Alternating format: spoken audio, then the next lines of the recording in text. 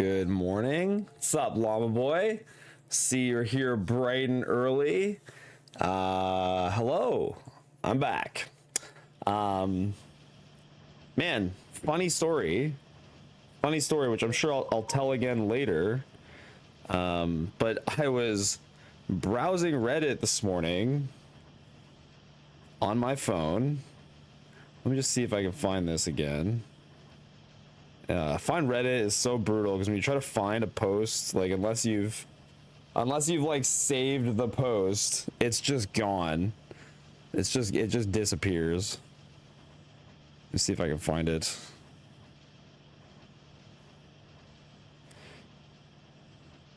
They just disappear forever.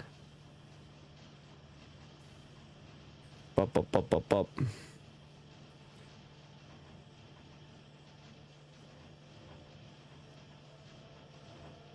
My God, it really is. There it is. There it is. So I was doom scrolling on Reddit this morning, and I just happened to come across a familiar face while I was scrolling on Reddit. There it is. Someone posted this to the Factorio subreddit, and it seems to have gotten a lot of attention. And most of the comments were so nice. I was just browsing through, and yeah, crazy, browsing through all the comments, and there it was. Anyway, I don't know, maybe laugh. It was a very funny start to my day.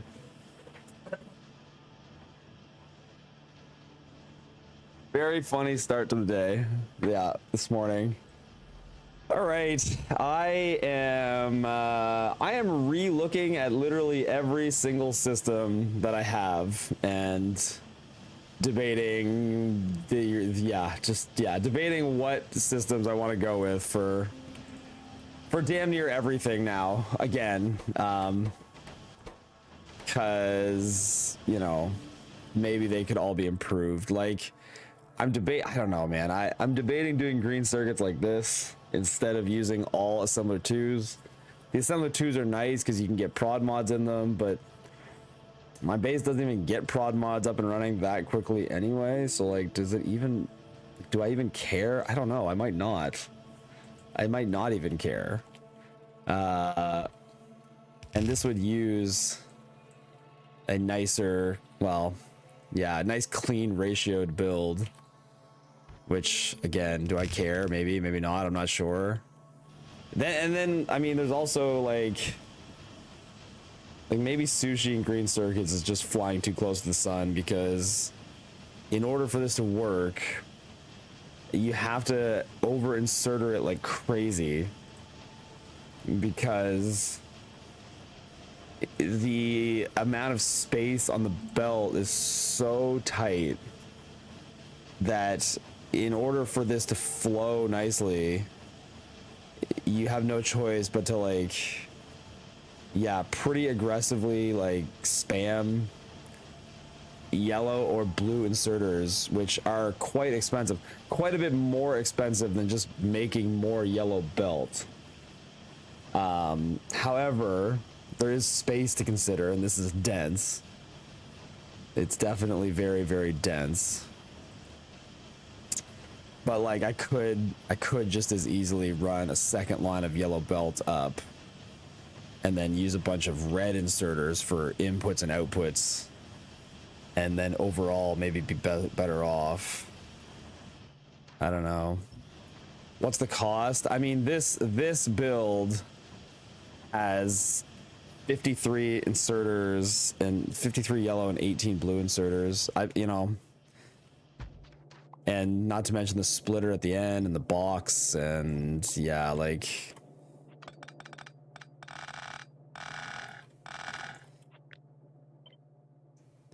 if I took this and I just simplified it with no sushi at all and just did this, it would maybe be just better entirely.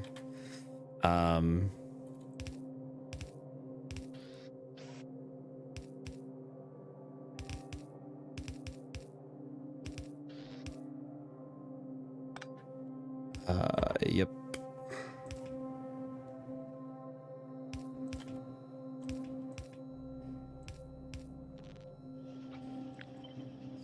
Inputs here. There, no logic needed. What's the cost in raw plates? I don't know. Is there like a mod I can get to tell me that?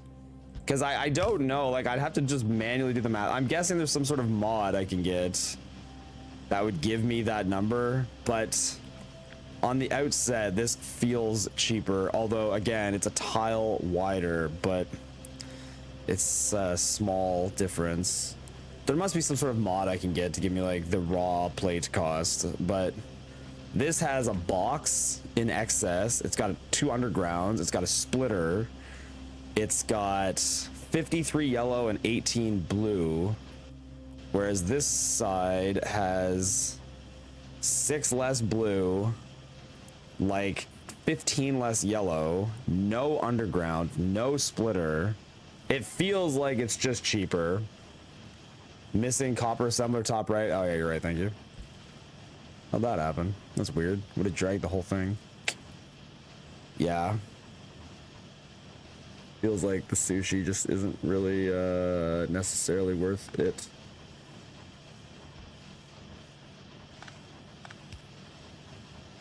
And this output here, that shrinks those.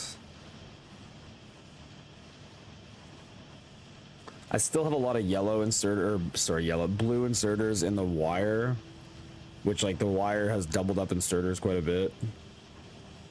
I don't know. Either rate calc or max rate calc. I have rate calc. Can calculate rocket. Oh, really? If you know how to use it. Okay, I have rate calc. So the thing is, it's only calculating. Oh god, I spam shift a bunch. It's only calculating what is in the actual, like. It's not picking up the belts. So like if I copy this, do I have to make like a blueprint? God, man, I'm gonna like gut this entire thing. Yeah, I'm gutting every blueprint I don't use. Yeah, even the rocks. Get out of here. All of this is in here. I don't need any of this. Get rid of this. Get rid of this. Ew, wall ships. Yeah, thanks, Thu. Get rid of that. Get rid of that. That. Surely I won't delete something I actually want. This is all non-sub 4 hour garbage prints. If they don't sub 4 hour, we don't want them. See ya later. Bye. Bye. Bye. Bye. Bye. Bye. Goodbye. Goodbye. Goodbye. Oh my god, so much garbage in this book. It shows you raw on the left side of the calc interface and you can adjust the settings. The problem is the calculator drag is only picking up, it's not picking up the belt. And that is relevant. And like this is only showing like right, the ingredients is just what's going into the. So how do I change it? There must be some way to change this. Adjust the settings up, right? Like these raw is just showing what is getting used per second by the recipes. It's not showing the cost of building the setup. Yeah, I think it's only showing what's being crafted. It's not showing like the actual cost of the setup itself. Could just place them into another book. No, I wanted to clean that all up anyway. But yeah, hypothetically, if I take, let's say this here, is there some way, there must be some way to calculate the raw cost of these two different setups without doing a crazy amount of map. Yeah, I'm looking for the cost of this blueprint, like in raw ingredients. That's it. I'm just looking to take this blueprint and output the cost of the ingredients. That would be swell. But I am getting the sense that the one on the right is cheaper, and I don't think it's close. I think the one on the right is just absolutely cheaper. And then clearly I could justify going one more one more up because this is not. The weird thing is this should be outputting. This should be outputting a full belt. Like I did the math, and this is running at 42 divided by 48.6. This should be running at 86.4% efficiency, which if the max output is 17.5 green circuits, I should hit 15.1, meaning this should be outputting. Okay, this literally just has no output. Well, that would do it. Damn. Okay, that might fix it. Yeah, this should output a full belt, but this last one might not be able to output enough without a blue outserter, or I guess 2 yellow, and this one can't. That's fine. No, it's not filling all the gaps. 2 red. That might do it. Missing top inserter. Yeah, I didn't even notice that. Unlucky Clover, thank you. That output belt seems to be uncompressed. Yeah, no, I was just missing outserters at the top.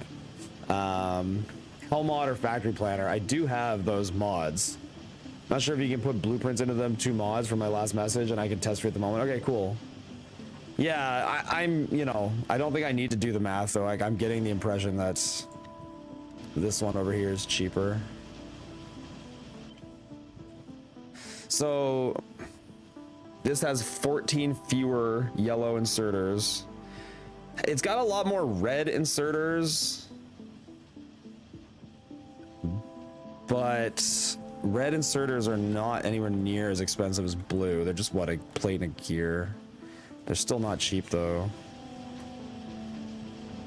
And it probably has more belt.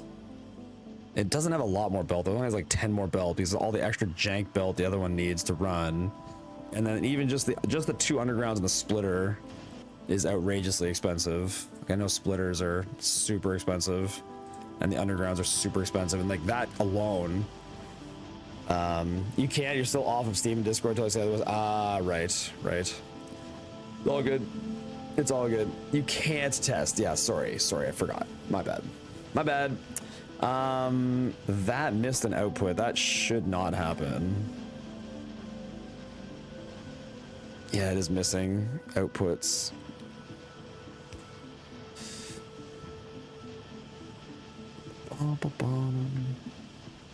Which are good. It's all good, dude. It's all good.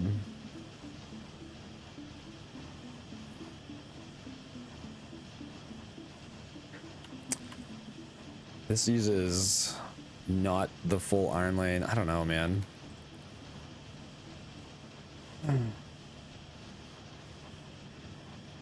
Yeah, I mean the sushi one also runs uncompressed, but that's, which is another bad part of it, I guess.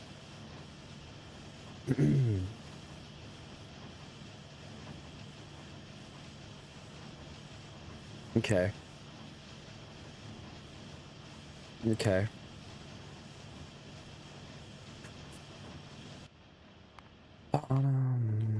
What about the red circuits? Which I was considering doing a full plastic belt instead of having plastic built into these and just redesigning this from the ground up. So, yep.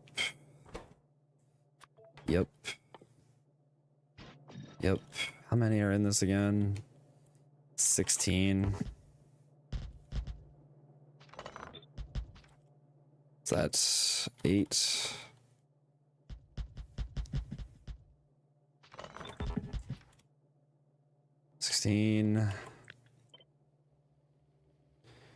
Right there.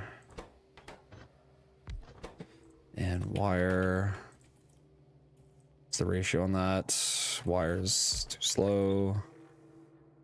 What's the ratio on that?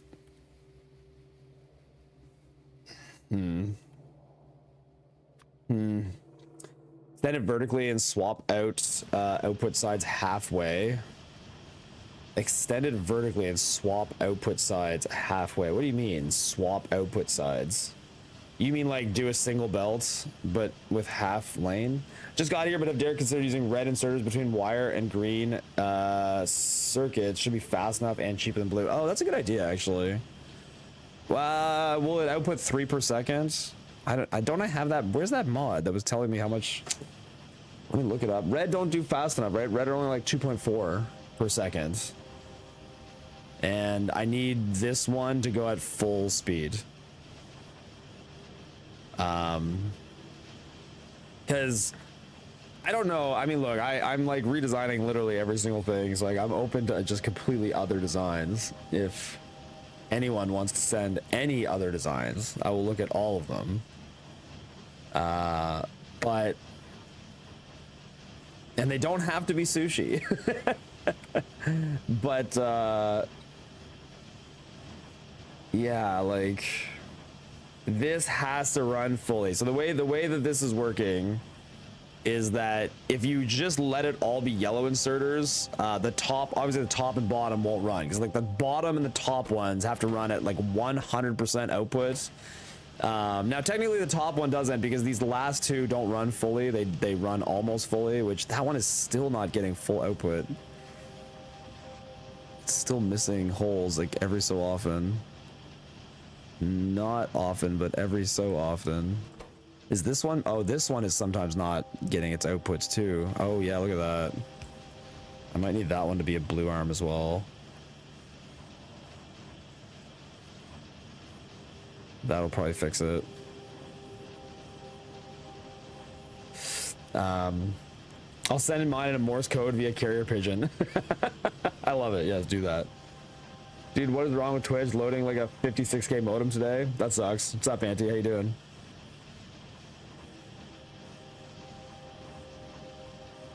Anyway, yeah, like the way the wire works is that the top and the bottom ones run off a blue inserter and have to run almost fully, and then there's an arm with logic here that tells this not to run unless this doesn't have enough wire, so that the bottom one runs almost exclusively off the bottom wire assembler, and then this one will run almost exclusively into this, which then this one will run almost exclusively into this, and then the middle one will feed these two evenly, and it ends up working. Yeah, anyway.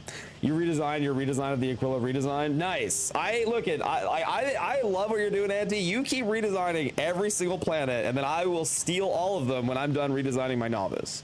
I'll redesign my entire novice, and then when you're done redesigning all the planets, I'm gonna do a little yoink and a twist. I'm just gonna yoink, and then I'm gonna just twist them a little bit so that they work with my novice, because let's be honest, I can't afford to build your planets. They're outrageously expensive, I think, because your novice is dummy thick. My novice won't quite match the level of thickness. You mean break them? Yeah, break them in a way that's good. In a good way. It's like when you break a world record, right? Sometimes breaking things is great. How about doing a side load from the last two? You only need like 2 yellow plus 5 belts instead of 2 red. Yeah, I could do side loading on the last two, and then yeah, I mean that might work, because then you'd have like a buffered belt with like a few in it, like that instead. Yeah, that might work fine. Yeah, belt is a lot cheaper than the inserters. How would you assume my planets need more stuff? Don't you basically bring everything as well? No. Well, okay, I do bring a lot, but like on Gleba, I do a lot of manual handcrafting. But I think that, yeah, yours are just more cleverly designed because you've got auto builders and your ships auto build and stuff, right? So do I bring everything? I bring everything to Vulcanus. That's the only planet I just straight up bring everything to. And look, honestly, I don't need your redesign of Vulcanus. The planet's a joke. Planet's a complete joke. I mean, let's be real. The planet's a joke. No, you'll probably find a way to design it better than mine, honestly. More handcrafting means you bring everything still. You're right. So I don't know. You seem to have some way to get your rocket silo up quicker, and also you're also bringing, like, your Gleba is way bigger than mine. Like, it's massive. So like the amount that you're bringing seems to be a lot more than I will have. You could have an autocrafter on your ship if you wanted to use it. Yeah, no, I think I am going to look at all of that as well, too. Like, I'm going to look at using the autocrafter a bit more and trying to show up at planets with more stuff. But honestly, like, the amount of time the autocrafter has to run, like, there's no way it's going to build all the modules. I think like, you just got to focus on stuff that builds quickly, like pipes, because the modules, like I'm not even done building the modules on Gleba by the time I leave. Like, and they're crafted in assemblers. They just take forever. The quick to build stuff though, yeah, you could have all that done for sure. Like inserters and belt and all that junk, and that would save time. Made all the circuits, you have to set the craft. Goes, oh no, I know, I'm aware through. I haven't gone through the. I just haven't bothered. You're right though. It's like it's all there. I could do that. It's just nice. It's so hard to change. Like it's really hard when you have this like a very ironed out flow to like do these wholesale like large changes, right?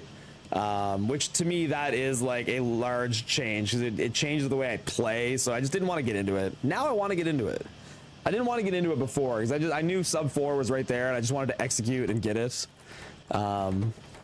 All right, this seems to be running a lot better now. This is never missing. Building on Gleba are cheap. It's mostly the overhead you have to bring, like Roboport's silo concrete. Yes, I agree. Gleba plants are like 200 green chips. Oh yeah, no, Gleba's. You're right. Gleba overall is relatively cheap. It's just I think your planets, Gleba in particular, are like twice as big as mine. So I just assume you're bringing more. But I don't know. I'm curious to look at your completed design because I know they're going to bring. I know they're going to be much better than mine. I just know they will be. Yeah, it's a fact. Yo, Octavius, thank you so much for the resub, by the way. And also, Knappin, I don't know what that is. Thank you for the follow. Appreciate it, guys. Yeah, Octavius, thank you for the resub for 6 months. Yeah, the main redesign I've seen you do that I really like, Anti, is your Fagora, because you use beacon mining, which I think... Yeah, I mean, anything you can do to cut down the amount of recyclers you need is really, really nice. Because first of all, it's hard to find a good building spot on Fagora because you need a lot of scrap. But then moreover, recyclers are just expensive as shit. So yeah, I mean, I'm guessing that beacons are a lot cheaper than recyclers overall if you get beacons hitting 4+ recyclers repeatedly. Sounds really easy to build and quite nice. Okay. Excuse me. What's up, Phil Price? How's it going? Da da da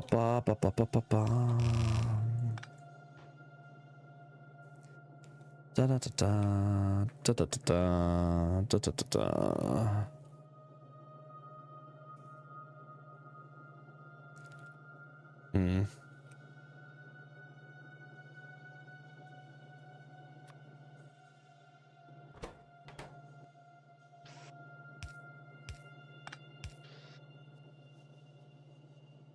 This will not put in enough wire. I don't think I care.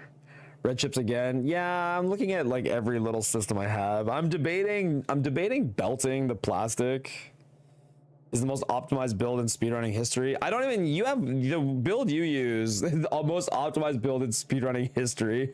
The build you use has like circuits in the halfway point, I think, which I don't have that blueprint. You have one that's got like circuits like halfway, right? Okay, chat, how are you making red chips? Bring in coal and petroleum or bring in plastic? Yeah, I don't know. That's I think I'd rather bring in plastic. That's the thing I'd like to change. Is I'd rather bring plastic. I think I'd like to make a plastic build that just makes a belt of plastic and then belt that to my red chips. Which is a very small difference. For some reason I hate building plastic. Yeah, me too. Obviously you bring coal. Why is it obvious? Because then you got to pipe, like, then you have to pipe petroleum further. Like, you have to bring a belt either way. Because coal is only half the belt. Oh, you're saying that, like, plastic output is a lot higher. Yeah, that's true. But then you got to bring pipe. Underground pipes are faster for bots to build. It's true, but, like, if you're... Like at this, like the build I'm using, like even in my main base, like I'm not like this entire build is not a full belt of plastic. So it doesn't, like I'm either running a limp belt of coal or a more full belt of plastic. Like it's not like the belt is going to be more efficient because it's not full anyway. You can share one pipe for every red chip build.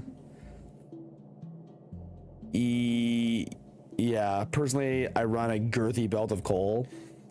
Yeah, I mean, it depends. Like if I have this mini red chip build that just starts my blue science, but yeah, I could amalgamate it into one much larger red chip build. But the goal is to get blue science running faster for me. I know it's not what Anti does, or not what Anti's intending to do.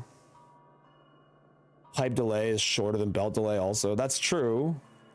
That is very true. You're not wrong. You're not wrong. Put it close to the coal input. Yeah, I mean, that's kind of why I have it like way down here, because it is right next to where coal comes into the base. Or like, I think that's originally how it spawned, as, yeah, it's because coal's right here anyway. I can't remember what the coal does too. I think it like travels very far in this section. It comes in here. I can't remember how coal even reaches this. It comes up here. Yeah, this is where coal comes up and then in. And then it keeps going and goes up, up, up, up, up, up, and into the LDS build here. And weaves all throughout the base. What's up, Ashwin? How you doing? Oh, yo, Ashwin, I'm making I'm hope I'm pronouncing that right, by the way. I'm making a Kaizo style like any percent Silksong run. You should try it out when I'm done. I'm gonna play it next week. It should be totally ridiculous. It's not like the best you know, Kaizo ever, but I'm the architect mod is out now, so I've been like going through the entire game and making an any percent route that is like much more sadistic, and I think it'll be super fun. I'm gonna try to play it on Monday. I think I'll be done this weekend. You can even stage it in to do half at first and full later. Just send a half or full belt of coal depending on needs, and don't worry about the waste. I'm not really worried about the waste. Like, yeah, I could just leave it alone. I mean, it works fine. It works fine as it is. I won't lie, I'm interested. Yeah, no, it's super fun. I'm almost done. Well, I say I'm almost done. I'm at I can't wait for Rando. I know Rando's gonna be fun too. I'm at I think I just finished killing Widow in my routing of like going through every single room and redesigning it, and then I'm on my way to, so I mean, I guess I'm not that close to being done, but there's not many more rooms to do, kind of. Steal coal from the smelters. I mean, you can do that. The amount of coal needed is high enough that I think you want an actual belt, though. By the time you go through all the builds that are going to be running, you want a real belt of coal. But yeah, I could just leave these as they are. They work fine. But yeah, no, I think yeah, you can't just steal coal from every single line. Smelters are usually inserter throughput limited. Smelters are usually, yeah, why the question mark in the title? I don't know. I guess I had that title yesterday and I just never changed it. It was more because like I don't know if I should be doing this or not. Like I feel like I got sub 4, and the more intelligent thing to do with my time is to just wait until the Doe, Anti, and Nephrons do their designs. I feel like I should just wait for them to like add to the category, and then when they do that, I can then decide if because I might end up doing all this redesign and I end up liking their designs more anyway. And it was like kind of all for naught, right? So yeah, I just thought maybe it would make more sense to, anyway. That's why the question mark. That had a gap for a brief moment, which if I make the belt longer, that shouldn't happen. I didn't like the gap. And I don't think it would gap from this guy. No, yeah. Okay. What planet do you feel is your strongest split? I mean, I think the most important, so again, I have a very different philosophy with my design than what Anti is going for. And I really am excited to see what Anti and the Doe and Nephrons all do. But I've always thought that landing on Gleba is the most important thing. Like just getting off, I've always thought that getting off Novice as fast as possible is the most important thing. because going through the other planets is more, I find, more consistent. Like once you get it ironed out, you can get pretty good consistency going through the other planets, and there's like less map RNG that goes with, I find less, not totally none, but there's less. Aquilo has map RNG, but hopefully you look at it. But like you can get pretty consistent at the other planets, but like Novice I find is a bigger animal to tackle. Like Novice is over half the run. Like no matter how much these runs ever change, like Novice is over 50% of the run. So like the most important design in the run is always going to be Novice. Always, always, always. I don't know the speed run of this game, but I imagine Novice is by far the longest planet in the run. Yeah, it is. Yeah. So like in the world record, I landed on Gleba at 207. And the total run is under four. So yeah, like Novice is about half the run.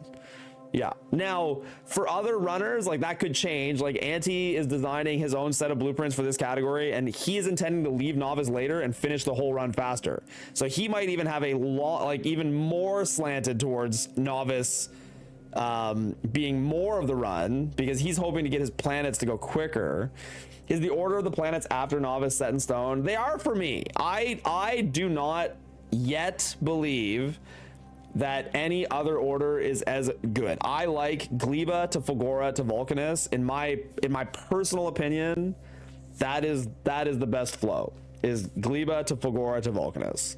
I think you can be done 50 minutes after leaving for Gleba.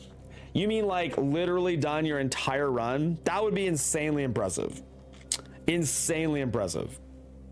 Because like for me, literally, like what is your Aquilo time? Like from the time you land on Aquilo, have you actually played it yet? From the time you land on Aquilo to the time you're done 1400 science, I'm having a hard time getting that under, like 20 minutes is usually like my best. I don't know yet. I deleted it. Really nice. Really nice.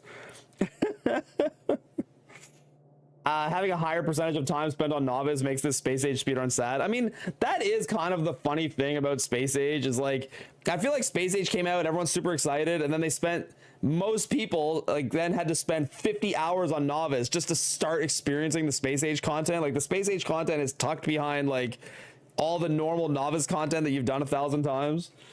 Vulcanus last seems set in stone. Yes, Vulcanus last for me personally is quite set in stone, because I think that, and yes, it's because we want biolabs. It's because we want biolabs. Hey, Manda, what's up? What's up?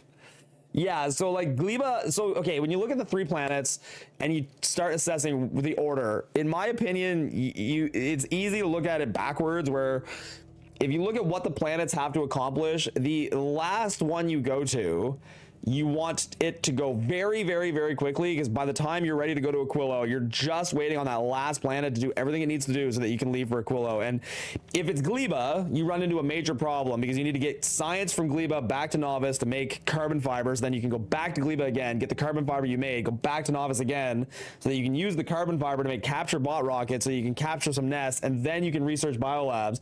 And if you go to Gleba last, the flow and pacing of that is going to be a disaster, I think, personally. I think it'll be a complete disaster.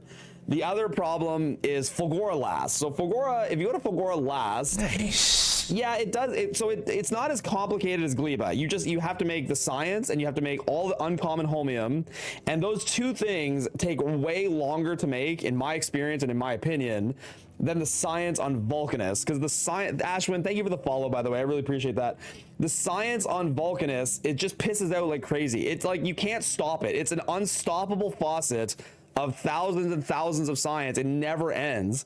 And I just think if you go to Vulcanus last, it is much easier to catch up to your other planets, because you're trying to get that last planet to like catch up really, really fast to what the other ones are already doing. And I think it's just way harder to make science of Fulgora catch up than it is to make science of Vulcanus catch up. Now, yes, you do run into the problem with the routing. The routing is really frustrating, because by going to Gleba first, you're like picking the planet that's in the middle of the other two. And so then no matter what, you've got to route like Gleba, Fulgora, and then a long flight to Vulcanus, which, yes, you lose 2 minutes. It's annoying, and you lose 2 minutes doing that, which is just, I think it's worth losing those 2 minutes, because Vulcanus is so damn good, it can catch up. Whereas if you do it the other way and you go Gleba to Vulcanus and then Fulgora last, Fulgora won't catch up as quickly. I think Vulcanus just, it doesn't matter that you get to Vulcanus 2 minutes slower because it's so fast it catches up to the other ones anyway. On patch to produce bots, I agree. Yeah, the on patch is not big enough. It's just not big enough. The first time you started Space Age, it should have dropped you on Gleba without anything for maximum fun. That's basically what I did to Amanda on our first playthrough. We played together and I sent her to Gleba and I went to Fulgora, or I think I went to Vulcanus. I don't know. I went to other planets while she did Gleba alone with nothing. And I think she was on Gleba for like several hours while I did Vulcanus and Fulgora. And then I flew to Gleba to save her. And by the time I got there, it looked like she had done very little. There was like a bunch of destroyed buildings and spoilage was everywhere. And she was just like, I don't know what to do. Like, but I think now Gleba's Amanda's favorite planet. She loves it. She's got Stockholm syndrome big time. Big time. We should make the whole thing on patch. It should be. Yeah, the on patch is not big enough. I did some rough numbers for sign rates for the early novice runs. Red and green needs to be around 4.5 per second, I think. Yeah, I mean, my red and green at the moment is only at 2.25 per second, but I add more in later, a lot more later with logic. Amanda's solo playthrough Gleba was extremely impressive though. Yeah, no, she got much better at Gleba. Amanda like understands that planet a lot now. Derek correctly arrived on Gleba to build a nutrient bus monstrosity. Yeah, remember the yummy bus? That was the yummy bus, man. The yummy bus was good. The yummy bus was really good. I think I had like 6 belts or 7, maybe like 8 belts of yellow. It was all yellow belts. I was like, I'm not using anything but yellow belts. I think I had 8 yellow belts of nutrients just busting across everything and like filtering over to the closest thing. It was so disgusting. But you know what? That playthrough is proof that like you don't need to be good at the game to get through Gleba. Everybody complaining about Gleba, like I can't make it work, it doesn't work. It's like, trust me, you can get through this planet. You do not need to be doing ratios or math. You don't need to be doing everything perfectly. Just keep pushing out nutrients, and when they spoil, get rid of them. Just, it's fine. Like it doesn't have to be good. Because the thing with Gleba is, like, even if your build sucks, it makes so much science with so little input. Like the science comes out like crazy. So it's not that hard of a planet. 4.5 per second is unreasonable for sure. Unreasonable why? Like too much? I think that I don't think he means like 4.5 per second right off the rip. I think he means like by the time my base expands more. I don't know what my old base was doing for science. Novice stage 20.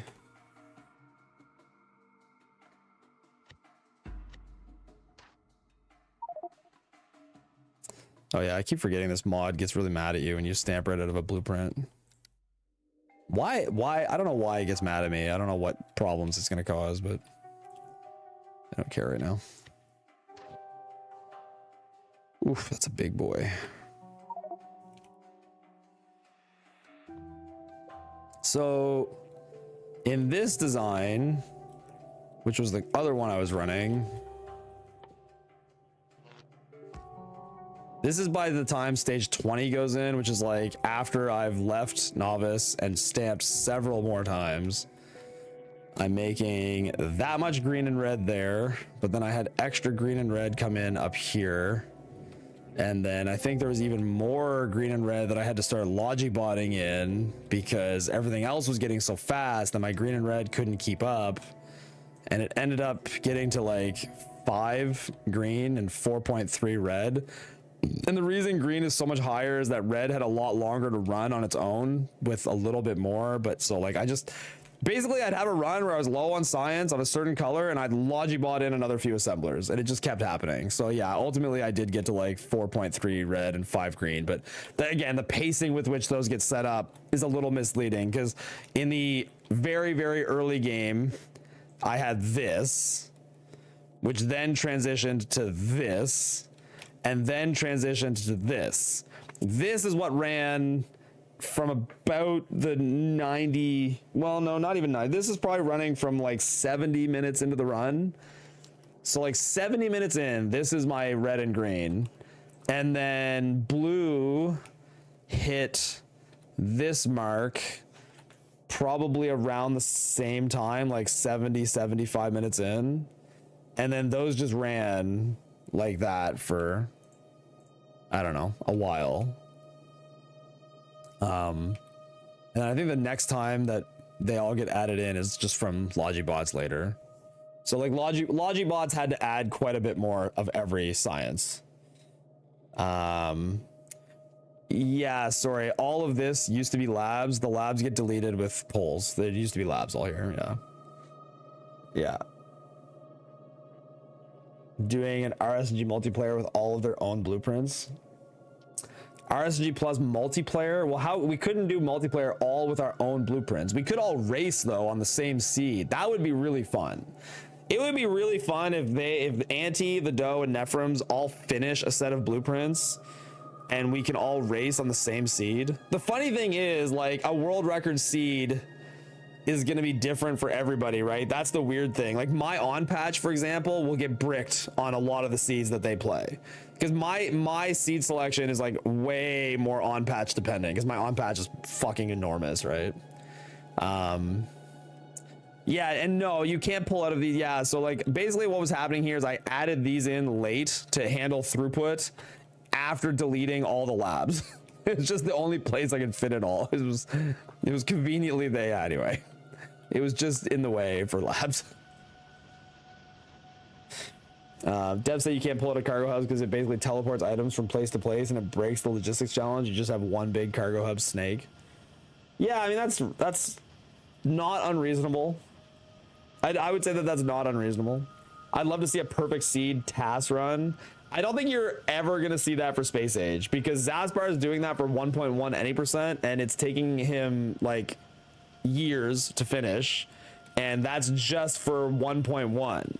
So like it would take somebody working on it pretty hard for several years, like 10 years, in order to finish a Space Age run. I don't think you're ever going to see it. And then the crazy thing is, like, a task of this game is still like, okay, the funny thing is when Zaspar has done his tasks, it's possible it's not even optimized. TAS is a tool assisted speedrun. So Zaspar is basically making a run where his character can do 60 actions per second, because every single tick he can do a new action. So he like runs through the base and like he's literally laying down concrete and then picking up the concrete behind him as he runs, because it makes him run faster. It's totally insane. And like, again, he's smashing out like entire builds in a split second. It's really impressive. But like the funny thing is, it might not be, at least Aspar's task shouldn't be susceptible to smart belt bugs. That's true. But like the crazy thing is, like, he could work on this task for 2 years, but like there's no way to really know with 100% certainty. Like, he might not be building the most efficiently possible thing. It's like, that's the weird thing with Factorio. Like, you can make a Space Age task with blueprints that are suboptimal. It's such a complex game, right? The task can place an item per tick. Yeah, one item per tick. So like 60 items per second are getting smashed down like crazy. Puts down and deconstructs belts to run on. Yep, that too. Yep. The only thing his task does not do is it doesn't use bots at all. It can't use bots. So it's like a botless task. So Space Age, you know, it'd be hard because you can't, like, you couldn't, I don't know how well you could do Space Age tasks at all because you can't incorporate bots. You can modify the on patch, use 3 iron, 1 copper, and a half coal from anywhere for competition. You can modify on patch to use 3 iron, 1 copper, and half coal from anywhere. I mean, you're right. Like, I could still play my on patch on any map. I would just have to like awkwardly bring resources into it, which is a bit annoying. But yeah, you're right. I could do that. Okay. I truly don't know how much I'm going to accomplish today. I find that my mindset is not very good for doing this sort of thing right now. Again, I don't really think I want a lot to change about my blue science build. I think I want it to be mostly what it was. I don't think it was a problem. It's a problem to look at.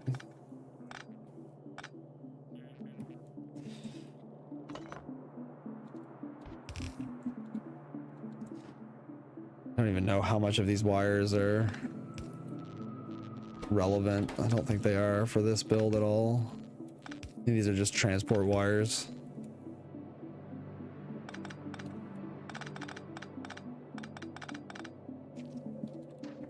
What an absolute disaster.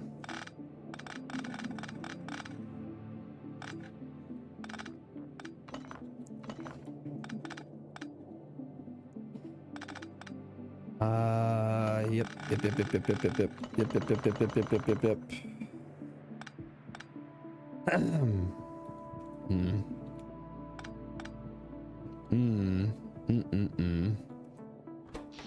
I should just redo this entire thing so that I don't have like stray wires sticking out in every direction that I don't even know what they do. There's like such a spider nest of wires. It's so disgusting. Oh man, can't depend on bots to get things done in the exact timing that each run of the task apparently. Yeah, I think that's what it is. Yeah. Game's about to start in just chatting category. Yeah, man, I do like the just chatting. That's right. You can do a speedrun design and grind for 6 months to get sub 4 and it's not even optimized at all either. Yeah, well that's, yes, it's true. And like that, like as sarcastic as that comment is, yes, like that is the funny thing about Factorio is like, yeah, like it's so hard to know what is the most optimized print. It, like someone will always come along and find something a little more optimized and execute it better. And I mean that's the nature of speedrunning. But I find like it's different comparing a task, because I think if you do a task of like an old school like retro game, it's like Mario, for example. Like the task for Mario is like, as far as I know, it's like definitive. It's like this is the best possible time. It cannot get better. Whereas Factorio, I don't know if you're ever gonna get a task. I don't know if you're ever going to get a task of Factorio that's like definitively this is as fast as it can go. It can't. Like you could always get a different map, a different set of blueprints, and it's really, really hard to know definitively what the fastest time is. Like it's not like other speedruns at all. Nobody's going to bother beating Zaspar's task. Oh, definitely not. No, of course they won't. But like I just find that's the funny thing with how complex Factorio is. Like Factorio is just so complex. That yeah, like finding ways to beat the task is not easy. What are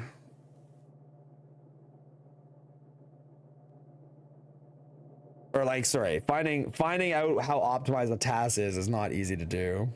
Good luck with the underlying math problem. Right, considering that the latest 100% design was able to go sub 4 hours is crazy. Looking at the history, there were times where we thought sub 5 is not possible. Yeah, and it's too bad, Auntie, that you and I didn't have another like 2 or 3 months to grind that latest design that you made, because I am certain that we could have gotten it under 4 hours. Certain.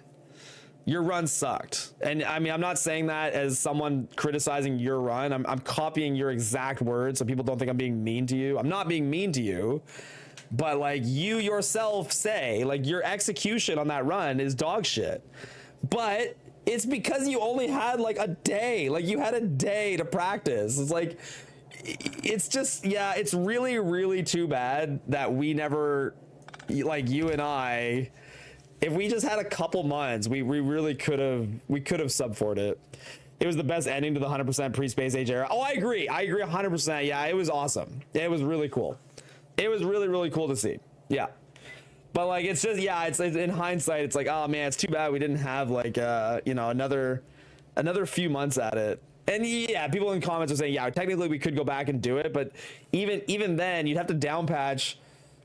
If you I don't know how it works. If you down patch your game, can you still get the achievements? Cause I know they broke all the achievements, right? Like those runs are really like, you know, permanently archived. Like I don't think anybody's going back to challenge those categories ever. Just like it's clearly not possible to get a more optimized Space Age 100% run on my 1337. No man, that one is that's permanent. Yeah, it can't get better. It just can't get better. You just downloaded 1.1 from the website. So if you download, like if you download the old there's no problem to downgrade and continue. Okay, I didn't know how the achievements worked. I didn't know if you down patched, if the achievements like still function the old way or not. I wasn't sure how that made sense. Still think it's one of the dumbest things they did. Like just super stupid. I think I'm gonna rip this out of here. and just put this here, grabbing these. Although I might end up changing the way that works completely, I'm not sure. But yeah, that should be fine. I could probably just go onto a belt. Just talked about 1.1 tasks for 20 minutes. Well, no, I understand Zaspar is doing a 1.1 task, but that's different than achievements. Like I just didn't, it's specifically the achievements. Like I didn't know how achievements changed from version to version and whether or not they were like relative to the version you're playing on or like a Steam thing that's irrelevant. I just didn't know, yeah. More fun than I initially thought. My general recycling build still a bit shit, but it works a while without manual intervention. I'm going to pull up science and then burst in to avoid growing the loot table as long as possible. Oh, you're talking about the mod that Code Green? Oh, yeah. Honestly, that mod was super fun. That Code Green mod was really, really fun. It's so ridiculous. Yo, Ernesto, how you doing? How are you building that? Well, I'm not going to build it. The bots are going to build it. Steam is optional. Yeah, I do know Steam is optional, but I've always played on Steam. Pretty much. These prints need on-patch GotLab. That's the secret to sub 330. On-patch GotLab. Game had achievements before it was on Steam, I'm pretty sure. Yeah, that makes sense. Yeah, no, I'm aware of the achievements and whether or not you're on Steam are not necessarily tied. I am aware of that. All right. Cool build.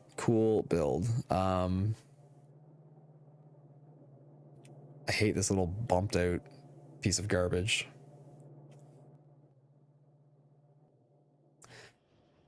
Okay, so I'm making 15 green circuits a second there. How much red circuits do I need to keep this on? I had originally made, what, like 3 of these in the old build or just 2? What did the old build do? 1, 2, 3 of them.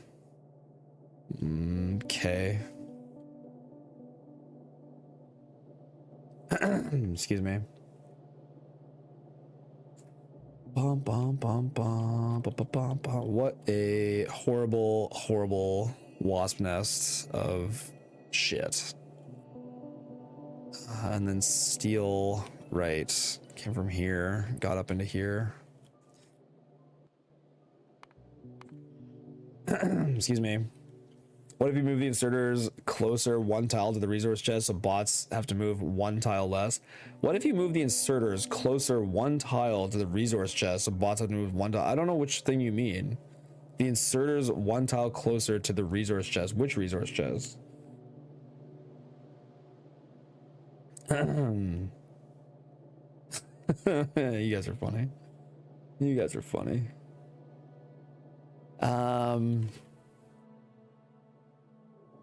How many green circuits did the old build do?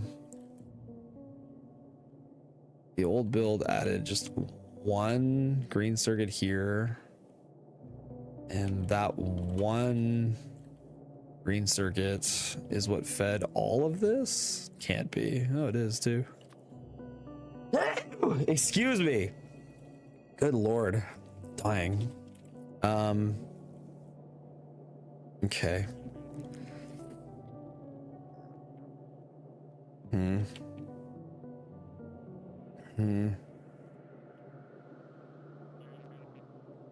Amanda's live, time to lurk here. Peace. Everyone go to Amanda's stream. I think literally everybody should leave this channel and go to Amanda's stream right now so we can make my viewer count and her viewer count as lopsided as possible in her favor. Yeah, that's what we should do.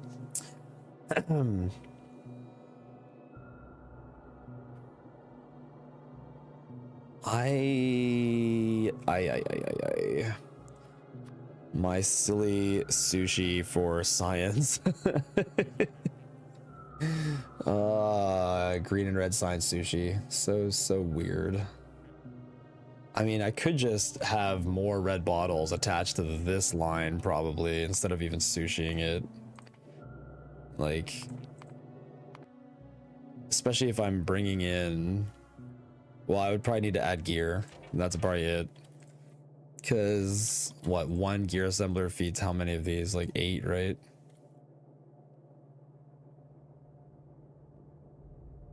More? 10?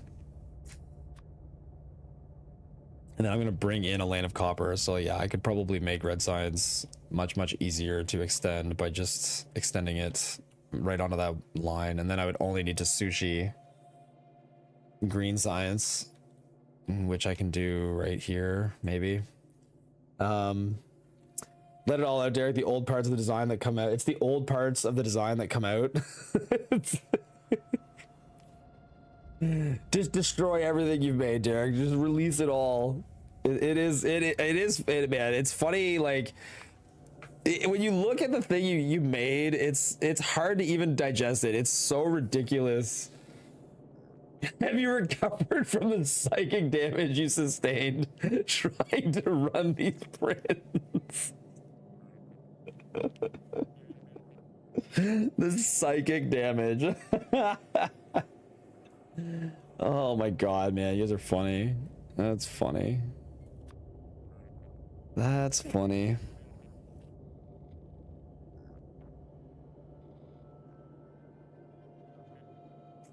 I just don't know, like, Prov Wolf, the hell am I looking at? How's it going? I feel like if I needed more science, it would be easier to just build it off of what I already have over here. Like, the production out of here is more than enough to just keep it going, and then just put the labs somewhere else. I don't know, like I could just put the labs in a different place. God, I don't want to tear up like the entire base, but I mean the amount of circuits there, yeah, because if I needed more belt inserters, I could just put that somewhere else. Still can't believe Derek tried me to run this category for months, and the thing that convinced me was the pain I suffered from his prints. Yeah, you ran my prints and you're like, okay, these things can get sub 4 hours. I need to step in. I feel like I woke up to a Factorio nightmare. Yeah, that is my blueprints. Yes, it's a Factorio nightmare. And yet somehow the currently fastest blueprints. Oh man, so silly. So, excuse me. What is the target for this? The target for this is like 20 assemblers, 3 per second.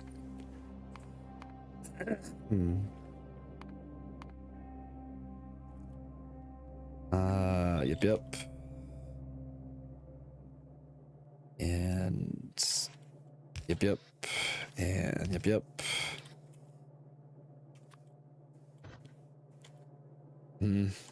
Problem is this is the output. Output's annoying. I guess I could just put green on the other side.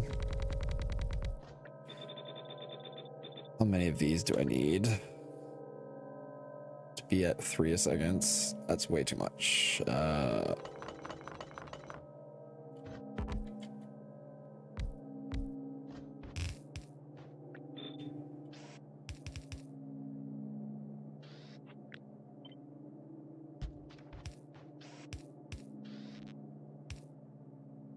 Cool. Red 1, 2. Wow, I don't need very much more. I could just make that first build taller and probably be fine. So I could just build like half of this when I first show up, and then just add the second half up there, and then you can just eliminate the entire extra build basically. That seems better to do than this stupid stubby little build that barely functions. How much green is in this? 2.875. How much green is in this? 2.25. Okay, green needs more. If those make sub 4, good ones will do sub 3. That is Auntie's thought. Correct me if I'm wrong, Auntie, but I think your goal is like what, 3:30? Is that your goal time? 3:30? I know he's of the impression that 3:30 will go. I know that is, yeah, the impression that Auntie is under is that 3:30 will be a thing. Okay. I don't know what is a good time. I didn't say that quote. I know you told me on Discord 3:30 is in for. Yeah, I know you told me on Discord you thought they would eventually get to 3:30. So I'm assuming you're trying to do that. Yeah. Honestly, the category, I find the category so fun and like it's fast. Like I like doing this category because I find it's not tedious, it's fun to play, and it finishes quickly, which is like all, you know, really nice recipes for a popular fun speedrun category. And I mean, quickly in Factorio is obviously a relative term because it's not like, you know, super quick by a lot of standards, but it's somewhat quick category. How many more green assemblers do I need to make this function nicely? I need that to get to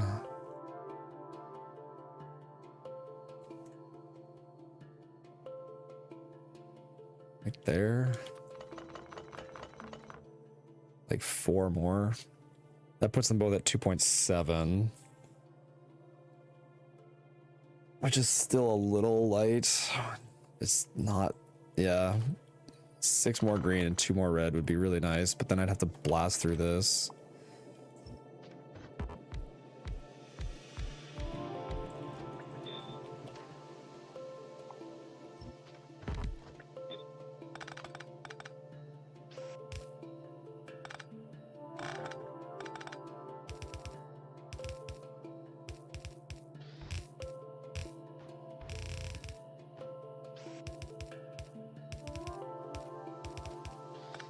Okay. Sweet. Fun to play and finish quickly. Sounds like something to put on my tombstone. 6 greens and 5 reds. I told you yesterday. Yeah, I know.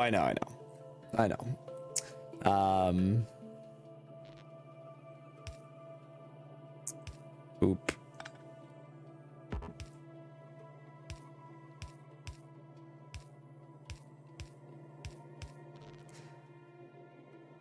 Ah, man.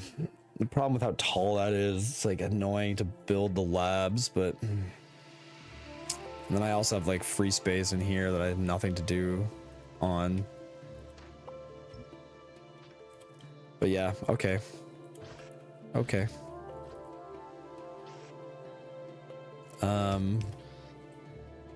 You pick up green bottles. You pick up red bottles. Hear me out. That new empty space is great for extending your mall to build trains. The only, yeah, I mean,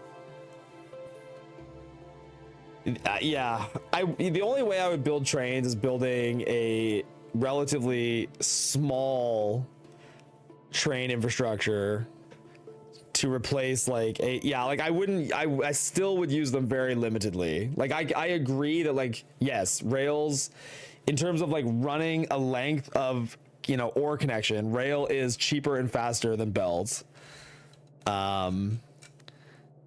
Which, yeah, like my concern, I guess, with doing that is like, I still think that the mall for 100% is overbuilt. Like I think the mall in that category is overbuilt. But I'm not saying that trains are definitively bad. I'm not saying that trains are like definitively bad. Build a train to get to the backside of the base. It's about connection speed. Yeah, no, I understand that. It's about sending a message. I understand, like rails are way faster to connect than belts. I get that. Looking at your blueprints, I cannot wonder if there's something to be said about being fast to place rather than optimized for sides pre-robots. Pre-robots is all fine. Like the pre-robot stuff is pretty fast to build, at least for me. Like a good chunk of what's here is all post-bots at this point. Like the pre-bot stuff is pretty clean drags. Question is, does the rail overhead pay back in time? It's uncertain. I agree. Yeah, it is. It's uncertain. Like I personally think that the 100% novice is like too much mall. I think it's too much mall, but I want to see more, right? I want to know. I want you guys to finish your designs and run them so that I can see. Where are the cursed cars? Those are for the Aquila design that I'm going to steal from Auntie. I'm just going to yoink that up real nice. The nice thing is rails still connect nicely remotely. What do you mean by remotely? You mean like once you leave novice, like you're gonna leave novice but then keep connecting rail? You're right, like your bots can continue to expand your novice after you leave way faster than if you're doing like 10,000 belt. You can extend novice while on the flights. Yeah, no, I agree with that 100%, that like your bots can continue to expand novice for you easier if you have rail. Much easier if you have rail. That is totally for sure. Are you tackling the steel issue in this design? Are you happy with the changes that you made in the last world record version? I'm gonna add one more. I think I want to add one or two, probably just one more lane of steel on the front side, and then I think that will have a very significant impact because it gets running pretty quickly. I think we'll see. I don't know. Just one more lane, bro. Exactly. You get it. It's always just one more lane. That like. Solution to all problems is just one more lane, dude. Just need one more lane and then we're good.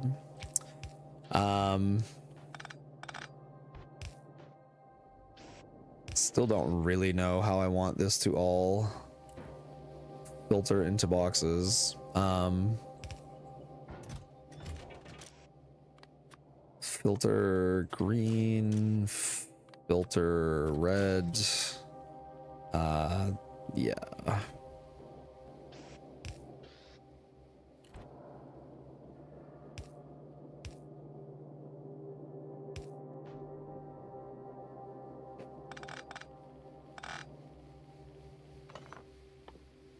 Labs. Refine labs.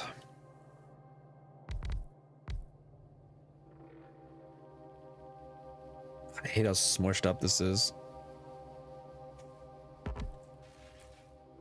What's the original lab build? I think it's like 40. 3, 4, 5, 6, 7, 8.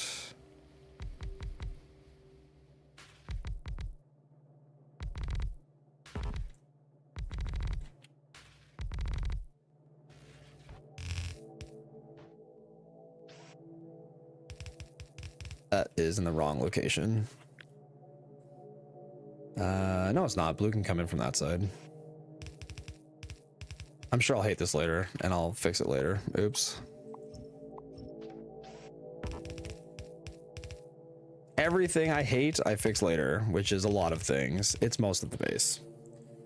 Will we be expanding the on patch? Maybe a 4th belt with more stuff? Don't tempt me.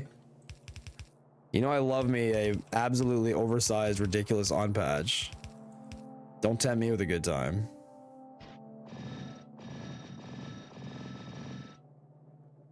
Cool. It's much higher up than it used to be. But yeah, now my science is more condensed, at least. Will this now fit in here? Don't make me shrink this. I could pull some of the electric engines out of this. It definitely, because of the electric engines that come in on the other side, I don't need this many now, I find. When you get there, can you please restage your science deletion to just reverse the inserters and feed into a chest? Yeah, I can do that. Yeah. Red green's on the same side from the buffer. Oh, thanks. Yeah, you're right. Silly me. Well, that means I want to move all this over now. Yep. To right there. Sweet. Okay. I'll figure out what's going on with blue later. Blue is going to come out of here, and then I guess I probably will ultimately have it look like this.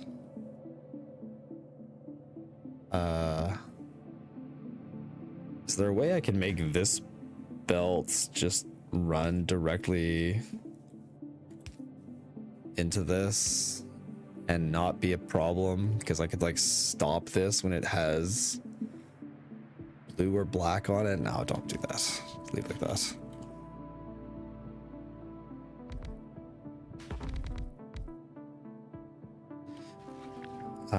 Yeah. Whoops, last two are off. There. It's not so bad.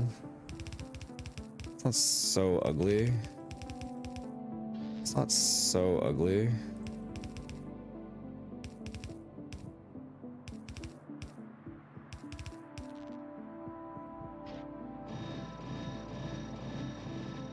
There, two sides, player can pick one. Cool. Chat, what is RSNG plus? So it's a random seed, new game plus. New game plus means any map settings you want, blueprints allowed. And then random seed means you got to play it on a random seed. So it's just beating Space Age as fast as possible, easiest map settings you can do with blueprints. But the only thing that makes it a little harder is the seed is random. You can use an underground to end the belt. Nah, that's not needed either. It's expensive and the turn is easier to build.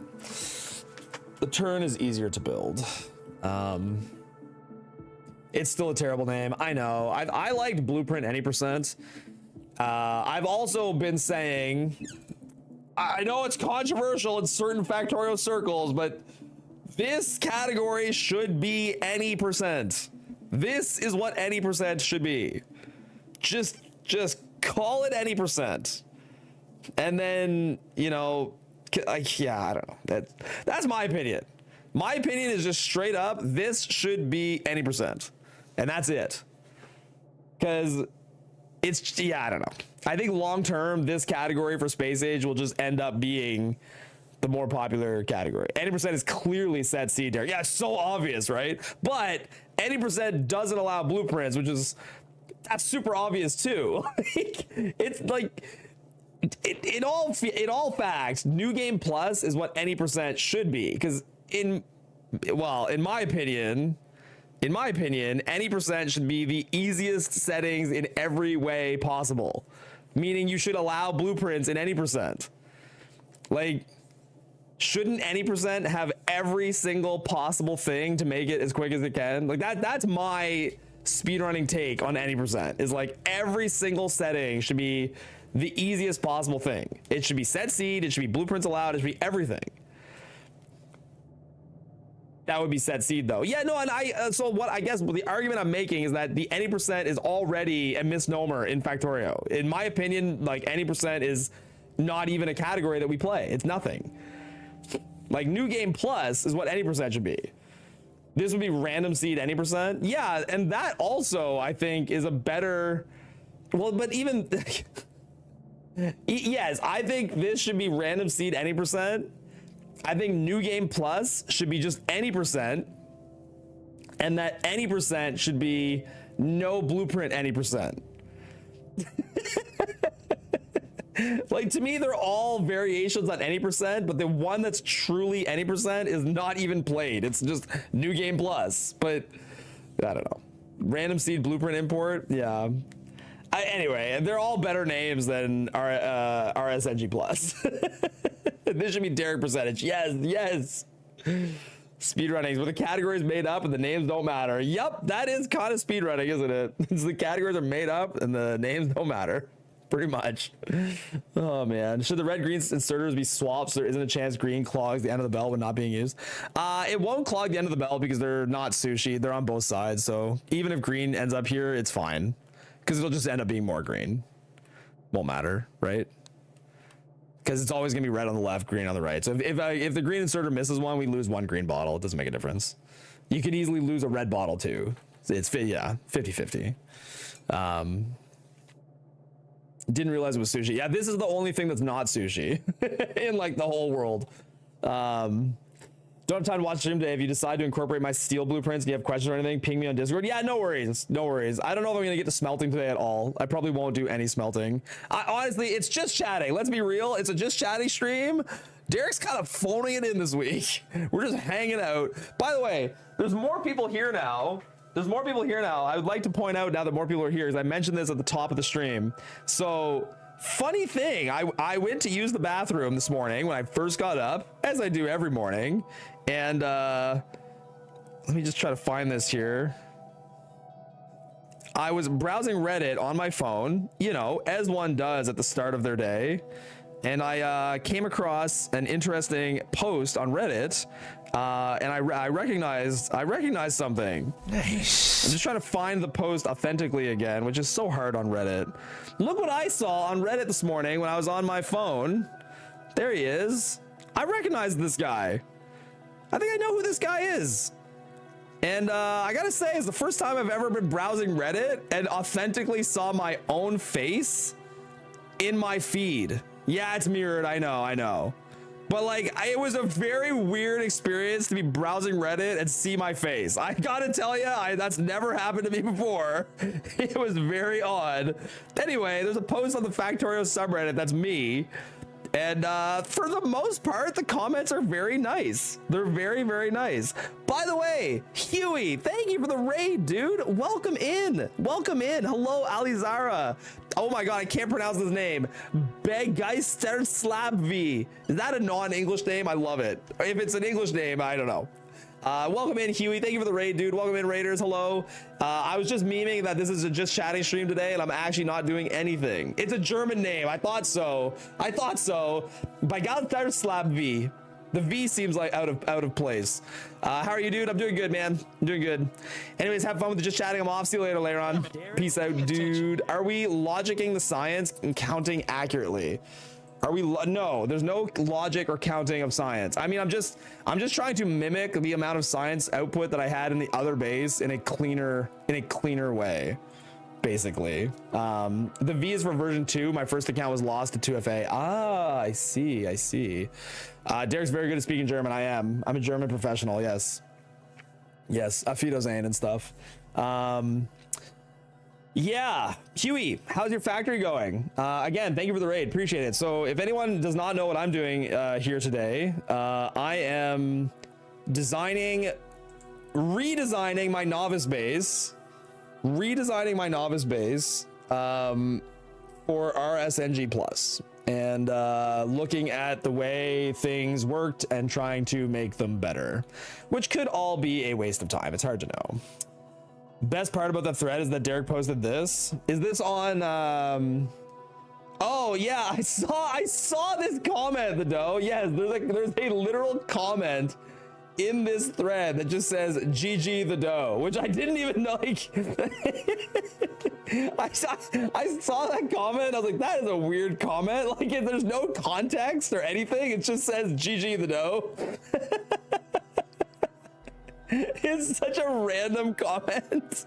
Is there any possibility for the signs to go on the right side of red and green? I don't think so. I'm always sometimes confused about the way these turns work, but like, I don't believe so. See, that ends up on the right. Yeah, no, there's not. It's fine. +3 upvotes, +4 now. Yeah, keep pumping that comment right to the top. Keep pumping it. Yeah, that was a hilarious comment to find. This is really good. Okay. So the next thing I want to jam in here is more blue science, which, yeah, it would be nice if it fit authentically right in here, but it's so tall. Yeah, I'm redesigning.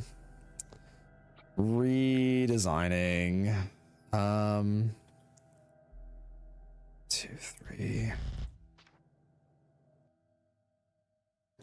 Giant ass sushi.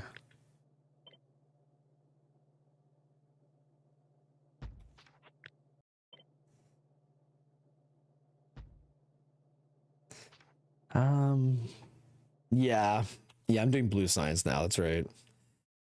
Another classic comment is, for some reason I assumed it's essay allegations. Yeah, I know. There's definitely there's people in the thread. There's some very funny comments, and like most of the comments are nice. There's some deleted comment by a moderator like way down. You go way down. There's someone that's like, who the hell is Derek? Like, which I love. That comment is amazing, and I don't know why that comment is being downvoted, which I find like weird? It's like, that's a reasonable comment, but then somebody has a comment under that comment that the moderators deleted, so it must have been really mean, and like, I wouldn't care. Like, I'm just so, I want to know what it said. I'm so curious. I'm so curious to know what it said. And like, I think there's some other comment that's like calling me autistic, which is also funny. Like, oh man, the whole thread is hilarious. The positive comments are nice, and the negative comments are just funny. I find the whole thing great. I love it. Space sounds stupid though. Yeah, no, I mean, it is a funny comment to read if you have no idea what space age is. Like, if you weren't in the Factorio subreddit and you didn't see the thumbnail and you just said beat SA, it's like, yeah, it is like, okay, what is this all about? What's up, John Otter? How you doing? Excuse me. Oh my god. All right, how much is this outputting? This is outputting like 1.7.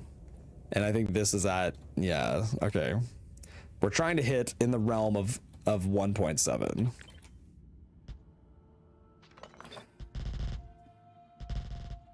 Whoops. Too much. I could just count. There we go. And then how many more of these do I need? 1, 2, 3, 4, 5. At least 5.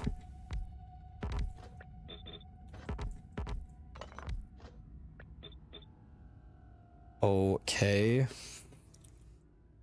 Now, how much gear, pipe, steel, and circuits does this need? 3.3, so 6 points. That's not too much. That's still very easy to fit on this belt. That shouldn't be a problem. My first YouTube comment was how I'm a no-lifer that never will have a girlfriend, a family, or something worth living for. That is wild, man. That is wild. I love that. You will never have something worth living for. That is fucking that's a deep cut. I don't think I've had something quite that like personally vicious yet. I've had some nasty comments. YouTube comments are definitely. Was it from Nephrums? Oh fuck, that's even more funny. That would be so funny. That's when you know you've made it. Yeah, exactly. Love the irony of the Factorio subreddit calling anyone autistic. It's like, are we all just playing with our imaginary train sets? I know, right? Come on. We are all autists. I'm a professional artist. Glad to grab your stream. Yo, welcome in, dude, in the park. Glad you're here, man. Yeah, I mean, I don't know. I don't even take it as an insult. It's like, are we all just a little bit like, you know, it's a spectrum. It's a spectrum. Like, I'm 99% sure that my, you know, 9-year-old is well onto that spectrum. And my Amanda's cousin has a you know, a child that's on that spectrum as well. And I don't know, I don't want to say something that will offend anyone because I'm like way not educated on this comment, but like we have several friends that are you know, it's like, I just, for the most part, I don't see it as a problem. Derek's never seen Derek with the Factorio train set yet. It's true, I do avoid the trains, I know. Shouldn't 4 lines of assemblers be more space efficient because the belt is used on both the way up and down? Yeah, you're probably right. Yeah, maybe I should do it as like 4 sets of assemblers with belt on both sides of each. Yeah, maybe. What would that look like? It would look like this and this. 1, 2, 3. Have to separate them a bit more.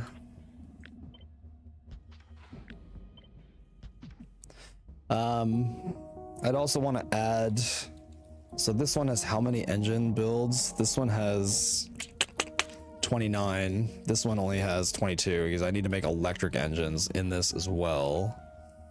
And so I should do that and that and that and that. Bop. This is definitely not the right shape. How many electric engines does this have? 8.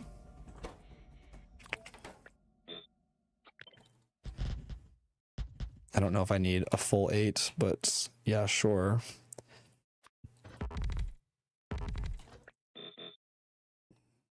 Okay, now the numbers get a little harder to fit because it's doable.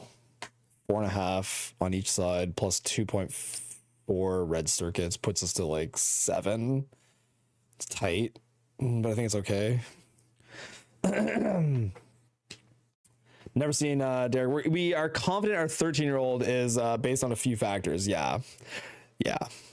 I mean, again, it's like it's such a wide range of like, you know, it's such a wide range of behaviors, and like, yeah, in some cases it's like you wouldn't even notice, or it's like not negative in any way. Some cases it's positive, and like, yeah, there's definitely cases where there's people that have like major, I don't know what the right phrasing is, like learning challenges, and it's much harder. Like those people need more full-time care, which is like our cousin's child, Amanda's cousin's child is like that. But there's other cases like me where you can live a full productive life.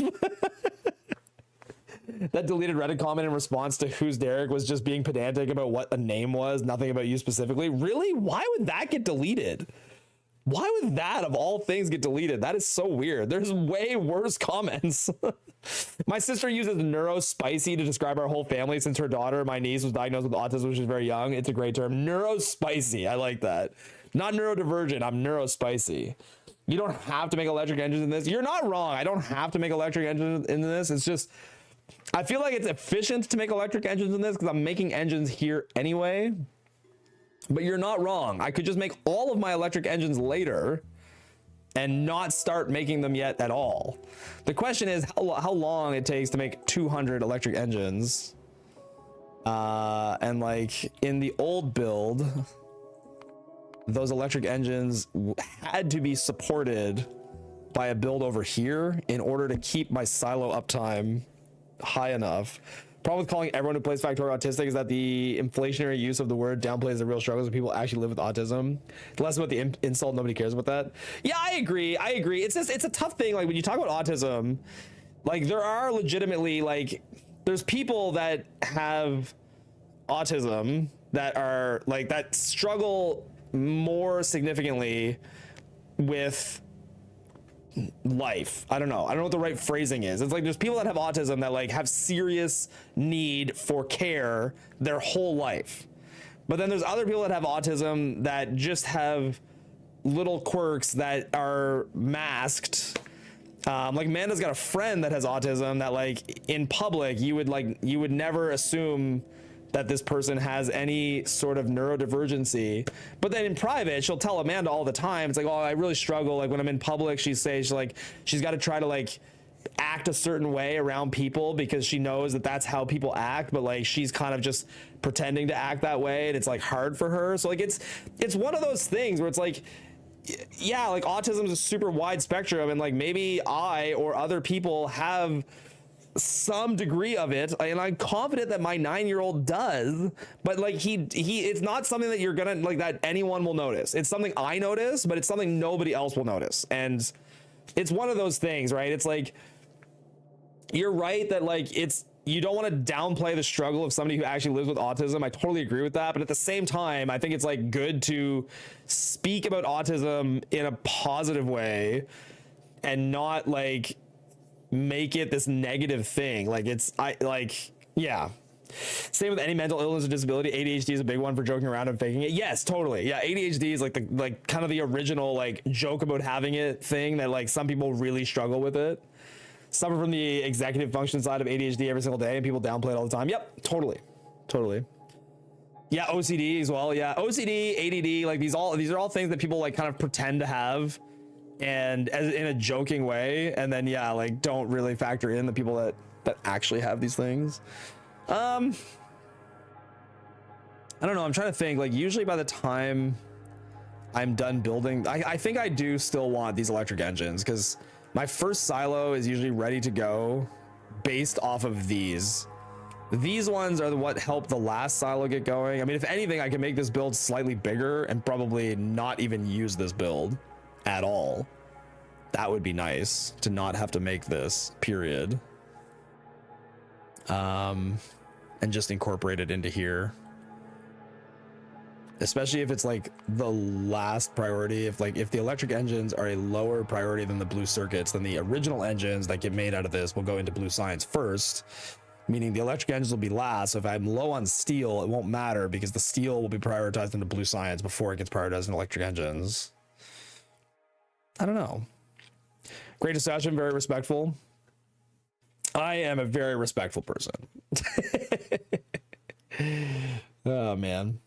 My little bro is a person with autism. He's just great. Absolutely zero filter and zero hex to give. However, the other side is that's going to hurt him once he's old enough to get into the workplace. Yeah. I was the same way growing up. Those interpersonal relationships that shouldn't affect your progress still do. Totally. Yeah. PTSD has become the old. Yeah, it's true. Yeah. PTSD is like that too.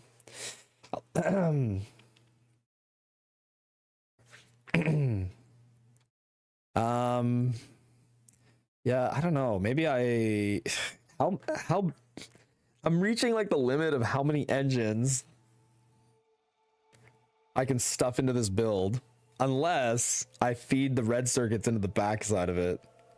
If I feed the red circuits into the back side of the build, then I can put a lot more engines into it because the red circuits are only for the blue science and they only need to be fed into the back. Sorry for bringing up that topic. It's fine. It's fine, dude. I don't care.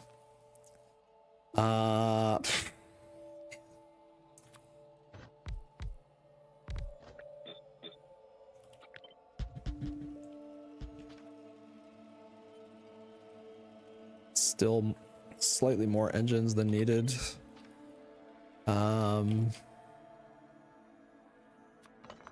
Okay. So in theory, I take these, put them here. These, put them here. Here. Yep.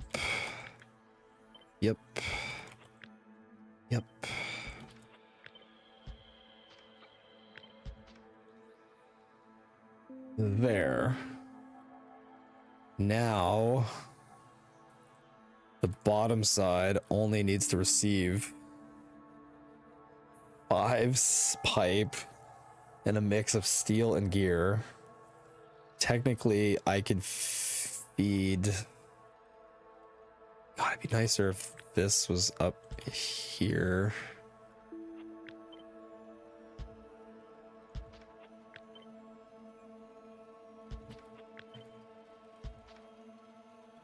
I mean, I could do it like as 2 single lanes. I could do single lane engine sushi and then run single lane blue science and electric engine sushi this way. But does that make any sense? I feel like it's better to just loop it around. I feel like it makes more sense to just loop-de-loo it. The cost of like 5 belts or whatever it would be.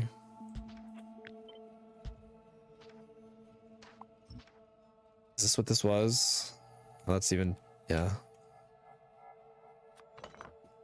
Oh, right. I need sulfur to be up here too.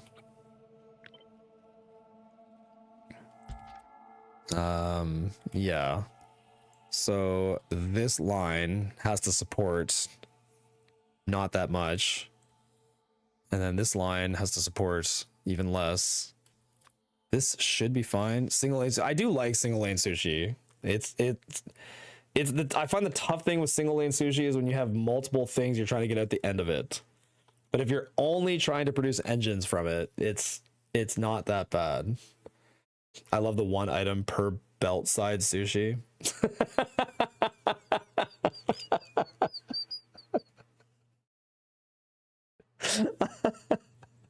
The 1 item per belt side sushi. Classic sushi build.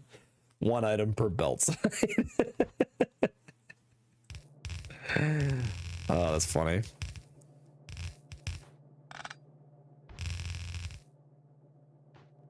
Yeah. The only problem here is I need red circuits to come in at the top. How much sulfur does this whole thing need? Extremely little.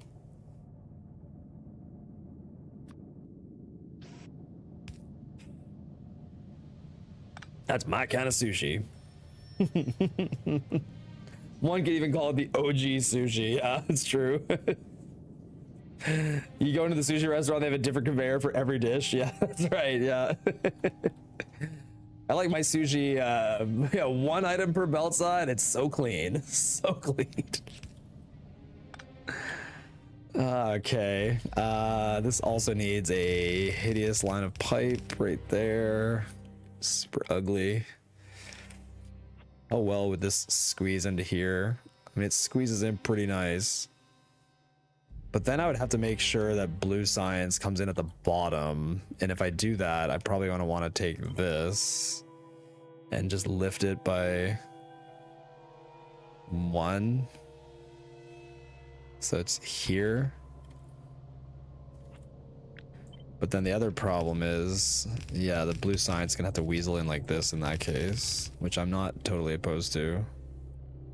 But then how would the other set of blue science make it into this belt at all? It's coming in from the bottom.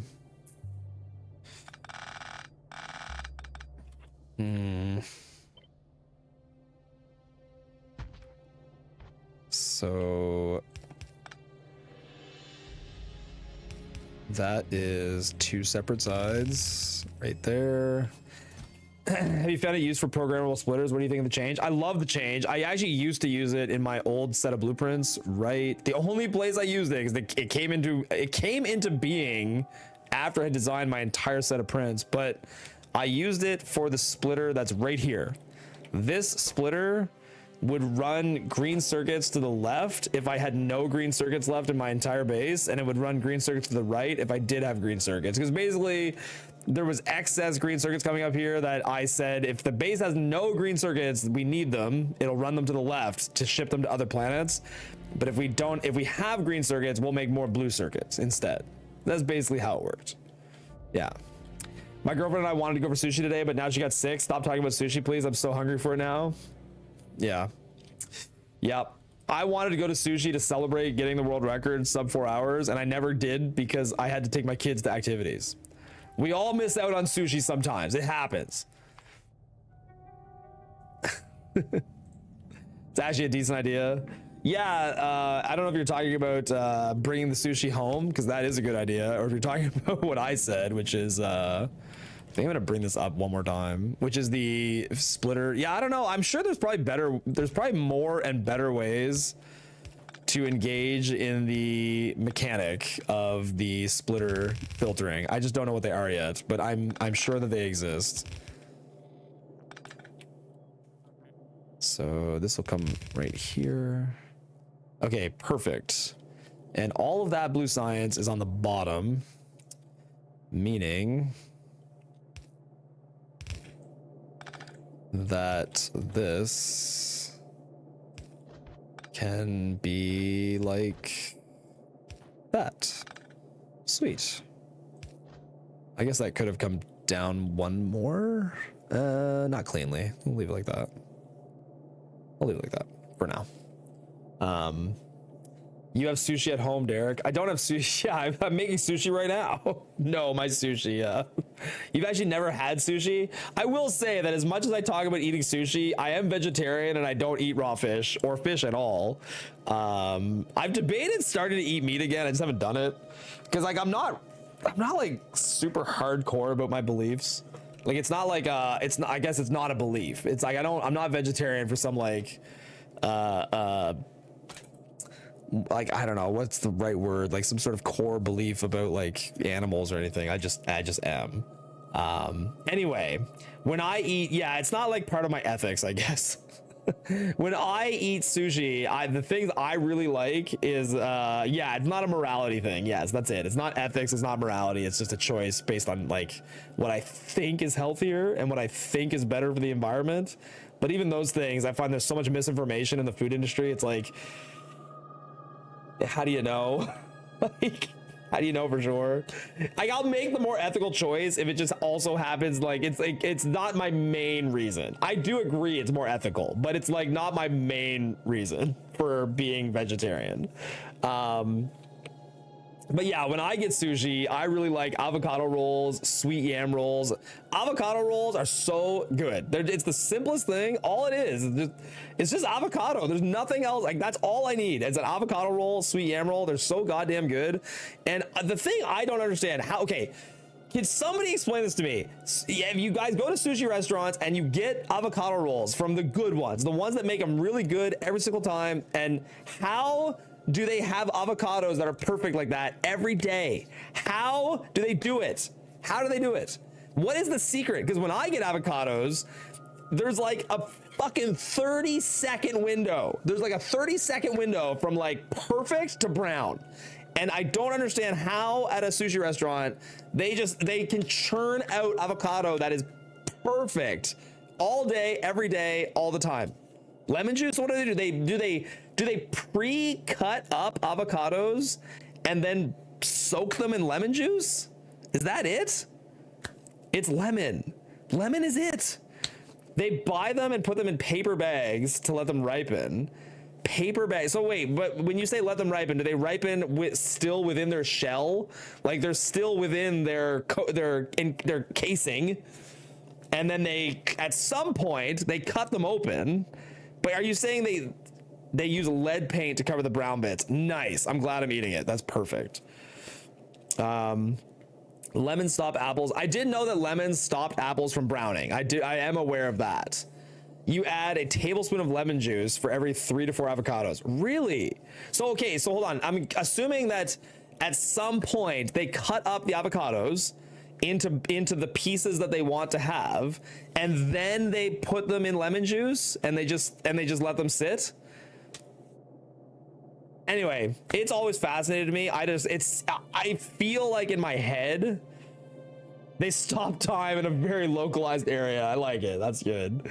In my brain, there's some sort of magic that's happening in every sushi restaurant where, yeah, like, they just always have absolutely perfect avocados every time. There's some sort of dark magic.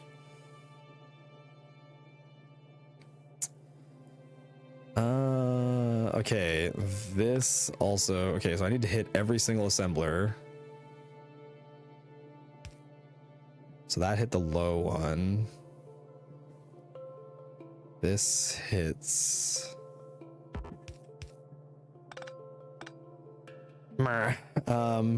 those two, and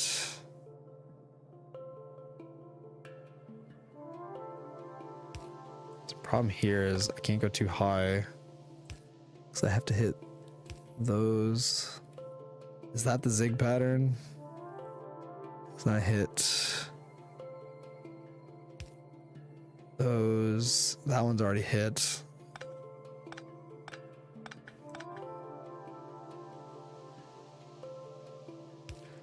Good. If I go here, I will just have to go here as well. And then I will just have to do that every time, which is ugly as shit. So we go here. And I can go here. And I can go... trying to hit every assembler. That one's not hit yet. Even, and then one down. Even, and then one down. Even, and then one down. Even, and then the top. Did that hit every assembler? No.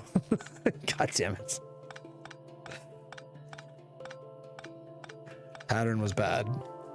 Use steel poles? Never. It was not right. You're correct. I feel scammed from that every time. Avocado sashimi for real for the same price as fish. You serious, restaurant? Well, the same price as fish, that seems wrong. Like, when I get an avocado roll, it's like $6. And the ones that have fish are like $12. So that seems like they're upcharging you like crazy. Like avocado rolls at my sushi place are like nothing. I get every time I get sushi, I get 2 avocado rolls and I get a sweet yam roll, and the total bill is under 20 bucks. Rare wooden is superior. That's what I should be doing. I should be farming rare wooden poles. I like your style. That sounds really good.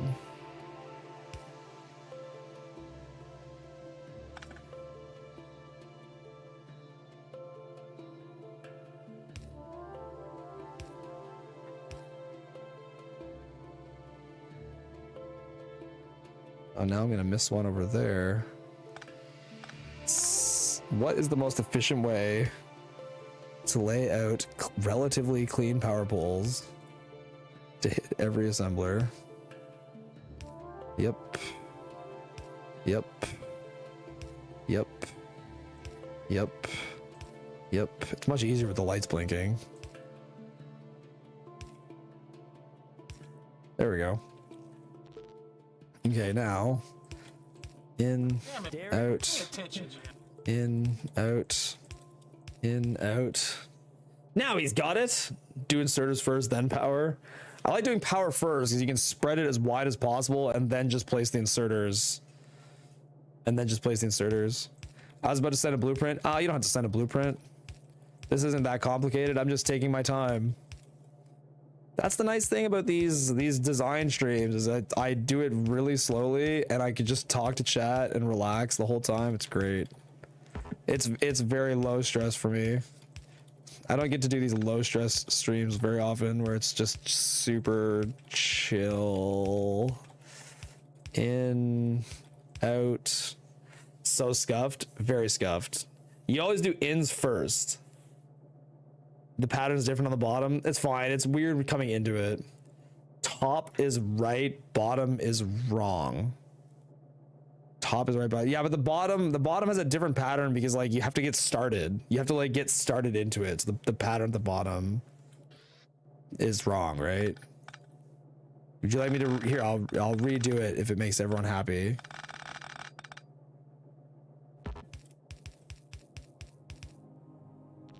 So, okay, continuing in the same logic, as far down as I can go. Yes, yes, yes, yes, yes, yes.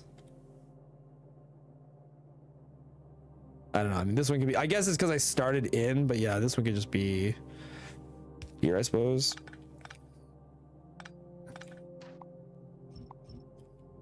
Right there. Now let me redo all the inserters at the bottom. In, out, out. Can that fit everywhere?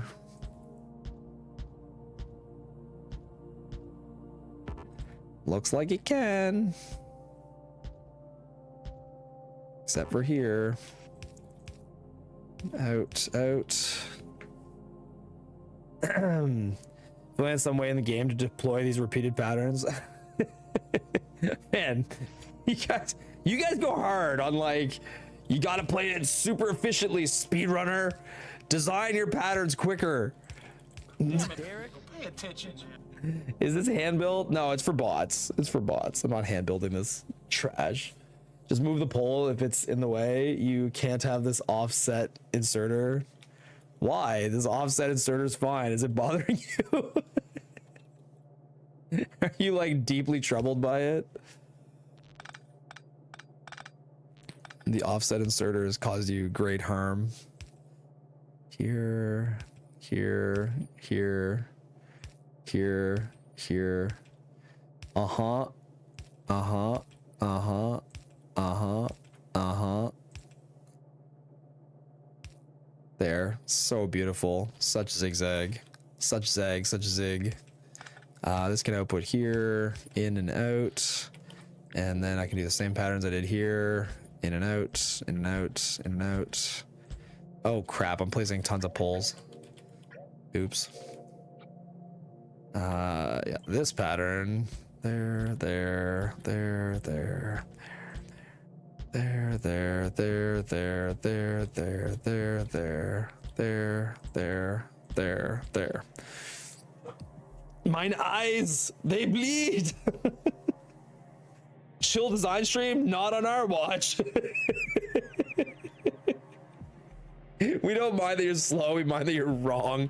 This is not wrong.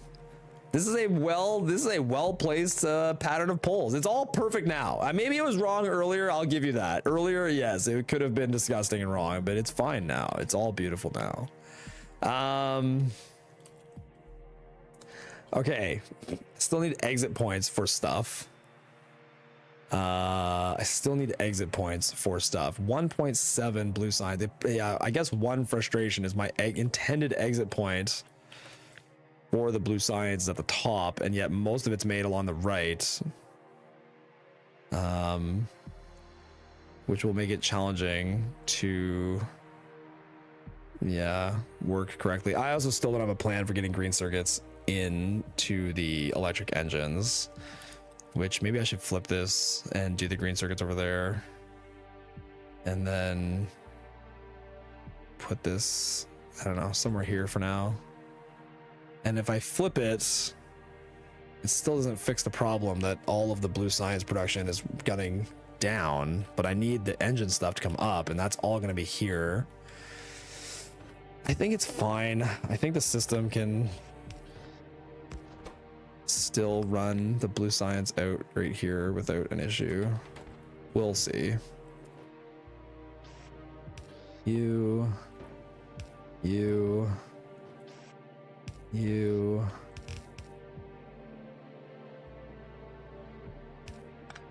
That's me top. So right there. Looks great. Very stupid. Oh. That's annoying. There. Very stupid. What's up, Melanarunin? How you doing? Melanarunin. Always pronounce your name wrong. The Doe and Auntie and the Waldorf and Statler of the Derek Show. I don't know who Waldorf and Statler are. I do not know this reference. Who are Waldorf and Statler? It's completely lost on me. Okay, now I need to decide how much pipe and gear this all needs.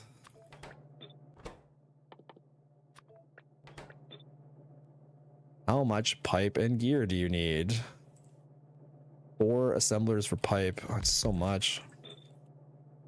This all has to go. So this whole thing needs to go up now, which is why I shouldn't have even built this little output yet. Yeah, let's say like that. So then this would be iron plates and in.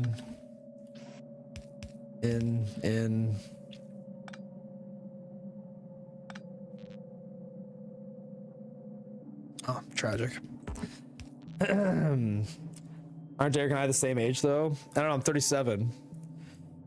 Does that output inserter put on the right side? Which one? There's hundreds of them. Oh, this one, yes, this one was gonna put on the right, which would then come up into the belt on the bottom, which, yeah, it would have been fine. It would have been fine. I'm gonna change it, but it would have been fine. Yeah. Yeah, Auntie, I don't know how old you are. I'm 37.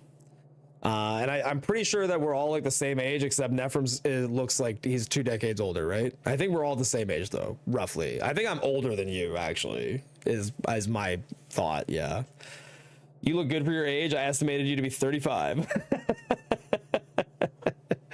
Yeah, I've got like baby face syndrome, right? Waldorf and Statler are the hecklers and the Muppets. Oh, I didn't know that. I did not know that. Okay, and I did watch Muppets, and I was familiar with Muppets, but I did not know that their names were Waldorf and Statler. I just thought they were the old heckler guys. I didn't know they had names. That's funny.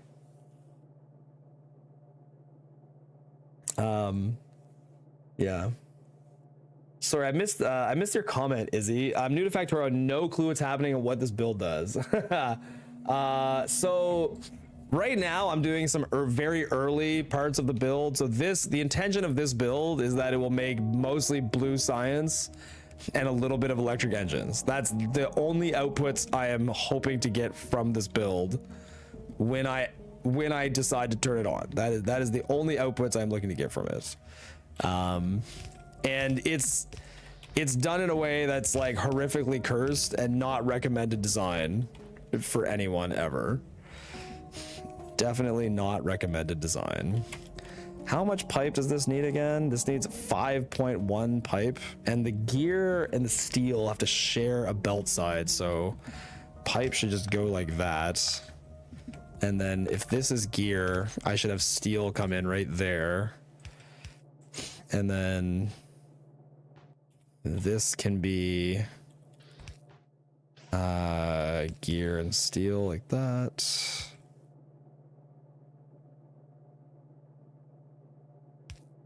Yeah, I know it's super ugly. Filter for steel, filter for gear. God, I can't even remember how to design these things. Do it like that. This is actually Derek showing a dungeon master how his character inflicts psychic damage. Oh, that's funny. That's funny. That's hilarious. Yeah, I'm sort of rebuilding my entire base, bro. Yeah, that is correct. Yeah, I'm like rebuilding the whole base.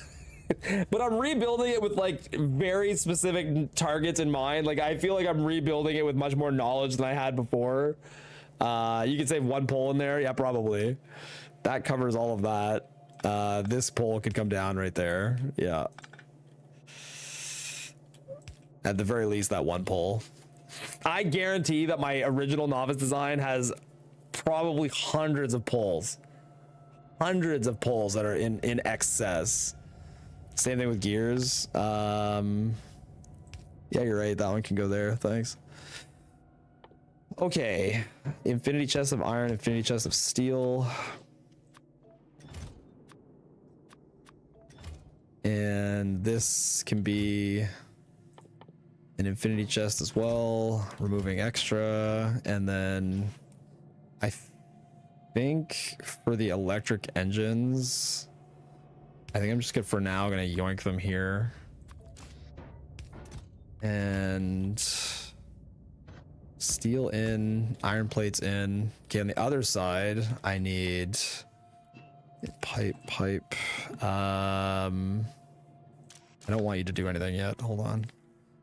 Water and not oil, petroleum. Okay, that's working. And then finally, okay, do I care which side of the belt red circuits are on, and should it be blended? It should probably be blended.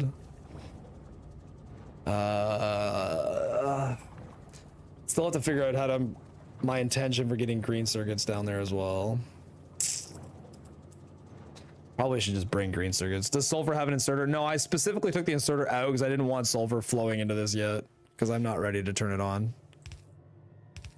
It feels so ugly to like just belt in green circuits here when it could be in the sushi. It could be in the mix. In the mix. But then it's getting really dense. 5 a second for, yeah, it's getting very, very dense. Like maxed out dense. It will only work if the left side belt clears cleanly every time. Plus, I mean, what's the crafting time on these? I guess they craft pretty slow, right? Yeah, there might be a way to just filter the green circuits in from the top. Assuming that I do that. Let's try it. Let's try it. So if I do that, then I want red circuits on one side of a belt and then green circuits and sulfur to share the other side of the belt, meaning green circuits are going to go on like this. Red circuits are going to go on like this. Let's try this with green and red and green. Okay, now I need to set up conditions on all of this. or how it's going to operate. I love the sight of Sushi Belt in the morning. Oh, it's so good. It's so good. How did I do this before? I think I was reading every single assembler. Or was I just reading belts? I don't think I am reading all the assemblers. I'm just reading belts. And then these have conditions to keep the entire belt at a specific rate, and the gear and the pipe just go hard. And they're reading what's around them, and the steel's just filling until a certain number.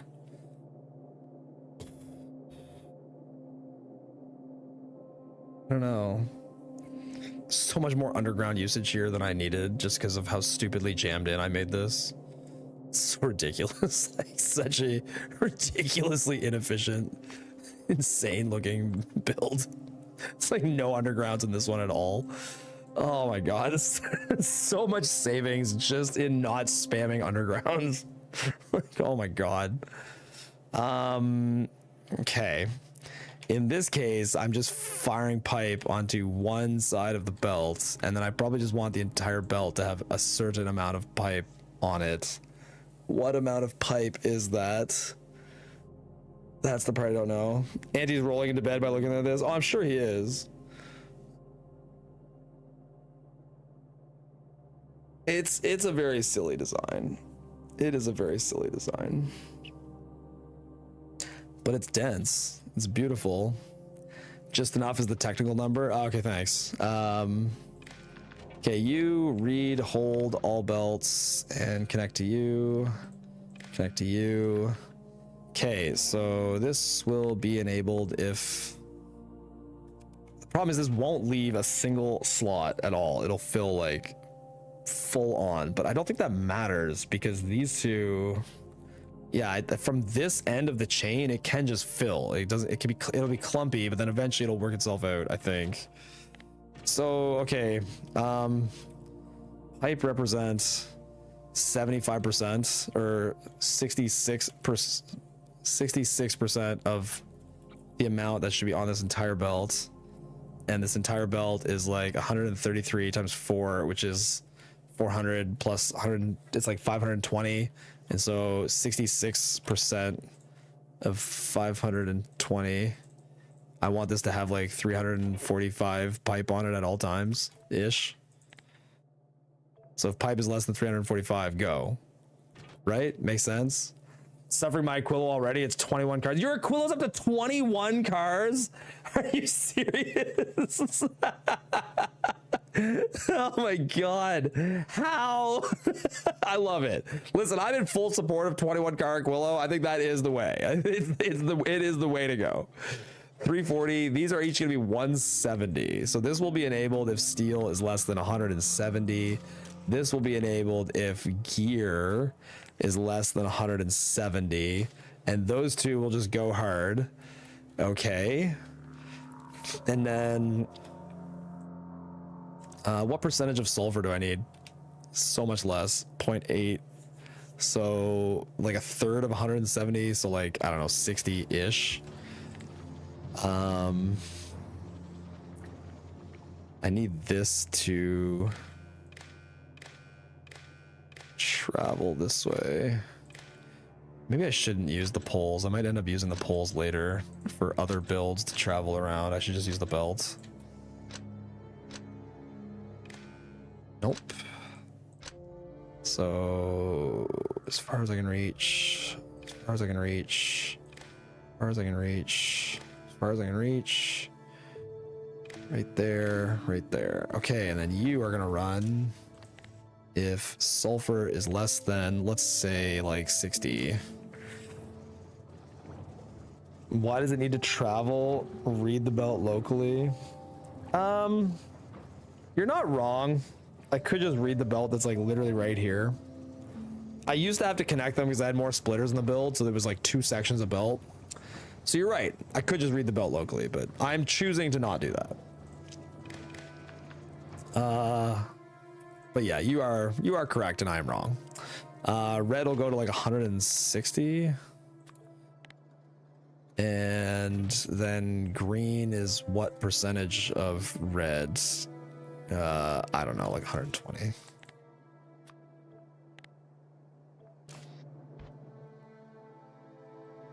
I also need controls on engines to make sure that engines don't like over output. That's annoying. So I need to go, yep. Zipper, zipper, zipper, zipper, zipper, zipper, zipper, zipper.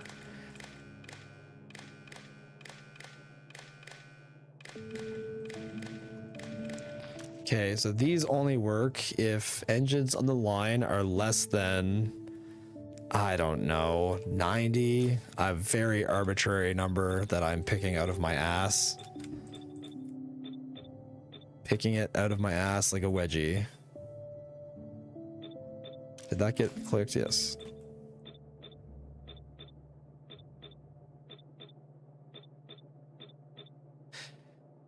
I think electric engines need the same controls. So output, output, output, output. Now it's becoming a hive of horrible conditions.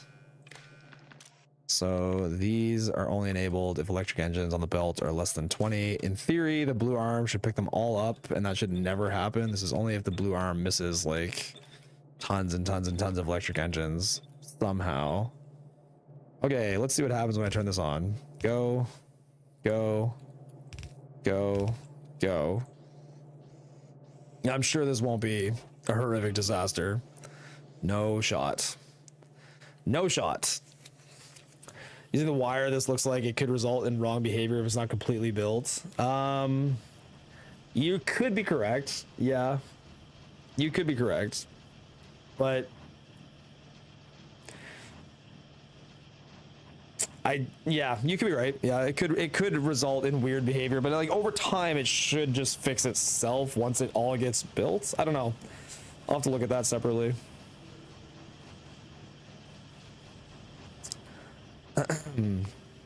Oh man, it's so nice that I can actually speed up the game now.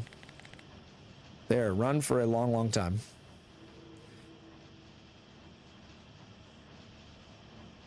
Okay, half the engines on the left aren't running. I think there's too many red circuits in the build. See, this is what happens is like, yeah, there's definitely way too many green circuits. Oh, these don't have lube. Derp. Infinilube, go. But that's the issue, is that there's too many outputs that clog in down here, which is preventing the amount of pipe that you want the build to have. Engines aren't getting around the entire build. There's too many green circuits in the build, just full stop.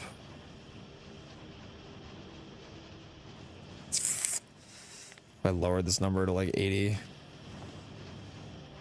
And red circuits are at their 160, but they're like all in weird spots. I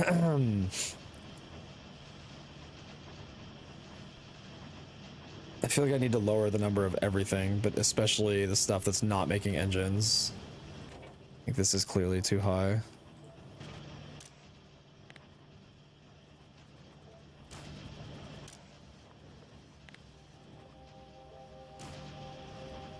The engines are not being made up here at all because they're not getting steel.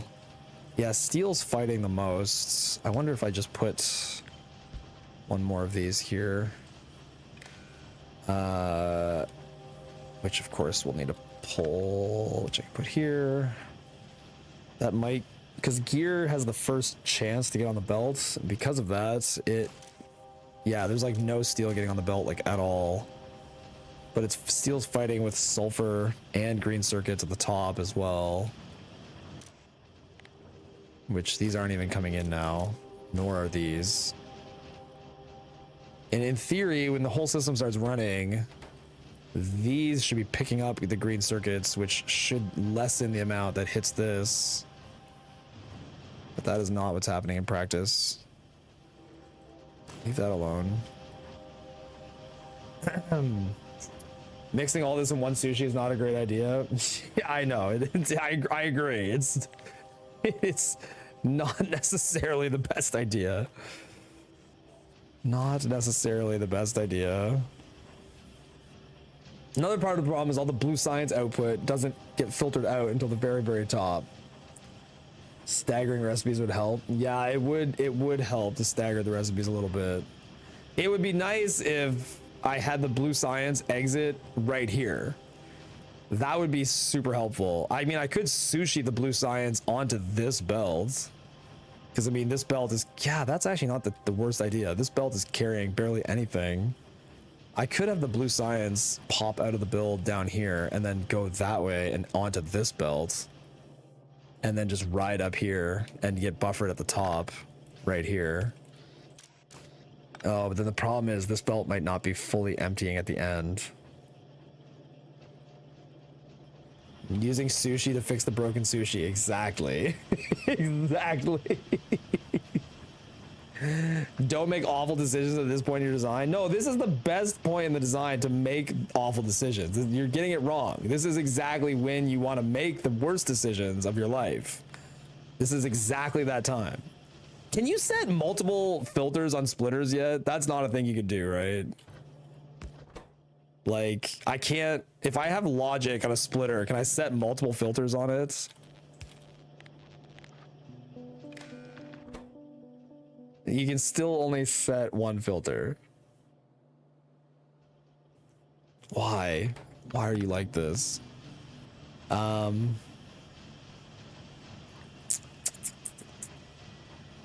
can set filter, but can I set multiple filters that all run at the same time? Like, can it have like, yeah, it's still one filter at a time. Exactly. It's still just one filter at a time.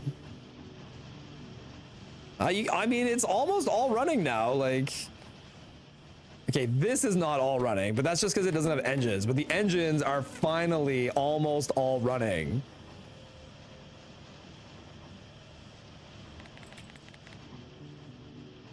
Oh, there's a lot of blinking lights. It's still not nice.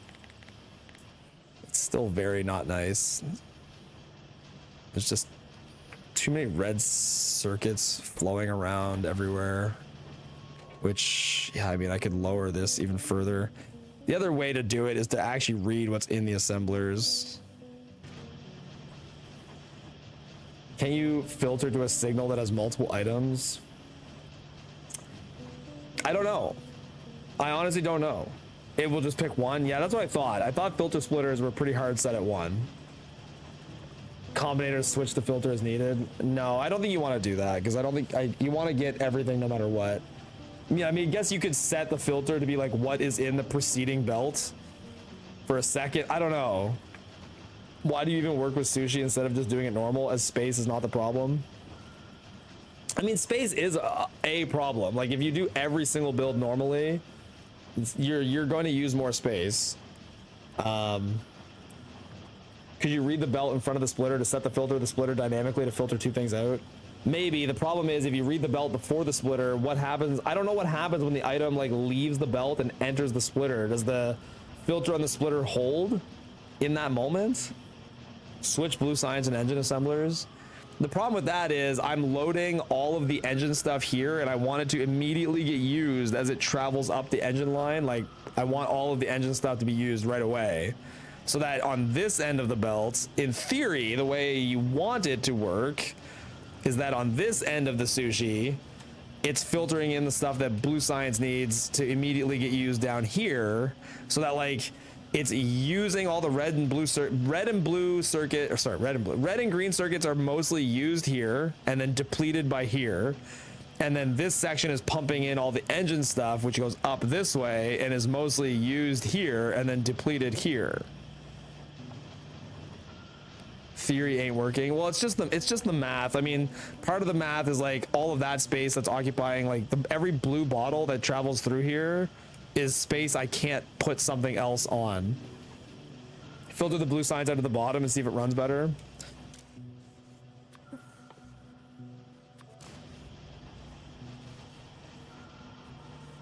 I think that one arm will keep up. It has to filter out here, so I'd have to move in, like, I'd have to move all of this stuff in a little bit, but that's not the end of the world either. It's definitely missing several bottles. It's trying its best.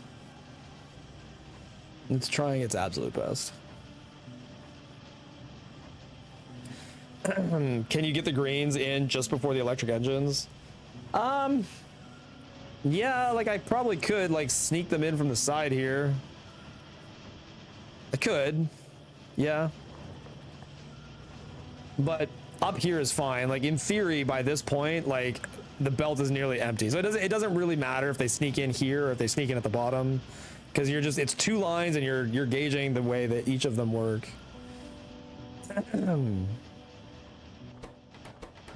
Most of the engines are on now. They're starting to blink out again. It might just be too large. I mean, I've added a lot to it in order to get a little bit more electric engine production, which it might just be too close to the sun. What are those assemblers missing? Engines. It's always engines. They all have engines now, though. I mean, everything is working in this moment. These aren't running now because they have no green circuits. That's weird.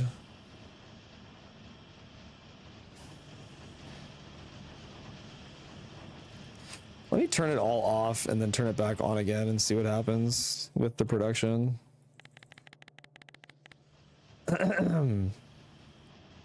Some red belts wouldn't help.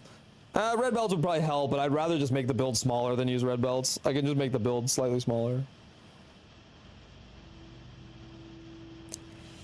I mean, for all the memeing, it's like it's not that bad. Like every single Blue Science assembler is running right now, which is like the core, like that's the core of the build.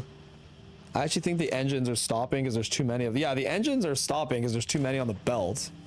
This is actually working. So the only part of this that's not working is the electric engines. The electric engines are a fucking disaster. Which I think they're a disaster because, oh, they just straight up, yeah, I think I'm just not filtering out enough at the bottom. Okay, hold on. Again, for all the memeing, this isn't actually that terrible. I just don't know how to squeeze this in. So hold on. I would like these to start doing gear, these to start doing pipe. Delete all of this.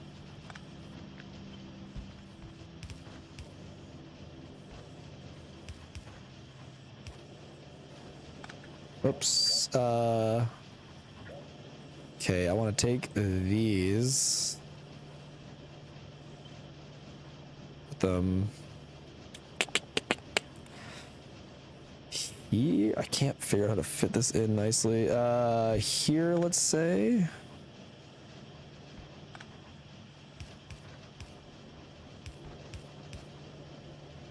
There.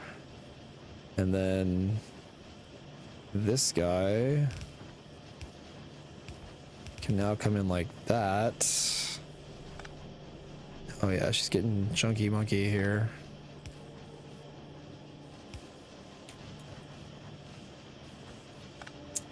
Shoot. Yeah, and there's the underground spam. It's complete. It's perfect.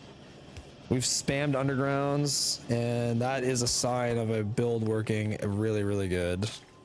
When you start spamming undergrounds, you know it's good. Okay.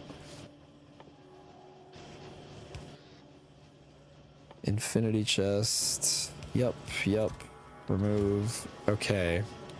That will remove all of the blue science before it ever gets here. And that means that... Move the red engine and science outsirter up 1 tile, put a splitter there to peel engines off or science. You mean this side? Yeah, I could do that too. It's a good idea. Hold on. So that means I'll take this entire side, put it up. It can put it up as high as here. Let's go here. There, that still works entirely the same way as it used to, except it throws off all the power poles, but they seem to still be working. 1 gear insert is stuck, steel side loading. Yeah, okay, I'll fix all that, thank you. Oh yeah, this isn't doing anything, oops. Okay, hold on. Oh, right, and that's also filtering right onto this. Oops, again. Okay, you left electric engines. I don't know if I really need to spend the splitters to get electric engines off. I think if I just use 2 Damn it, Derek. of Pay these, attention. it will do this. It will be fine. I think that's cheaper than a splitter. I think splitters are more expensive than 2 blue arms, aren't they? Just the outserter, bro. Just the outserter. Oh, you just wanted me to move the outserter up, not the whole thing. Let me go back. Let me go back in time. Filter from here. This can be blue science, like that. Now I do actually have 2 of these, so I'm going to need to hold here as well. Okay, now if blue science pops out there, I still need that blue science to get over there, which is super aggravating.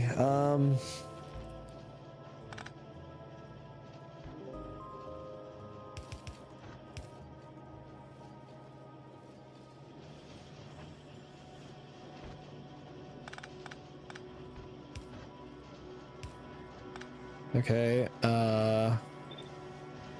this all goes back to pipe. And this can go to here. And then these can switch back to gear. And the gear can output here and here. That seems fine. Then this can go... Oh no. Oh no.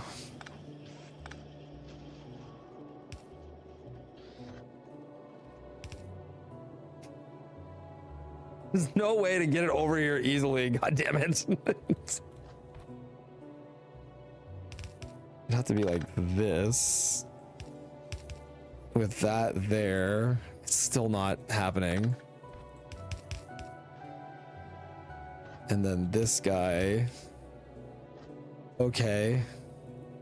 It's still not clean.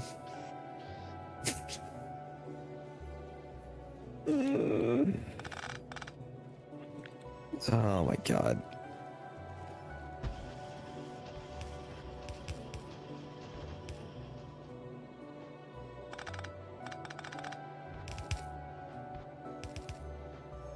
Again, this part's built by it's the only justification is this part's built by mods.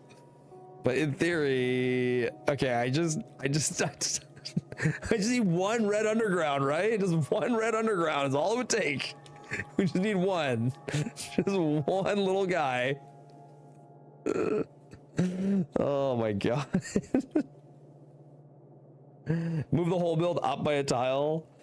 I mean, the problem is no matter what I do, like, even if I do change the whole build, like, I still have no way to get blue science into this section. Like, I don't have a clean way unless I do this. Which, like, I was trying to avoid. Like, this is why in my old build, I do have several undergrounds in this. And the reason was things like this. Where it's like, I gotta weasel something through this. I'm just have to build an underground. And it's super annoying. But the other way is I could build this section like that. Which, like, doing that is, like, when I build this, that's not that bad. That's, like, pretty quick and painless-ish. And if I was to do that, I could then have this do this. The problem there now is that this still needs to feed copper onto here, which then this is going to cost me more resources there. But then, yeah, now I could, in theory... It's objectively wrong to wiggle the red science input. I know, it is awful. I agree, it's super cursed. It's cursed and I don't like it. You want to build all this, like, nice and clean, and in an ideal world, yeah, like that. The other option is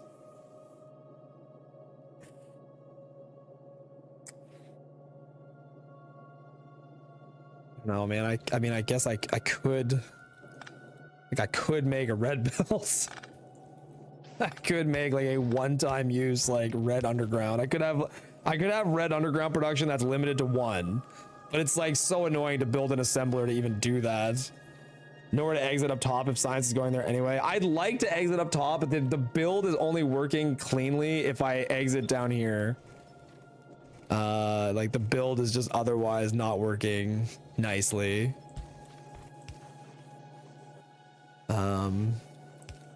Output, oh, this has to be here so that this can go here and here. Yeah, don't worry about the jank for now. It's fine. All the jank is acceptably fine. The other thing I would want, I suppose, is a red arm here that is removing these and placing them into this.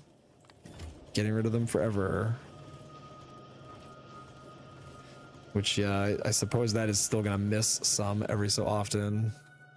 Damn it, Derek. Pay Oh my god. Weasel blue science through the engines, maybe? The problem is then I have to run an entire belt all the way back up, which defeats the purpose of the whole thing, right? It's like, it's defeating the purpose of everything. It's possible to run belts just around the build to the right. You can even put other stuff on that belt that needs to go up that way. You're right, I could do that. Yeah, I could do that. I could run it out to the right and just go up and then sushi other things onto it. I just don't, I mean, it feels so pointless to run the blue belt so far up without putting something else on said belt. It would be so nice if I could put 2 items on a splitter to filter out more shit. God, that would be such a delightful change. That means I can take this and push it all back to the left. Just how I wanted it anyway. Here, meaning this can be, yeah, here and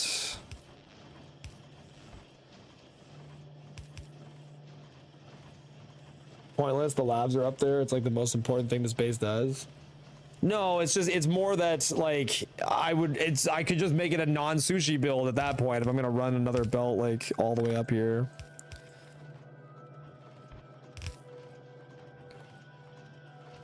But yeah, you're right. I could sushi something else onto this. Anyway, for now, I don't need to confirm that that works. I just need to empty it so to confirm the whole system works. Remove. Oh boy, she gummed up. I guess that means I can delete that one.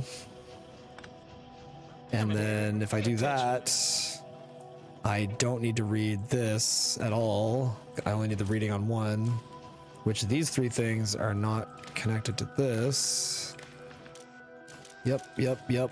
And this should be here like that. Can you flip the build and have blue signs come out at the top? Not really, because like I need the engine material to come in from the bottom. It's just an awkward build because like I mean, the other way to do it would be to stagger. All the engine material comes in at the bottom and you have to push the engines up. And then if it loops, the other way to do it would be one stupidly long line. If you did it as one ridiculously long line, then you could do it that way. Yeah.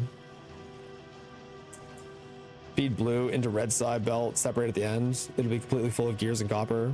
Yeah, no, this belt is full of gears and copper. You definitely can't do that.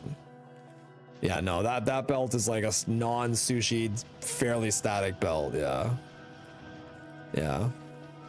But no, you can't. So you can't really like, yes, I understand what you're saying. Reverse the belt to run counterclockwise. The problem is, this is where like the primary engine ingredients get like shoved onto the belt. So ideally you want those ingredients getting put onto the belt and then immediately getting sucked into all the engines, which then on this side, it's going to put in, for the most part, ingredients that are used by the blue science and the electric engines that then come down this way and filter into all of this stuff.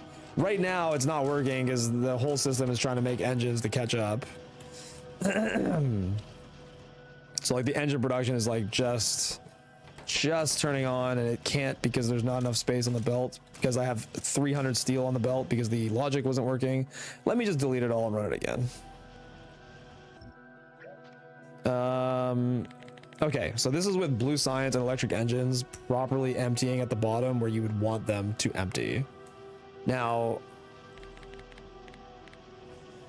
yeah, I don't love how... that's funny. I'm gonna say something felt super wrong about all of this.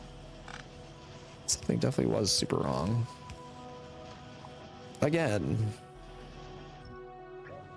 So, yeah, I'm curious to see how well gear gets into the system and steel once it starts fighting with this material coming down this way. But I would say that in a normal playthrough, like the last thing that will make it to this is red circuits. It's gonna have access to everything else, and so in a normal built flow, it's probably gonna have engines circling on the belt for a really long time, and then the very, very last thing that's gonna come in is the red circuits, which is fine. Are you double reading? No, I did turn off the double reading. This is no longer reading. Thank you though, appreciate that.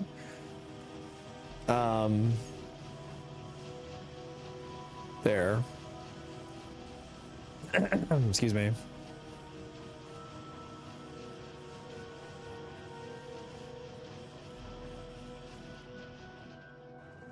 Okay.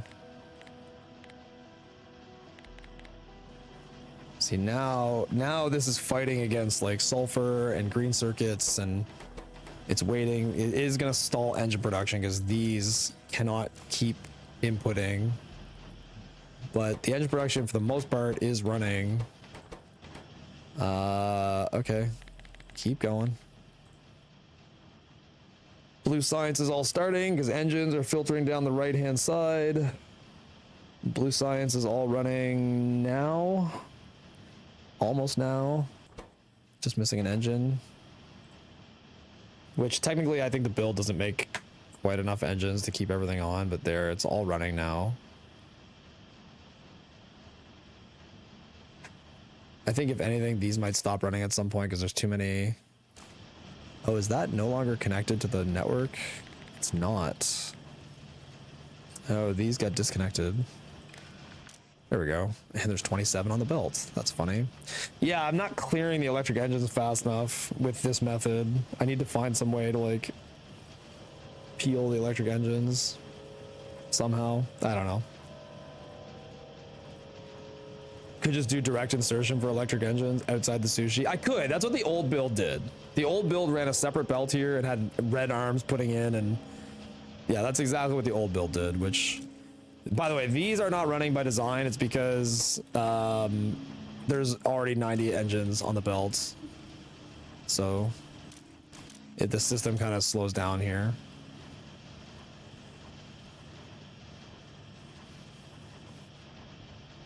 But I mean, yeah, it's all running now.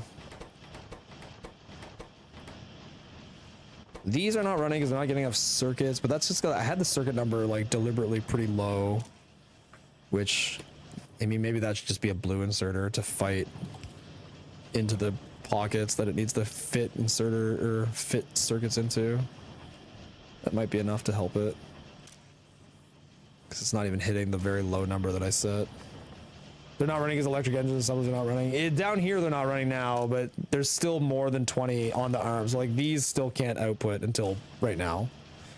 But yeah, I know they weren't all running because they weren't getting circuits, which probably is just because that arm was yellow and not blue. Which it might be better to do 2 yellow arms, I suppose. Generally, it is.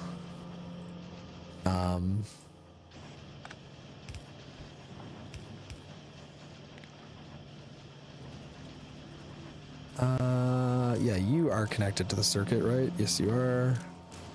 So you. Enable if green circuits are less than 60.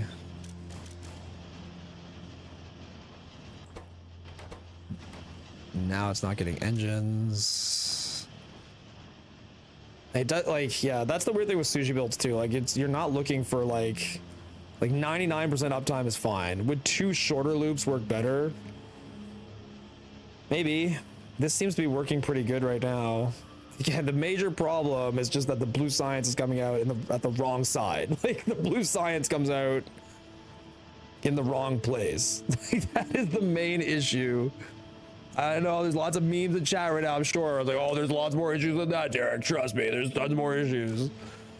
But like, it is for the most part running. Why use 1 inserter when 2 inserter do trick? Well, it couldn't hit the pockets. The 1 inserter couldn't hit the pockets well enough. And I think 2 yellow inserters is cheaper than 1 blue. Right?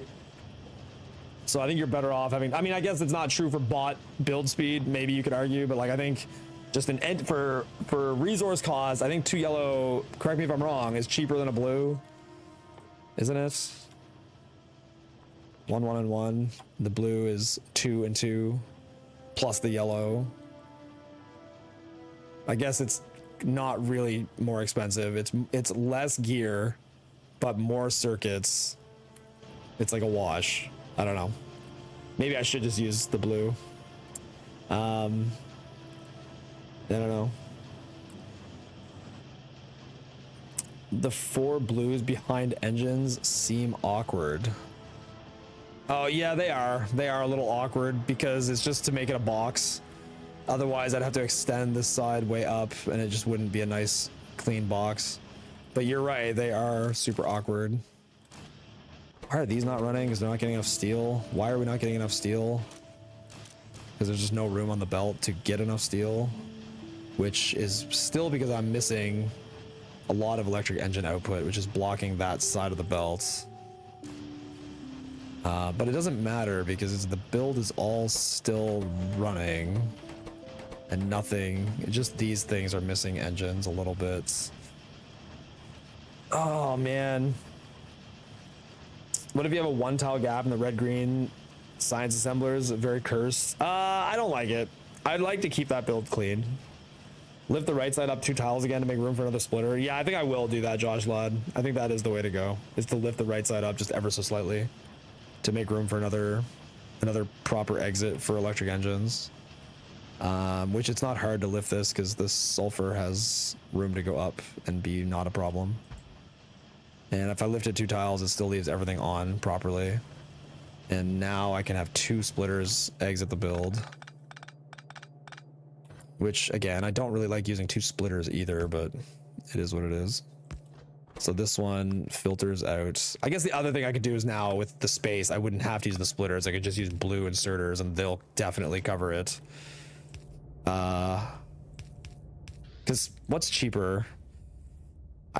I am terrible at knowing the cost of everything. Like, splitters are way more expensive, right? Like, aren't splitters just way more expensive than, because I could just use blue arms now to clear the whole thing. But yeah, I could put a splitter here filtering electric engines and a splitter here filtering blue science. The only thing that matters is build speed. Okay. It's a bold take. Right there. Damn it, Derek. Pay attention.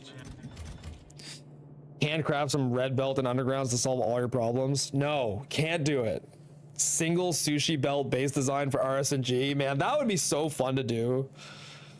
That would be, oh, and yeah, so it's, yeah, the wired splitter, it sounds like a use case for it, but you can't set 2 filters at one time, even with the new logic. It would work great if I could set 2 filters at one time. It would work super nice. But because you can't set 2 filters at one time, it still doesn't solve the problem. But there, this will remove every single electric engine and every single blue science that comes out more appropriately. Let's see how this does if I delete it and then run it for 5 minutes.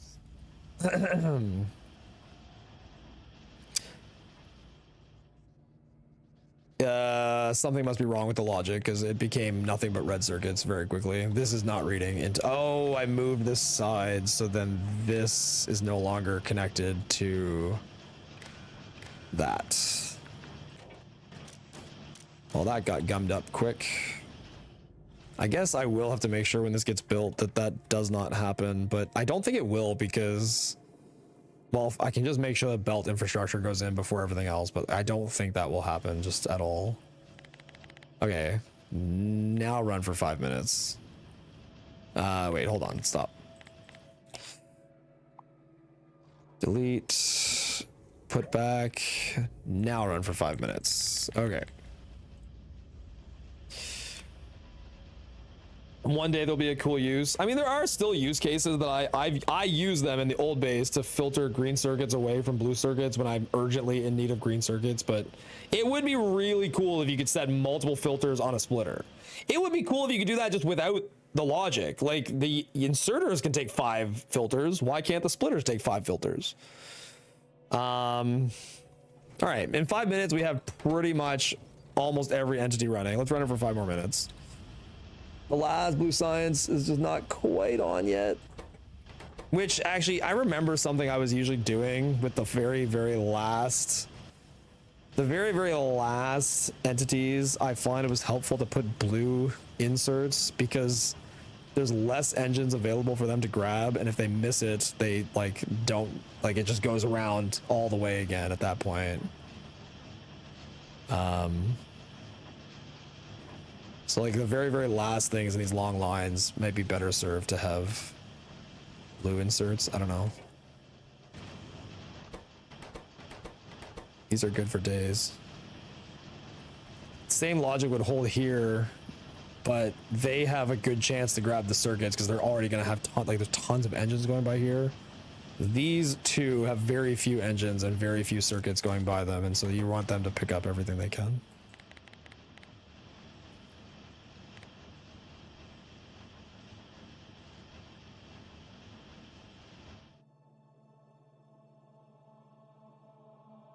And then production's pretty balanced. It's pretty balanced.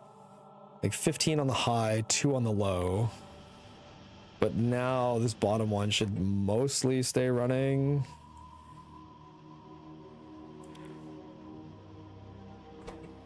Engines are still blinking out because they're not getting enough steel.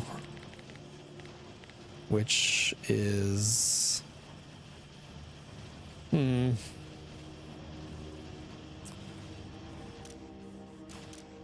Yeah, steel just can't fit entirely on the belt. I wonder what the best way to handle that is. It's because...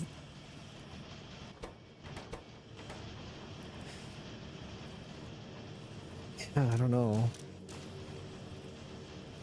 Is every single belt space used? Pretty close. I think it's just that gears get like... Oh, you know, priority. I think if I just lowered the amount of gear that's going in, it might help. Less gears. Yeah, I'm just gonna lower the amount of gears. Yeah. What happens if a resource is late to the party? It should be fine because the amount that's spinning on the belt is a controlled number, so like it never overflows any one thing on the belt. So even if a resource was late to the party, which in a real run, the resource that's going to be late to the party every single time is red circuits. Red circuits will be the last thing that make it here. So what will happen inevitably is that the whole loop will run for a really long time with only engines on it, and then suddenly red circuits will arrive and the whole thing will turn on, which I can even test it. I mean, I'll test it doing that and see what happens. Because yeah, you're right. That is a real thing that will happen, is something will be late to the party inevitably. Okay, steel's recovering. Which, you know, speaking of which, I can probably lower this to like 150. Since it's working fine with 70. Lower this. Lower this. Lower this. This one literally never hits this number in a million years. Lower it to that.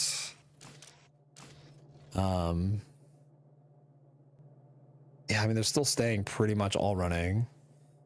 Seems to be a lot of gears completing a full loop. Yeah, it's just because there were not as many steel going around, so it was making the gear fully loop around. Yeah. Yellow belt allows 30 items per second. Is that enough space for all the assembly running in their required numbers? Yellow belt's actually 15 items a second. So if you look at the entire build, what we're trying to fit on a belt is right over here. So if you look at one side of the belt, we're trying to fit 5.1 pipe a second plus 2.4 red circuits a second onto one side of the belt, which is pretty much at the limit. And then the other side of the belt is the steel gear plus circuits and sulfur, which is actually over the limit. But the limit is a mirage, because technically a large chunk of it gets flushed out on the left and flushed out on the right. And so while technically we are overloading, like I actually think I could make this build bigger and still have it work, because the limit is only in effect on one side of the belt. And so it's actually much lower. The limit is actually much lower than it appears. I bet I could make this build larger and still have it run cleanly, which I might yet do. I might yet do that. But yeah, I think this right now is running pretty clean. Like this one every so often flickers, but like that's not the end of the world.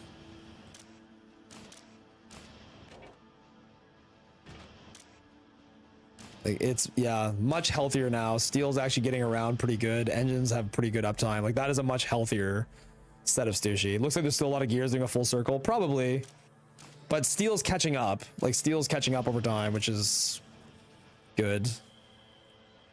And I mean, engines on the belt are near their limit also, which, I mean, maybe I'll change that. Like maybe I should allow more engines on the belt. I'm not sure.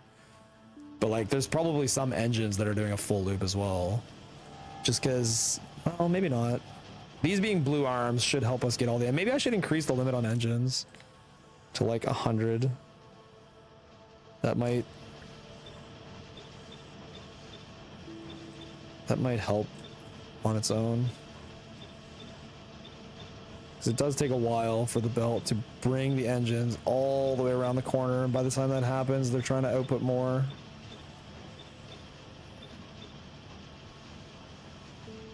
Okay. Don't forget to test the red circuits coming in late. Yeah, I'm going to test that right now, actually. Okay, so I'm going to delete the entire build. I'm going to rebuild it. And then I'm just going to delete this belt. And then I'm going to run it for 5 minutes. So this is it running for 5 minutes with no red circuits. So it's going to run with no red circuits for 5 minutes. And at some point, everything will stop. So this is at 140. This is at 120. This is at 280. Engines are way over 100.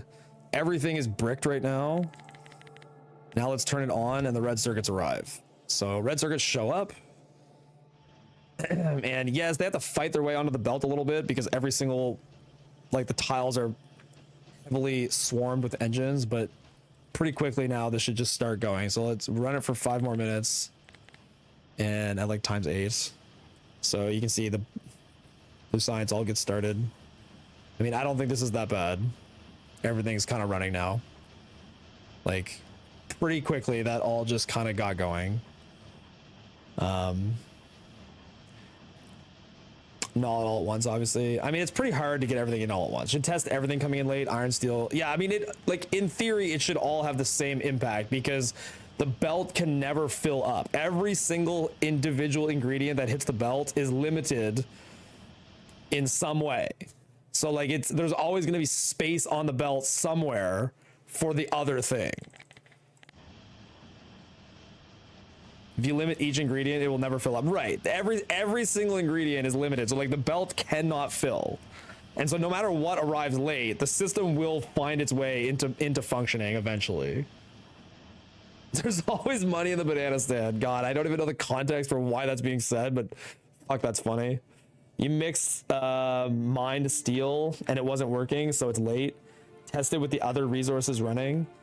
You mixed mined steel, so the steel was late. Okay. Let's do it. Let's see what happens when steel is late, which is an engine ingredient. So let's run it for 5 minutes. It won't even make engines in this case. Yeah. It'll just big brain spin around with nothing. So in this case, steel is late. Now steel is going to show up. I'm going to run it for 5 minutes. And literally nothing is working because they all have partial ingredients. But now steel is pumping in. And you can see like the belt has tons of space to weasel in all that steel. And now all the engines turn on. Coal mixed in so it didn't pollute too badly. Yeah, that would be, yeah, that's another one where if like the steel comes in slowly. I mean, that's actually an interesting test. So let's just say steel is trickling in like super slow at the startup, and there's not enough to run it fully. This will be interesting to see what happens, but it should just run, but not well. Like I predict it will run, it's just it won't run as good. Let me hard limit this to 1 as well. Let's just have steel like really slowly trickle in.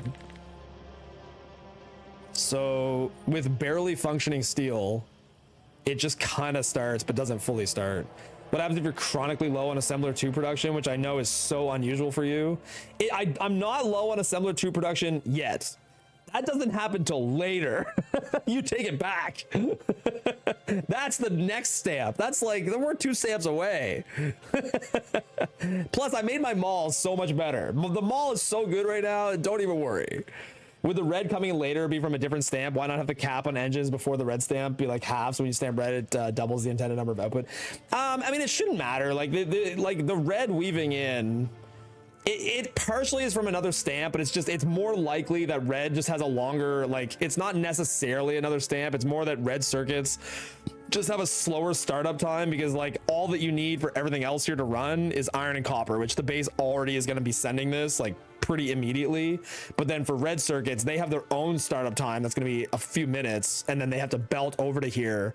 So like the whole production of red circuits getting going is a little more involved. I see the belt routing in the mall and I want to cry again. Do you like this mall? Is this mall offensive to you?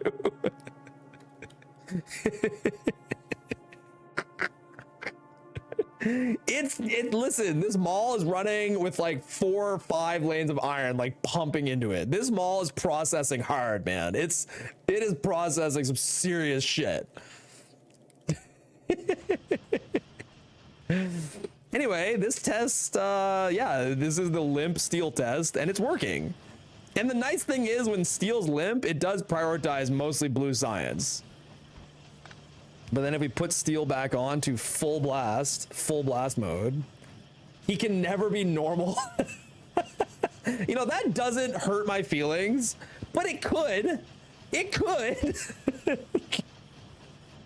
Do you mind explaining the logic in the smelting design? You mean like the smelting here? Oh, fuck. I don't even know if I can explain the logic. This is glass bricks, man. It's like, it's out of control. You know. So I think basically what happens is there's belt reading going along the top, like along the side of the belts. This is what you want explained, right? Because I don't think I can. And it reads various belt positions, and the loading of coal happens down here, but it only allows coal in. This smelting is anti, I believe. Oh, is it anti? I think everyone always assumes it's glass bricks. Poor anti, not getting credit. Anyway, can I explain it to you? The real answer is no. I literally just straight up just can't explain it to you. My wife is better and has more viewers. No fucking way she has more viewers. Oh, she just got a massive raid from Doug. She's gold as fuck. Look at the gold. Pog, more gold today. Let's go. Look at this. Look at her go. She is, man. She's like, oh, but she just died. Oof. Oh, she's not. She's cheating. Did you just cheat? I think she cheated. I think she cheated in the middle of a run that's like 15 minutes gold. What is this bitch doing? She's doing segmented. Oh, she's doing segmented practice. Okay. Okay, cool.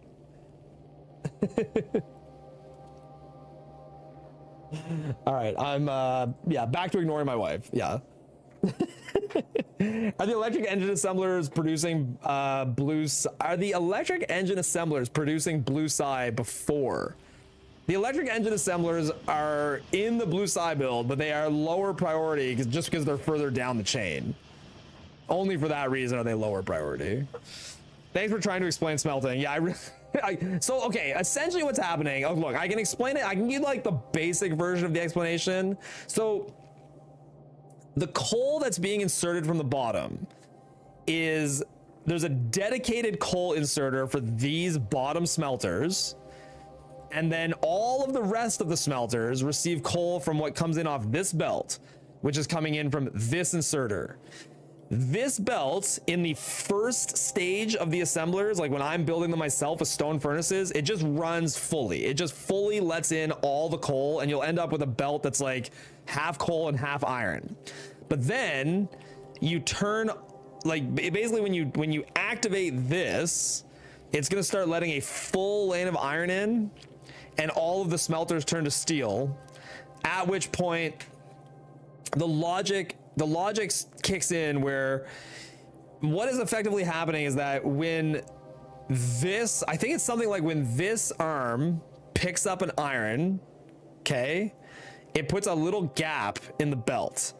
That gap is suitable for this belt to input coal into the gap. And that gap is all that's needed to put coal into the next 23 furnaces.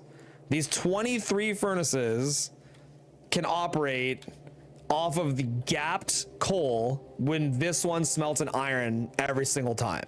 So like this inserter picks up an iron ore, puts it in here. That creates a gap that allows coal to go from this belt into here. And every time that gap is created and allows coal to filter up, that is enough coal to run the next 23 furnaces. Now it's a lot more complicated than that, because there's like very, very intense logic happening on the way up here to make sure that exactly the right amount of coal goes in when it's supposed to keep everything running properly. Because you want to make sure that the top is all coal on the left and all ore on the right, and the bottom is, as much as possible, prioritizing the ore that's on the left side of the belt. It is way more complex than I'm making it. That means that a steel furnace can smelt 23 iron ore with 1 coal. Is that right? I'm pretty sure. I don't know how much it can actually smelt, but yeah, like it basically runs off just that gapped coal. The whole thing runs off that gapped coal. It's actually more ore. That's why you need the logic. Yeah, exactly. Like it actually can. Yeah. So that's the real answer, is that it can smelt more ore off of the 1 coal. And so you actually need the logic, because the logic slows down how much coal goes in. You actually need to like lessen the rate of coal, because if you put too much in, you'll smelt less. You need to just, it's very delicate how much coal goes in to like be precisely smelting the right amount. Given a full iron belt, wouldn't that only be the only hole on the belt and no logic needed? That makes sense to me. I agree. That sounds like good logic, but it breaks. You need logic to prevent it getting stuck in an uneven output. Yeah, that's also, yes, there's a lot. There's the logic is, I mean, look, you can copy these blueprints and break it down, but like the inserters have logic and the belts have logic, and there's like logic throughout the whole thing to try to make sure that inserters are always picking up the right thing when they're supposed to. A lot of the logic is to handle the startup. Like, I think if it is running fully and it never stops, you're probably right. It probably wouldn't break. But when it starts up, I think that's where the logic kicks in to make sure that like it gets to a running state cleanly. Without logic, coal accumulates at the end and it breaks after a while. Right. But again, I think in a perfect system, I think in an absolutely perfect system, if you just let it run and only had coal sneak into the gaps, I guess you're right. Like that would be still too much coal and it would break, because at that point your belt would have too much coal. Anyway, starts breaking when coal reaches the 12th furnace, right? You have such a better understanding of it than I do. How you doing, by the way, Warger? Are you working on anything? Because I know for like a time in the distant past, you were working on Space Age 100%, but then they changed the way Space Age 100% works, and that was no fun for anybody. How you doing? You working on anything? You know, anything Factorio related. Yeah, I mean, this last one doesn't run fully. This is like the sad panda blue science that just doesn't get its proper respect because all the engines are gone at that point. But by and large, I'm fine with this running like this. Yeah, it gets going eventually. It gets going eventually. That last one just takes a lot longer to start than the others. That's fine. After I sank about 500 hours in Space Age 100% planning, it kind of killed my motivation. Yeah, dude, I know. Yep. I totally understand. Totally understand. That patch was a pretty rough patch. That was a pretty fucking rough patch for a lot of people, especially streamers. Yeah, it sucked. It sucked, man. Yep. I mean, that, like, in all honesty, this category is born out of that patch in part, because I mean, that patch was something that changed, yeah, certainly changed the landscape of like what to put time into in Factorio. You're in the nameless default settings multiplayer team. Cool. Not doing anything solo right now. Fair enough. What patch? What change? This is a long time ago, Lapin, when they changed the way that achievements work, so that you can't get achievements with like, you can't get achievements anymore unless you play effectively what's default settings. Like, it pretty much is default settings biters in order to get achievements. Okay. Do I like this? I mean, I think I do. How many electric engines is this? This is 12, and the old build was only, oh, it was also, no, the old build was 8. Yeah, this is more electric engines. Very cool. I wonder if I could fit even more into this. I could probably make this a little bit bigger. I could probably make this a tiny, tiny bit bigger. You know, I bet I'd get better outcomes on this if I made these blue as well. I always find the last ones in the line, they need to be blue to just make sure nothing gets by. Yes, I'm only filtering out electric engines. At the bottom, it filters out electric engines. That's correct. Yeah. How is that last blue silent? Yeah, it's still getting engines. It just can't get electric engines. Yeah. I think I'm picking up a bit this category, but I don't think I have the time to run consistently for now, let alone plan for it. Yeah, fair enough, Warger. I mean, this category is super fun, and a lot of people are now designing for it. You would be a very welcome addition to this category. It's a really fun category. Really, really fun. If you put speed modules on your assemblers, they'll work faster. Could probably save some time off your PV with this trick. You're welcome.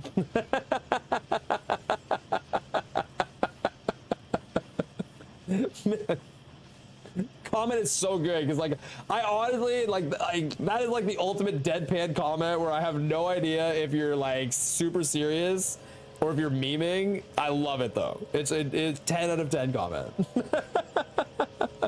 You can probably save some time with this trick. You're welcome. You're welcome, by the way. Please credit me in your next PB. You're funny, dude. Appreciate you being here. I'm thinking of doing a few runs off stream and see if I can find the time for it. Just use Derek's blueprints. It worked for Auntie. Yeah, my blueprints are great, man. 10 out of 10 blueprints. You will enjoy. You will enjoy, guaranteed.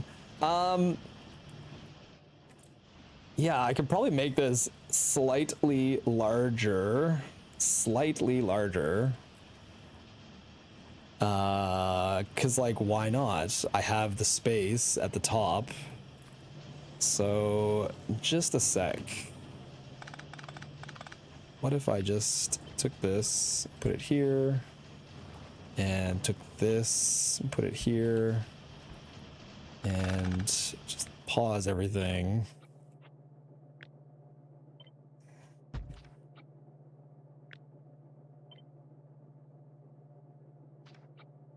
Take this guy and put it here.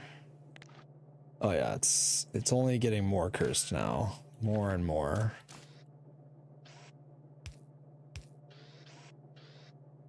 Okay, now how much is that at now? 1, 2, 3, 4. I could fit 4 more electric engines. My goal is to remove the other electric engine builds completely. That is what I'm trying to accomplish here. By the way, if that wasn't clear.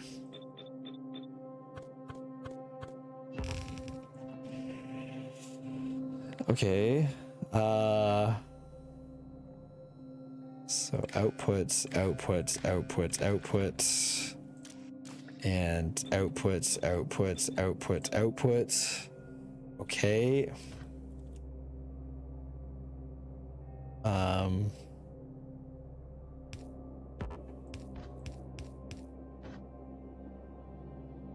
Oh crap. Oh crap. Oh crap. Do this with a red inserter. Nope. Ball sack. I guess I could do half. That's what I could do. I could have this come in with a half and half belt. That's half red circuits and half. I can just push it over there. That's easier.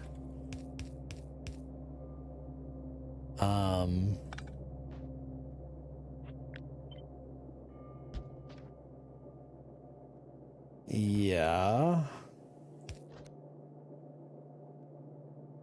And then have red circuits be on the bottom, green circuits be on the top.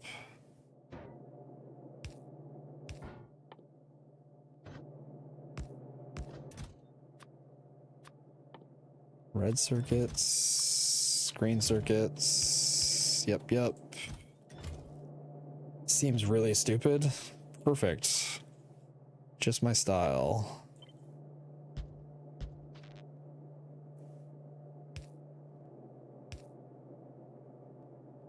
Oh no. That's annoying. Okay, go. Oh, this doesn't connect this anymore. There, onto that, onto those. Yep, yep. Oh my god, I did this completely wrong. Oops. Okay, let's try that. Go for 5 minutes. Does this throw off the ratio of gear and pipe? I don't think it will. Nope, it's much cleaner now, actually. Ratios are much cleaner now. It might throw off how many green circuits the build needs to input. Because I think now I'm going to need as many green as red, which is a bit problematic. Oh, these don't have filters on them too. This should have filter for green, which I guess... yeah, okay. All right, this is flying too close to the sun. Here we go. Have you considered sushi? Is all I consider. Sushi is all that I ever consider anytime. Put filters on the inserters so they pick up green circuits. Yeah, I didn't even notice. Yeah. If I get hooked on a category, there's a 0% chance that I will not design my own prints, and that is a lot of time, so I'm a bit scared of running it for now. Yeah, I think Anti suffered the same problem. I mean, he ran the category with my prints and was like, oh, these suck. I need to design my own. And I mean, I think people, like, there's some people like yourself, Warger. I think that there's just some people where, like, they just want to design their own prints. Like, it's not even about knowing that you can design something better. It's more about, like, just, I think some people just, that's the joy you get out of the game, is designing your own prints. And it's less about, like, I want to show up the other guy that designed prints, and it's more about, like, I just want to play my own prints because that's what's fun. Which, now that I have designed my own prints, like, I kind of get it. Like, it is fun designing your own prints and knowing the intricacies of everything they're supposed to do, and, like, then you can more easily duct tape them. Like, there is a lot of joy in designing your own functional blueprints, for sure. Now that I have raised the height of this build at the top, I have no way to get blue science in.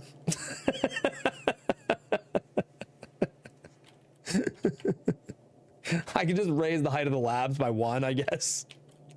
I need to see if this even works. Which it seems like it's working.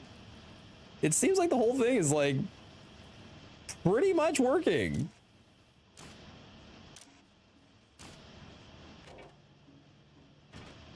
Like, it seems like it's pretty good. And with this amount of electric engine production, this is now 1.2 electric. I think this amount of electric engine production, and this is 16. I think I can not bother building the electric engine on the other side at all. I can just ignore them completely.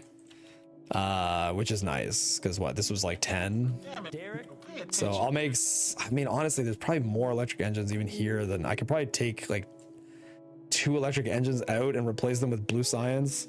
If you move red science build up 6 tiles, you might save space for the RGB sushi that you wanted.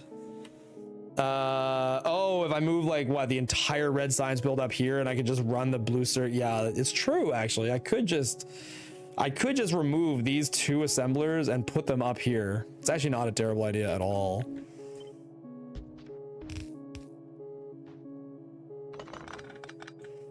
Like that, basically. Derek, pay attention, man. You're trying to double your SPM for the run? I'm not trying to double my SPM for the run. I'm just trying to I'm trying to hit the targets I need a little cleaner than I did before. And I'm trying to hit the targets I hit a little cleaner. And then I'm also going to try to use less Logibots. Not like I'll still use Logibots like crazy, I'm sure.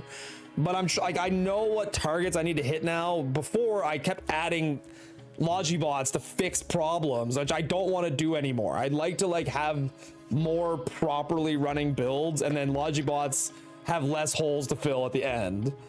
You make 1 red engine per second in your build? Oh, really? That's interesting. Yeah, I think I'm gonna reduce the size of this by like 2 assemblers. I think I'm gonna go like this. And that'll bring that to this. Which if I add in this, I'm still less production than these. Which means I can delete the output logic on these 2 arms. Let me try that. Oh, that might throw off the engine balance though. Nope, it's still good. Because they use less engines, right? Actually, I have like almost an entire engine too much. Which means in theory, God, it'd be better to have 1 more like that. But that puts me out. Yeah, it's still more than I feel like I need. I guess in theory then I could probably justify this, which now puts this at a full engine assembler too little. Oh God, it's so hard to get the right mix.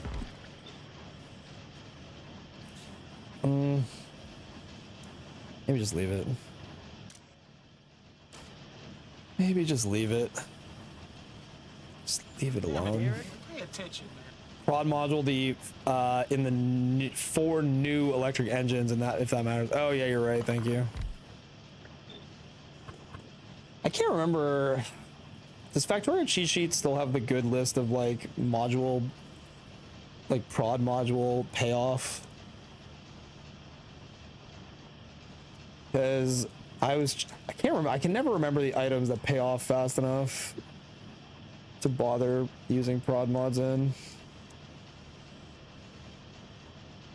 I can't remember what it's even called. They had like a chart.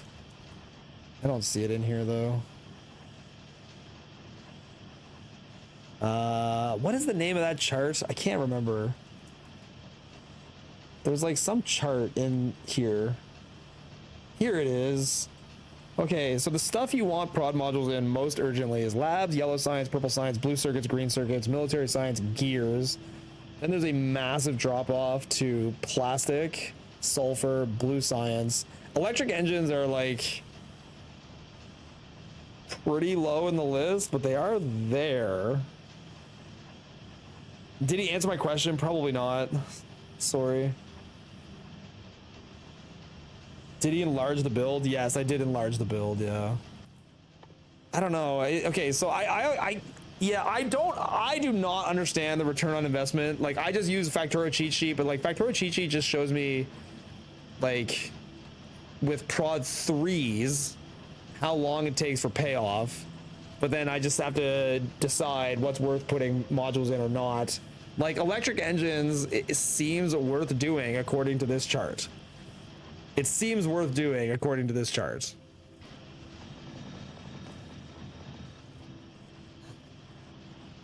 How much of an impact would that have? Oh, yeah, I could lessen the amount of engines I make significantly. But then I'd probably want to add maybe one more. The other question is, where am I getting the prod modules from, even at all?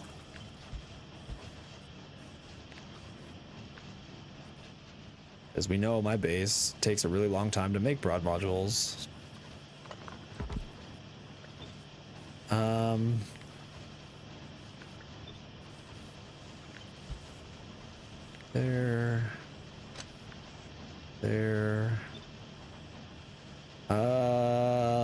This could be regular. What's the balance like that? There, that's cleaner. That's cleaner. It's close enough. Depends a lot on what value you assign to basic resources. In my old 100%, red engines were very borderline. Yeah, red engines seem like the last thing.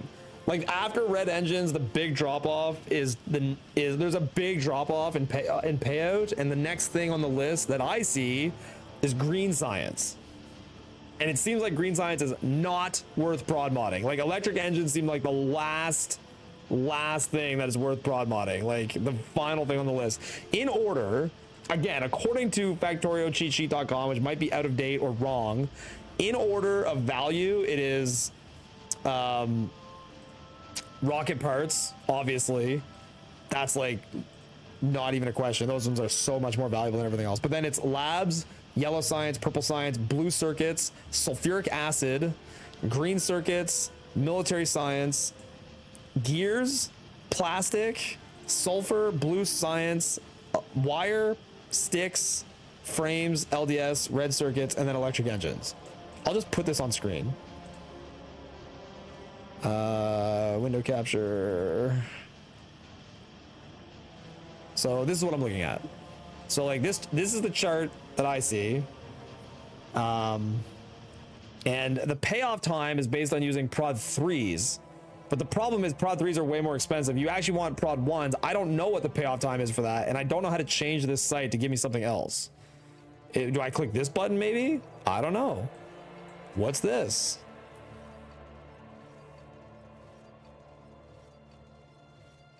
Yeah. Anyway. These are, yes, I know these are prod 3s, but I assume it's literally the exact same order for prod 1s. Presumably it would be like the exact same order for prod 1s. It's just the payoff time would be a lot quicker. Like way quicker. In fact, our speedrunning resources, there's my old ROI for prod 1s at 100%, probably outdated, but it should give you some insights. Do you have a link to that? The ROI of prod 3s and labs is way faster if you speed beacon the shit out of them, right? Probably.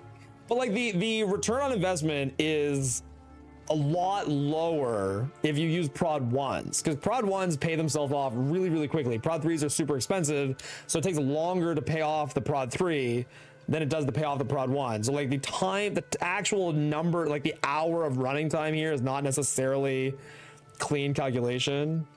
No one's using prod 3s. I know no one's using prod 3s. I'm only using this chart to say what should I put prods into or not. And so literally I just put prods in everything that's on the first page and everything on the second page until here. I don't put them in green science because this seems like a huge 2-hour gap. That's like, okay, that's a huge drop in payoff time. Okay, here's the Warger sheet. Dear God.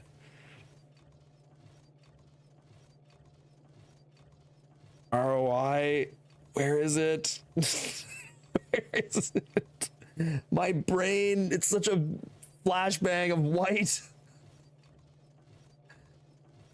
Oh my God, these videos are so old, I love it. Where is it? Reading, Nephrim still had hair. Look, here's Auntie's Discord. Come say hi or ask questions on the Discord. Oh, dude. ROI. The words ROI are not listed in this. Modules analysis, in-depth analysis of prod ones and everything. Okay, so I want to go to this. Okay, here we go.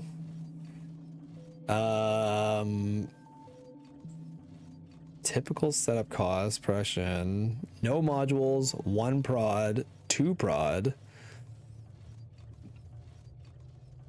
So resource saved. So when this says 4.31, still think payback time is a bad metric? Probably. I mean, I don't know. I don't know what a good metric is. Green, good. Yellow, meh. Red, bad. Fair enough. Yeah, red science, bad. Yep. Following. Why doesn't something like steel plates have a number? Because you can't prod them? Like, why are they even here? Stone brick. How do you prod something that goes in a furnace? You can prod steel plates, but how? They're in a furnace. Electric engine yellow equals meh. Solved. Yeah. Electric engine yellow meh. There it is. It's in the meh. So how, like, what is the number used to determine the madness? Like, you must, like, under 10 minutes, over 10 minutes, under 10 minutes, over an hour, over 30 minutes. Electric furnace has module spots. Oh, the electric furnace. Who's using electric furnaces, for God's sakes? What kind of sick bastard would use electric furnaces? The first column, the first highlighted column is seconds for ROI. This one here? So, okay, I see. It's sorted by this. Okay, so this is saying like after 511 seconds, which is less than 10 minutes, this would pay off in time. Gotcha. Okay. And then there's blue science and electric engines. Light petroleum cracking. I didn't even have that on the list. Derek doesn't even know electric furnaces exist. Yeah, you only use those for purple science. That's it. Electric furnaces are for purple science. There's no other reason to even make them. That's the only thing they're for. That purple science intermediate product's a working building. I know, right? Like, that's actually a building in the game. Holy shit. Oh, that's funny. Yeah, like the electric engine is the first item in the meh column. It's the best meh item. Yeah, that's funny. What frames, copper cables, advanced oil production.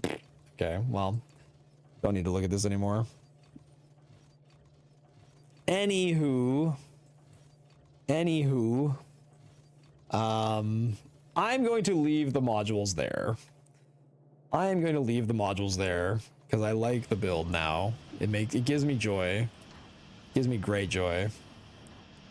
Let me see how well this runs if I turn it off and turn it on.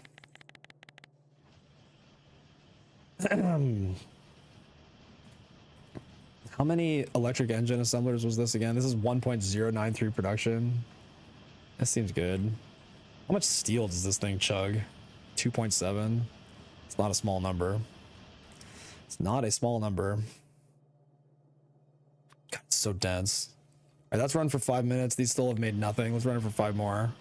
I just want to see that it will all turn on. The last blue science is going to take a long time to get going. There it goes. That last one always takes a while. Nice. Now I am still faced with the problem of getting the blue science into the build. Magnitude, thank you for following, dude. Appreciate it. Nice. Yo, dude in the park, thank you for following as well. Thanks, guys. How else would you measure it? Yeah, a good metric is the infrastructure cost of setting up a module build versus the infrastructure cost of extending the build. That would be module. That still disregards time. It's so tough though, because like I went away for an hour and returned to the same blue science build. Thanks for waiting for me. Yeah, no problem. I left your stream yesterday when you were doing Aquilo, and I think on your next stream you're gonna be still doing Aquilo. So thanks for waiting for me too, bro. And you know what? The builds are about the same size. You know, I bet if I took this build and I highlighted it over Aquilo, they're probably pretty similar. Oh, that's funny. Okay, so now the next thing we're wondering is, can this build come over here? Stop being times 64. And just sushi into here. So this would be on the same side as the green science. And so if it was on the same side as the green science, yeah, I would want to swap these around. Yep. And then right here, I can put blue science in a box and looks great. Everybody's proud. Everybody's proud. It's perfect. It's absolutely perfect. And then you're gonna have output of 3 per second plus output of 1.7 per second. Nowhere near a full belt. This is great. I like the addition of pipes to that blue science sushi. You mean the pipes over here? This is for the electric engines. This sushi's complex, okay? This sushi's got a couple of things. It's got a couple of things. Is this completely necessary? I mean, I need blue science to exit down here. Like, I need that to happen. And so I need it to end up in the labs. This is the cleanest way. That belt is going the other way. Which belt is going the other way? This is all, it's all good. This is perfect. This is great. I need blue circuit. I need the blue bottles to exit. They have to exit on this side, basically. Like, that part is quite mandatory. They have to escape here. I still don't quite have a plan for the electric engines. I'll figure that out later. I am so excited for this to break. What's wrong with blue exiting at the top? I don't think there's anything wrong. Oh, it can't. Okay, so the reason it can't exit at the top, Zazbar, is that if the blue science is still on the belt, when this section is trying to load pipes, gear, and steel, there won't be enough room. So if you look at the amount of pipe, gear, and steel that are needed for this build to run, it needs 5.5 pipe and basically the same amount of the others. So there's no room. If all of those ingredients are still swirling around, then it won't be able to run the engines. It needs clearance of blue science right there, or the other things won't fit. You can switch the two sides and change the winding order. You think that, but you can't. So the reason is, like, on the bottom, so on the bottom of the build, you're inputting everything engines need. And no matter what, that has to go up. So as it travels up, it has to enter an engine build. So if I flip it around, it'll go this way and it'll enter all the engines going up this way. And then on the other side, I'm inputting the things that blue science needs. Specifically, I'm inputting the red circuits and the sulfur, and then a little bit of green circuits for engines. And they have to go down. And you still have the same problem, right? It's like you flip it around, but then ultimately it's the same problem the other way. You have to remove. You are aware that 2 small loops are the same cost as 1 big. The problem you describe is usually a result of too much on one single belt. You're right. I am jamming too much on this belt. Absolutely. But it fits in this space so nicely. Tell me, listen, you understand, like, when it fits almost like a nice square, you can't remove it. It's the rule. It's like, I didn't make the rule, but it fits and I can't change it now. And don't worry about this little space right here. We're going to find something. We're going to figure it out. Something's going to go in there. But the fact that it fits in here so nice, I can't remove it. It's like it's stuck there now. I'm sorry. I don't make the rules. I just have to follow them. We all have to follow the rules. And it is the way it is. All right, let's see it. Look at it. Look. Oh, it's so beautiful. Oh, it's so nice. Filtering my science up this way. There. Look at that. That's great. I like it. Very nice. Are you Canadian? I am Canadian. Yes, I'm Eastern Canadian. I am from New Brunswick, Canada. I am from the armpit of my country. Fill that space with roboports and storage chests. Yeah, I'm just gonna put like 17 roboports in there. It's gonna fill it right up. The rule is leaving 4 times as much space as you think you need. That's another good rule. There's room for some meatballs in your spaghetti. Yeah, this is the meatball right here. This hole right here is the meatball. What I'm saying is that you can split the loop horizontally into 2 loops and only put science on the top part. You're saying, like, split the engines at the bottom, loop them right here, and then just loop science separately up here, but then feed engines onto the upper loop. Yeah, I could. You're right. The bottom literally only needs to do engines. Yeah, what would that look like? So if I did that, good God, stop peeing this fast. If I did that, why are those two not on? They're on over here. Oh, they're getting power from this side. That's super funny. Okay, if I were to do that, I would need to take an annoyingly 37 engine assemblers.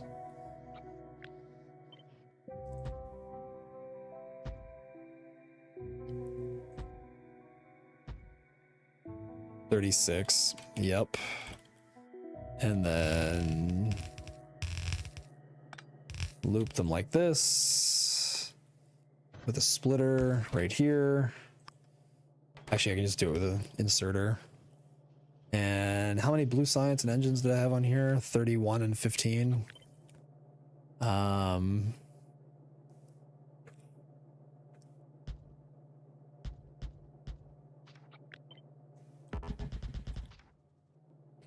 32. Oh yeah. I need to keep these like roughly like this so that these can go down the side like that. It just doesn't fit nicely because the electric engine line is really long, so I'd have to get more pipe space, which is a little annoying. Didn't say you should do the entire design, just giving you an idea for the next build. Yeah, no, you're actually right though. It is a relatively cleaner way to do it, particularly when there's nothing coming in this side that's needed in the other two things. Like these don't need steel gear or anything. You're not wrong, but it is a little bit more space. I just don't like I think I'm not going to do it because I think the electric engines is just annoying getting the pipe to two different places, and it fits in here nicely. I'm just going to leave it. I mean, it's working. Like, there's no reason to change it. It's working fine. Derek, Amanda's got more viewers than you now. I know, she's so cool. Amanda's so friggin' cool. Like, what a streamer. What a goddamn streamer. And she deserves it.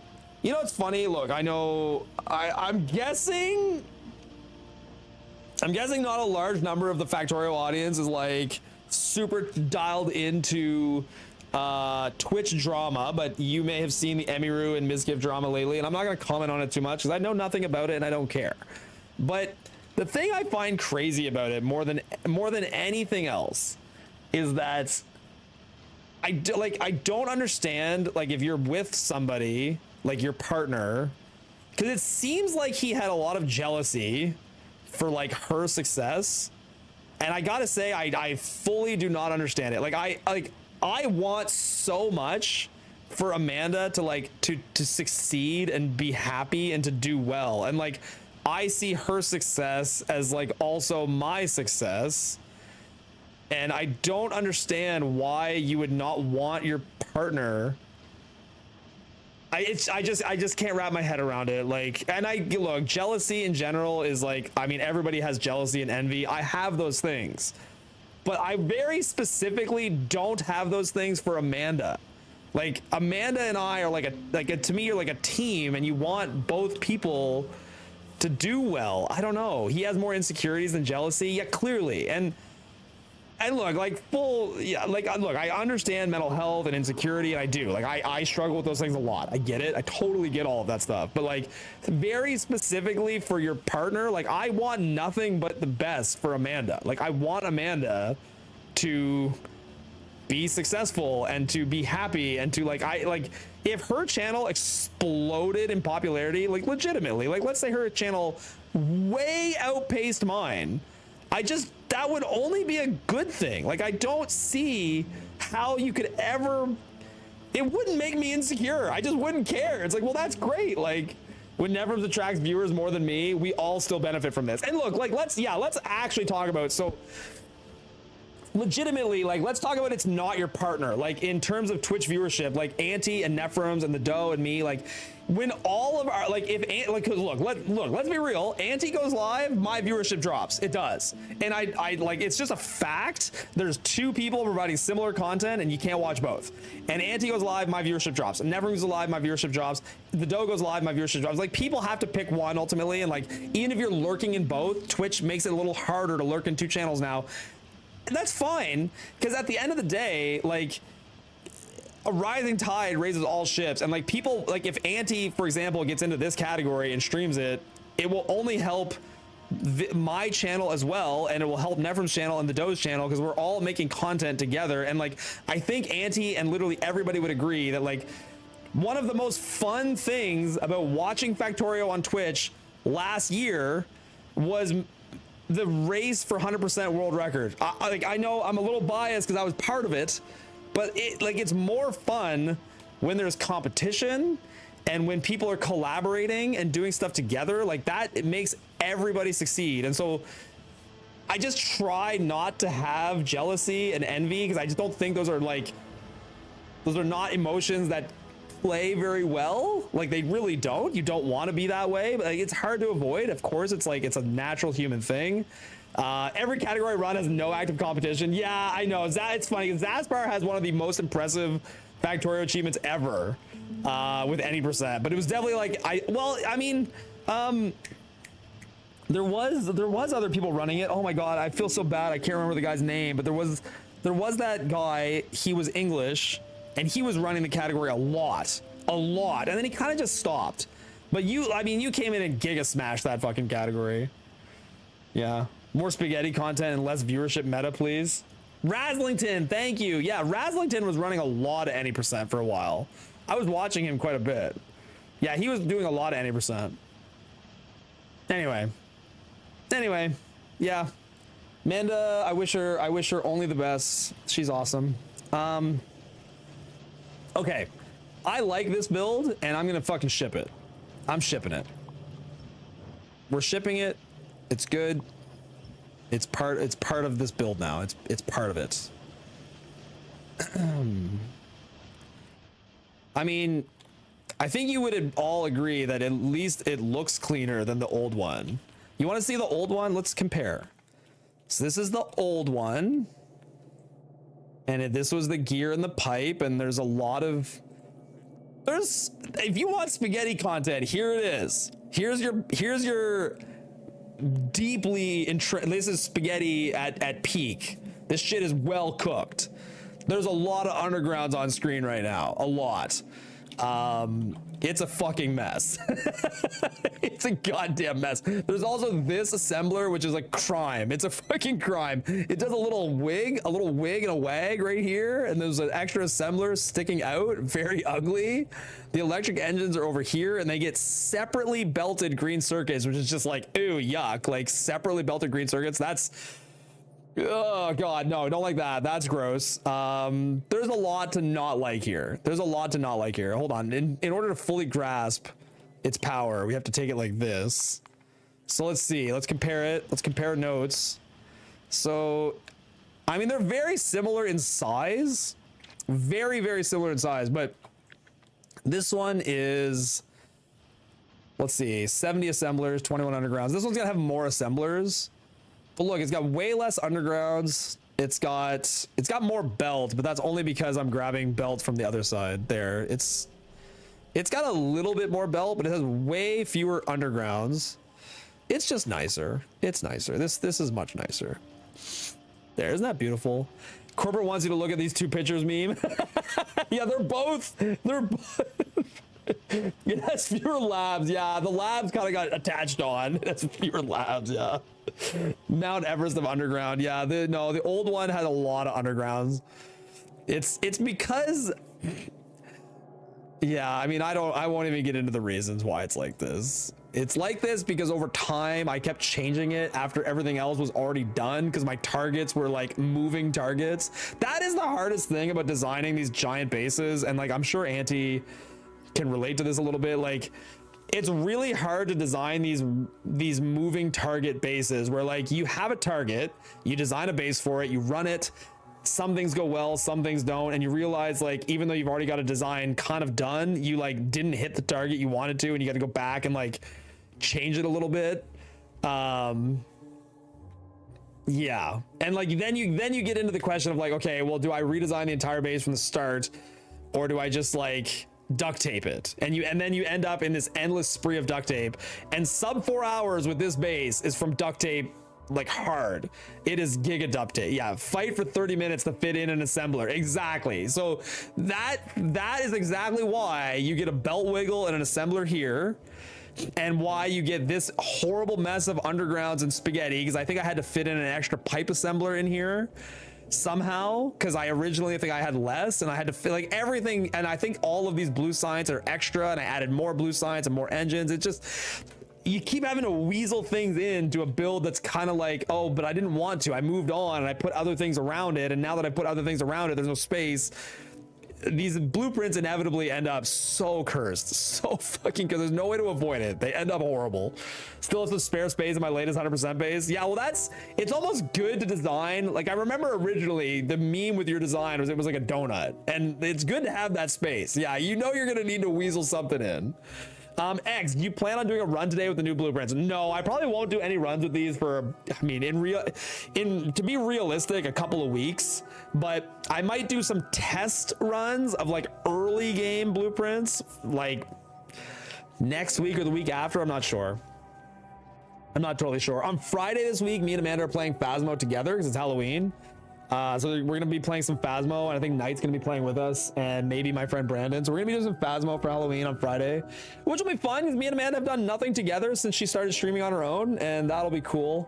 Very little together anyway. And then next week I've got some Silksong stuff planned, and then more of this probably. Derek, pay attention, man. Hang on. Why isn't Auntie a VIP in here? You should stream more together. Yeah, I agree. No, I mean, it's just so tough. There's only so much time in the day, right? And if I want to do, like, specifically, if I want to do this, I can't stream with her. I'd like to do more of this offline, because obviously designing is, you can do designing offline too, right? How fast can you progress and reach Fulgora? I mean, I'd like to be getting to Fulgora at least as fast as the old blueprints were, but I am going to be using a lot of Auntie's designs, or at least design ideas for Fulgora, because his Fulgora is way better than mine. Mine sucks. Leave space for rails, not gonna happen. You play a co-op game without me? You wanna play some Phasmo? I didn't know you played Phasmo. Are you into more games? I've seen you play some other games on stream. No. Andy wants to be VIP. I can probably make it. How do I make someone a VIP? Mod? Nope. Warn. I could warn him. Want me to warn him? I don't know how to make someone a VIP like quickly. I think I have to do it like in like Twitch settings. No VIP, please. The people are asking for it, Auntie. Sometimes it's you know, you're chosen for something. I turn off my partner badge for a reason. Do you? You don't like being noticed? Yeah, you're right. You have like no badges at all. /VIP or click the channel card in Chatterino. Oh, I can do it in Chatterino too. Oh, I don't use Chatterino, right? I use StreamerBots chat. Anyway, I like this. So with that, I need to move on to green circuits and red circuits. I think we're doing pretty good. I mean, yesterday it was 5 hours to design them all. Today it was about 3 hours to design Blue Science, which I had already done, but I redesigned it. Yo, Barcode, thank you so much for the sub. Thank you so much for the sub. Appreciate that. Me and Auntie joke about this all the time, right? It's like, that's how you got to help each other out. You got to go into other people's channel and be like, oh man, I got ads. Hold on. I don't know what you're saying, man. I'm watching ads. Sorry. Hold on. There's ads playing. Just a sec. And then that's how creators have to help each other out, right? We got to go into each other's channels, complain about ads, and then the gift subs start flying. That's how it works. And I've seen Auntie do that. Yeah, I see. I've seen Auntie do this, and we joke about it all the time. It's like, yeah, just like, man, I don't know. I can't hear what you're saying. I got ads. I don't know. I don't know what's going on. Barcode, thank you so much, dude. Thank you so much. I appreciate the gift sub, man. You're awesome. In my stream, there are no ads. You have ads completely disabled? Is that even a thing you can do? I don't think you can even do that. You're partner, aren't you? You're a partner. Once I think, isn't Twitch changing now too, or like even affiliates, like, or even any channel they run ads on? I think they run ads on every channel. You're not an affiliate. I did not know that. Wow.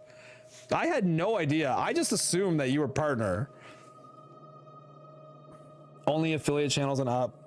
I thought that Twitch was making a change soon though. And I mean, I could be dead wrong with this, but I was relatively certain that a change was being made at Twitch to run ads on every channel, no matter what, but then just only pay out people that get affiliate. So like if you have one viewer and you're not affiliate, they will run ads anyway. And then you will only start getting a payout when you get affiliate, and they're just going to pocket the money. Maybe they never did that, but I remember they were playing with that idea. More ads. Well, it's not really more ads in the channels you watch. It's just more ads in the channels that people don't watch. Because Twitch doesn't make money, and a big reason for them not making money is how many. I know I'm not an expert at this stuff, but I believe a humongous cost to Twitch is the amount of channels that stream to no viewers. And so the thing is, like, running ads on those channels, I can't even imagine would really help them because they're only running an ad to one viewer. So like, does it even matter? I don't even know. Fulgora has all the resources needed to build a rocket, right? You can set up your main rocket base there as well. Doesn't really make sense to do that. Pog Plagues, it's too late in the run. It's too late in the run to like, but you're right. You can leverage Fulgora quite heavily to bring stuff to novice, but you can't unless, I mean, you could route your ships there a little bit, but it's kind of late in the run to do that much. Twitch will ruin the platform, I'm sure. It used to be that Prime got rid of ads on all channels, but they changed it. Really? I didn't know that. I mean, yeah, I have Turbo. Twitch does not make money because they outsource their gains to Amazon via their infrastructure because that is taxed better. That also makes sense. How is the redesign going? Oh, really good. The productivity is peaking right now. I'm trying to look at how many green circuits I'm making in the old base and decide how many I want to start making right now.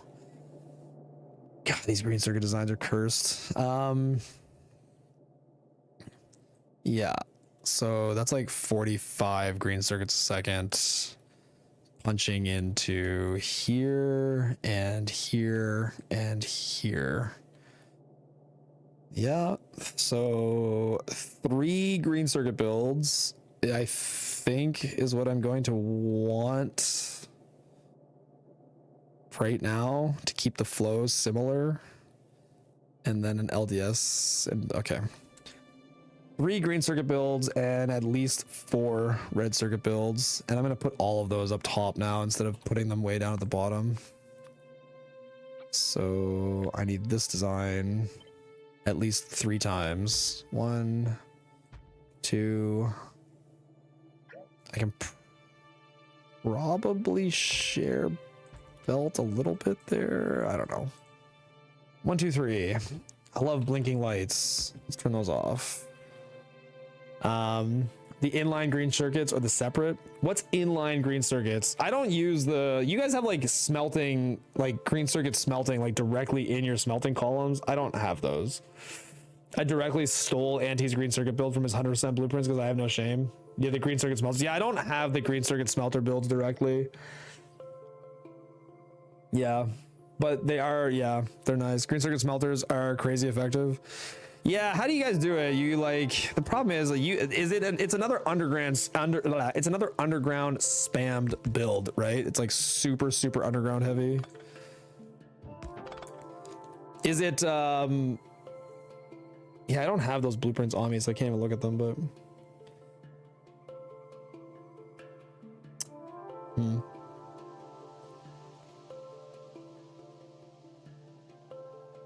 what I did was copy the thing out of his base and paste it into mine. The main idea is that you save inserters by direct insertion. That's true. You do save inserters. You use more undergrounds, but you save inserters, I'm guessing. Yeah. Can one of you send me that blueprint so I can look at it? I mean, I certainly could do that. I'm curious, like, how many lanes, like, what's the lane ratio? Saves belts too. Yeah, no, it is. I get it. It makes sense. I'm not saying it's a bad idea. I just didn't use it before because I was like trying to not take the smelting columns. Just open the 100% blueprint. I don't have it. Is it on speedrun.com? I feel like every time I've tried to open those old blueprints, I get like error messages and the game's like, we can't open that. It's fucking outdated shit. 100%. Anti-elites. See, all that, like, you guys always say this. You're like, yeah, just open up the old blueprints. But like all that's on speedrun.com is a replay of the save. There's no blueprints linked. So like, there you go. Thank you. I appreciate it. I'm guessing you have a command on your Discord that I don't know about. I'm assuming.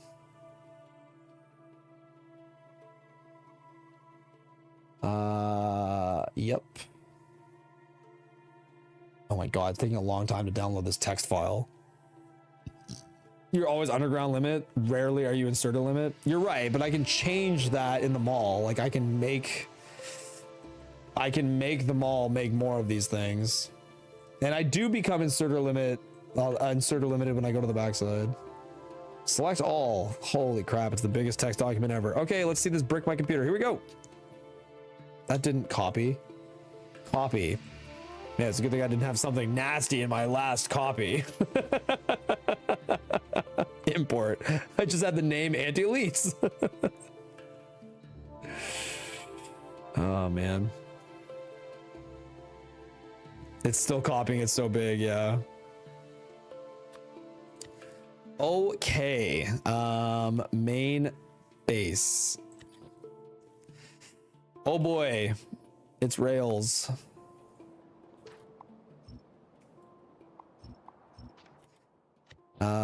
Main.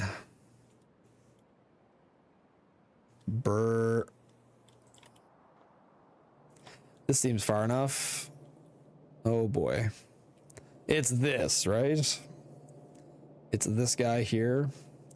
See, yeah, that was the other problem is like yours runs off honeycomb smelting. I think that was part of why I didn't grab this. Cause like, I feel like yeah, is there a way to run this off straight line smelting? Because I don't use honeycomb smelting. And I feel like you're locked in. Like you can't just have one lane of honeycomb smelting. You have to have like the entire array be all honeycomb smelting. That's the small version.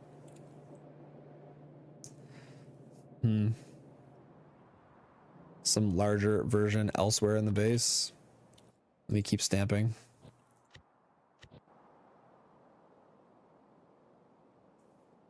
Keep stamping.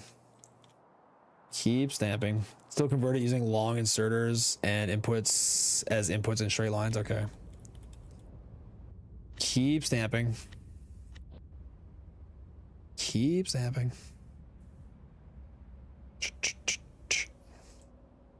Actually, this will be fun to look at. So let's look at the girth. Now this base, the crazy thing is this base doesn't even have power in it. Right? Your power was all at the lake. It's wild. That is... So this is my final RSNG plus base over your 100% base. And I have power built into mine. There is some power in this base. Yeah, there's like a very small amount of it here, right? But that's it. It's just like the little bit that gets built. Like, yeah, anyway. It's very interesting to look at that size difference. Because, yeah, mine is, I mean, really 50% power. Like, mine is almost half of it is power. That is such a huge difference. That 100% is extremely space efficient. Yeah, I know it is. Yeah, it is. Yeah, because, I mean, even just like the honeycomb smelting is like super, super compact and tight. And yeah, it's pretty crazy. Pretty crazy. There's a lot that fits in here. Okay, where else is green circuit smelting that I should be seeing? These must be the long ones here. I'm guessing like this is an example of what you're talking about. Not a lot of wasted space. Miss those trains. This is peak base design. It's really good. The funny thing with this base design is like in true 100%, like back in 1.1, it only got run for like a week. Like that's like the craziest thing is like, think of the hours that you guys put into this. Think of the amount of hours that went into the designing this fucking monster. And in 1.1, it was run for like a week. That is fucking crazy. You ran it for a month? I thought it was less. But yeah, maybe it was a month. It's like, it's hilarious. Like how little it got run for sure. Okay. Turn off all the blinking lights.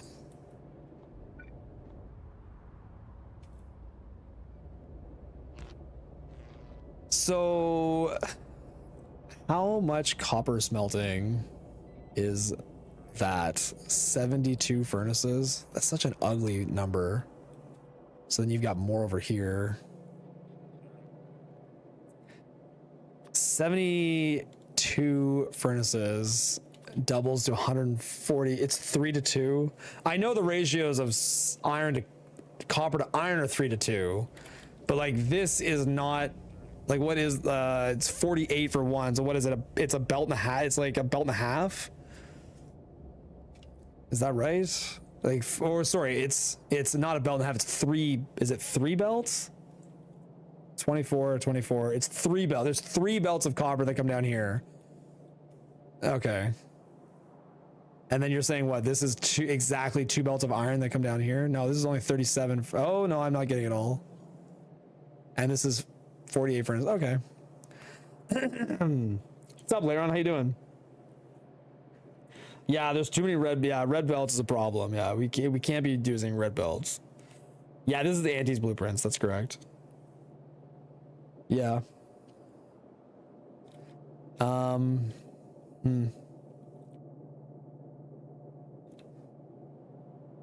and these use solid fuel too. Yeah, my entire base uses coal. Do these sushi at all? They don't sushi, right? They just run normally. This has no red belts. No, this particular build does not have red belts. That's true. I guess my question is, can I run these with coal? I don't think you're sushiing these at all. Do these prod mods not mess up the 3-2 ratio? They probably would, yeah. Yeah, they probably would. But I think that the smelting is fully used. The production is not fully used. So like the smelting runs completely. Not sure the mixed smelters work with coal. You're saying these are sushied? So I'm assuming this is your fuel line. So fuel is running on the left side of this and ore is on the right side. And then fuel, it looks like goes into here. I'm trying to see how this is working. Because yeah, this I'm assuming is the line that carries fuel.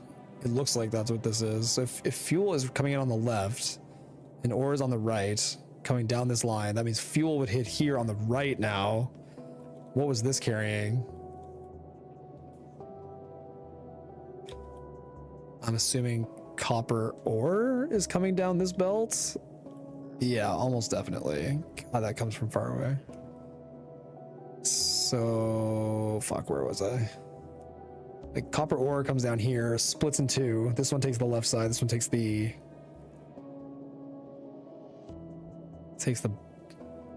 right. This one takes the left. Yeah. So then this takes fuel. Fuel goes onto this. I feel like this would work with coal. Yeah, I don't see any sort of sushiing in here. I think this would work fine with coal. You're just putting in as much fuel as you can. I'm not seeing any evidence of this having sushi on it.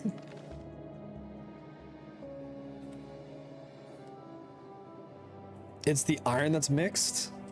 Oh, the iron that's mixed. Let's see. So this is fuel. Fuel goes in here onto this. Oh, these do have some sort of conditions, yeah. So iron comes in. Yeah, it looks like iron is coming in fully, but if it was coming in fully, oh, okay, this. Oh, yeah. Yeah, because, well, no, because then it can't gap. How?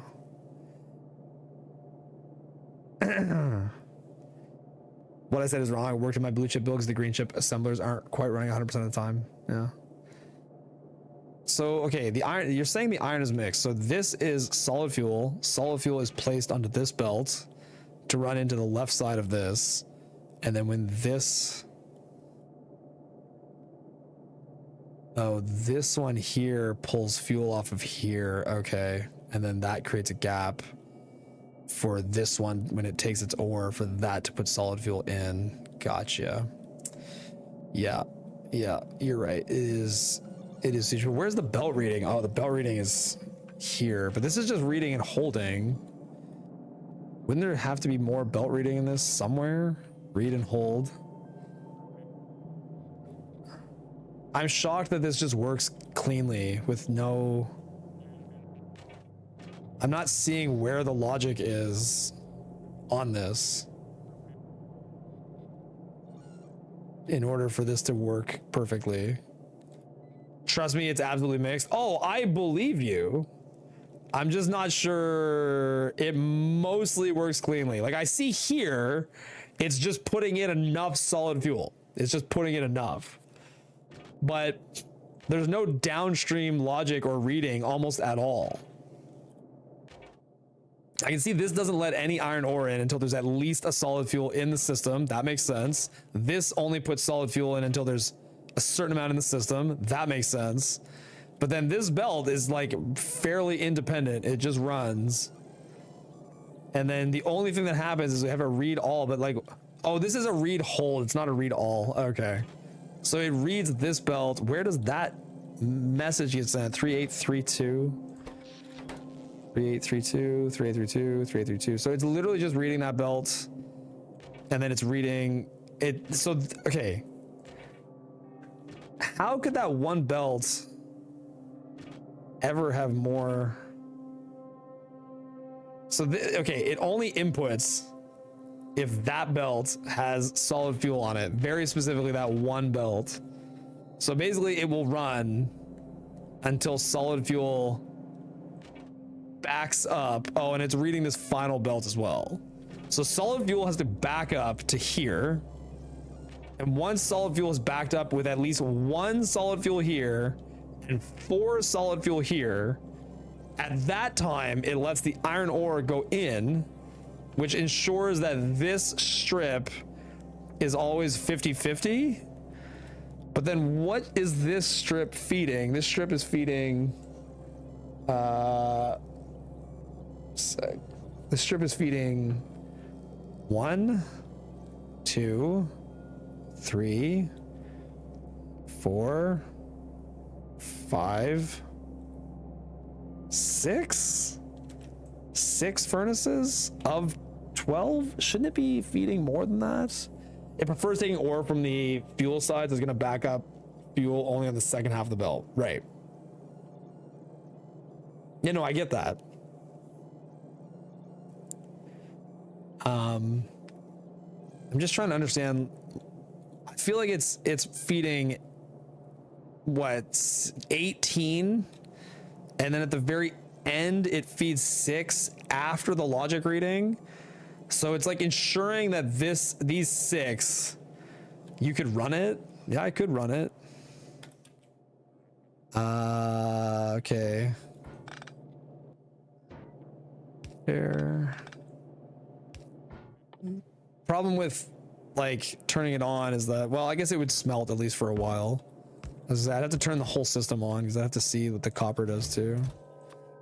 Iron, solid fuel, go. So it doesn't let any iron in. This is now running. Solid fuel is getting gobbled up, and it's going to keep getting gobbled up by all the first things. Not plates. Oh, you're right. It's plates. Thank you. I mean, it still would have worked, but it would have smelted the wrong thing. Thanks. There we go. Iron ore. That's funny. That's funny. Excuse me. I think you need to connect it all. It should still start smelting. It's just, you're right, it won't run these other things. But it should at least start smelting. Like each of the things will fill up with 100 iron plates, right? You need to connect all the iron. Are you saying the iron won't go unless copper is there? I see nowhere in the system that is true. I don't see anything in the system that stops iron from running without copper. Like presumably as soon as this hits solid fuel, it's just gonna go. It'll back up with 100 iron plates per thing, right?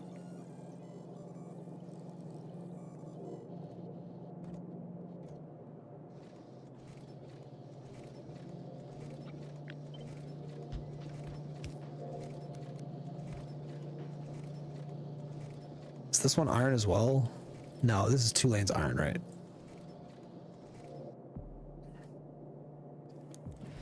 Why didn't you sushi the copper as well? Seems lazy. Too dense. Has solid fuel made it down here? Okay, solid fuel is hitting this. And it's about to hit this. I think it's because, oh, it's got to be greater than 1. Okay, that's what it is. It's not greater than or equal to, it's greater than. Okay, there, it's starting to filter in slowly. It just can't filter in fully because this belt needs to back up, and it hasn't backed up yet because these are still picking up solid fuel. It is now backed up, and it just hasn't backed up cleanly all the way. But this should be running full tilt now. There you go. In theory, it should not stop running because there's enough furnaces to keep smelting. The problem will happen when the furnaces need to output, which I assume there's no logic on that. It may generate an artificial solid fuel signal if copper is missing.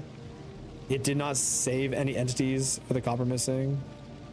No, it doesn't look like that's happening. The only thing connected to this is reading solid fuel here, or whether or not solid fuel is allowed in here, and then it just reads these 2 belts. Which, in theory, this would also work with coal. I can't see any reason why this would not work with coal. There's nothing special about the ratio here. It's just you fueled your entire base with solid fuel. But, which I could do. I mean, there's no reason why there's reasons, but like I easily could do this with solid fuel. Like I could. I just have chosen not to at this point. Not sure the fuel density is enough. Wouldn't it have to be? You're talking about coal feeding a single lane. It's not like it's feeding like 5 lanes. You're talking about a single lane. It's the same logic that's solid fuel is so much better. No, I agree with that. You only leave a single gap. Yeah, but there's a single gap that's being left in the smelters that run with coal now, and they work fine. Fuel only has space for that one furnace. Fuel only has space for that one furnace that consumed the ore. Yeah, but it's the same logic that feeds 24 furnaces in the front side now that use coal. Like your original furnaces in your 100% base use coal for the same amount. How could coal need a gap more often? It's the same thing. Like this is your design, and it works the same. It runs the same amount of furnaces with the one coal.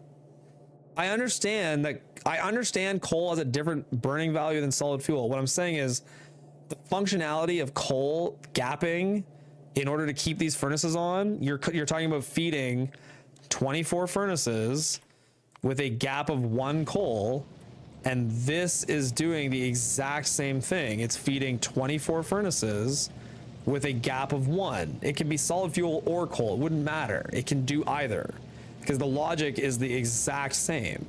Now I will not disagree that yes, solid fuel is better, and no disagreement there. Solid fuel is a better fuel source. All that I'm trying to say is that the gap of 1 is viable for coal. Should also work with coal. Yeah, it should work with coal. But I mean, Yeah, you're right though that I may as well use solid fuel because it is a better fuel source. I didn't want to get into using solid fuel for the other smelters that I drag by hand, and I didn't really want to get into honeycomb building either because I find honeycomb building is crazy expensive. But yeah, I don't know. I mean, how many if I'm making my mall so much bigger, I mean, the question is how many undergrounds do I need? How many undergrounds need to be built to convert my entire side of the base? Are you powering these with coal too? Oh, you do have some honeycomb smelting that's coal. Oh, I had no idea. It's just so many undergrounds. Holy shit, that's a lot of undergrounds, man. Jesus. Clock's ticking, guys. Start trains. Wood's low. Start this. Start that. There. Clock's done. You don't need to convert everything to honeycomb. No, I know that. I know I don't need to convert everything to honeycomb. I mean, these builds are nice and affordable. But doesn't use solid fuel for the same reason doesn't use turrets or red belts. He just doesn't want to. Yeah, well, I was gonna say I actually wouldn't mind using solid fuel. I wouldn't mind using solid fuel for all of my stuff. My fear with using solid fuel is I couldn't figure out how to get the math to work nice with these lanes. I mean, these lanes are really nice to build. They're very fast to build, these lanes. It's just I couldn't figure out how to make solid fuel work. The green chip build works fine with regular belts also. What do you mean by regular belts? Like not undergrounds? What's a regular belt? You don't have to use solid fuel on the front side? Yeah, I mean, I could just use solid fuel on the backside and do all honeycomb on the backside too. The green chip build works perfectly fine with non-honeycomb. Oh, you mean like, yeah, but I would have to... You're right. I would just have to find a way to put the right ratio of furnaces into the right things, which sounds challenging. I mean, you leave it as is. Oh yeah, I mean these. Look, I think these are fine. Like these are good. You just convert the edges. Convert the edges. I don't know what you mean by that. Like right here, like convert the inner furnace workings. I don't think anything needs to be changed here. I think these are fine. The copper feeding part. Oh, like leave the iron and change the copper. Yeah, I mean, how many would I would need for what I'm talking about doing right now? I need 3 of these, which is how much copper? I need 1, 2, 3. Yeah, what do you do on the edges? I never thought about that, but like on the edge, do you just have extra copper going into something else? That's what it looks like. Keeping all furnaces in position for copper and just change the belting, it's easy. It's easy. You're like the guy that like the rest of the owl, you know, the rest of the fucking owl subreddit where it's like they draw a circle on one side and on the other side there's like a fucking beautiful painting. It's like, yeah, just go from here to here. It's like it's super easy. Like it's like dissecting these builds. Nice. It's not that you literally see the edges. Yes, I see these edges here. Yeah, I do. Yep. You're saying like just use belting like this, but then I would need twice the inserters. I would need twice the inserters. Should I just save the inserters? Yo, Domsy, thank you for following. Welcome in.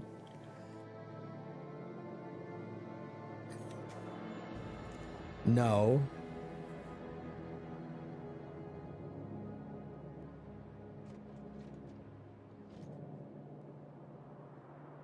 Here's the one I had built. Yeah, right here. I just don't, I'm curious what happens to this when it's backed up. I mean, it should still work, right? Because this would still have solid fuel to run the backside of it. Yeah.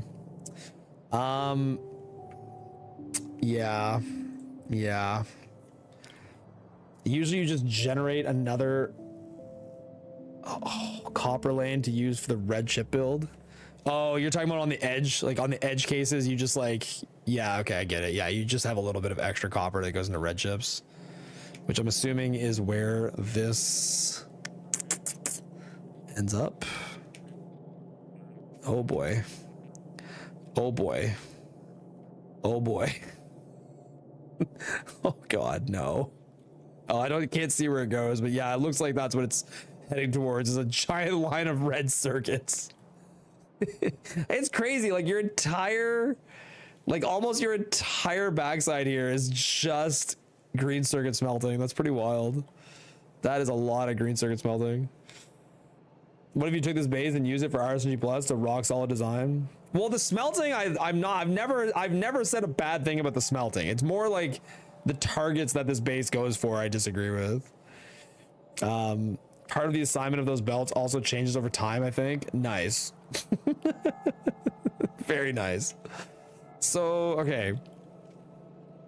Let's say hypothetically, yeah, let's say I'm stealing 1 lane of circuits, 2 lanes of circuits, 1 lane of circuits, 2 lanes of circuits, 3 lanes of circuits. And then in each edge case, I'm just sending extra copper. This is what seems like a lot of copper to me. So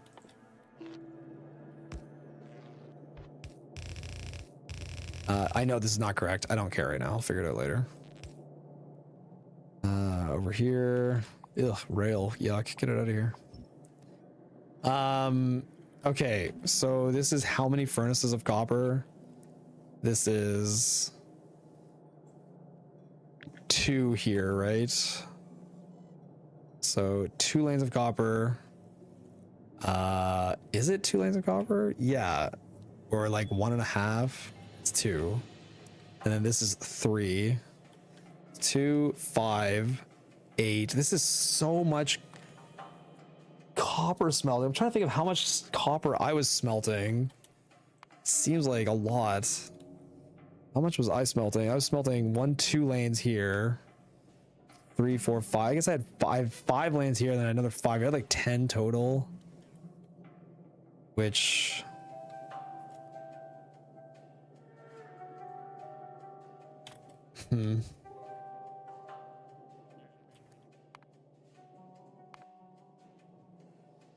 yeah, I don't know. I think I would need one more of these. How many green circuits am I running? 1, 2, 3, 4, 5. I'm running 5 lanes of green circuits on my front side. Meaning in theory, I would need 5 of these. The math isn't mathing. I refuse to believe that underground belts where normal belts are possible is cheaper than making more bots. Yeah, I mean, I feel like it's a complex calculation talking about like undergrounds versus belts versus bot placement. And like, you also have to factor in that the player can place entities as well. And like by using builds like this, you're saying the bots are going to do a lot more labor because the player is going to place nothing. Seems like Derek's allergic to Excel or Google Docs. I mean, I use it. The green circuits you stole make around 31 to 32 per second each.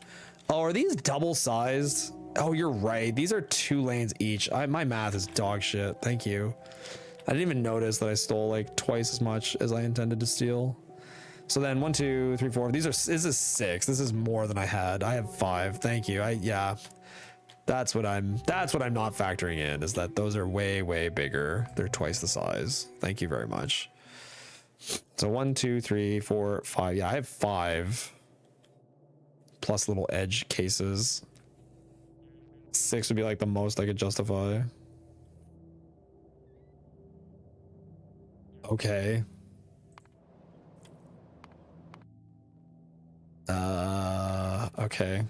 Okay. Do not believe the rate calculator because it's wrong. I know rate calculator is wrong. I know it's not actually going to output like 105 because they don't all work.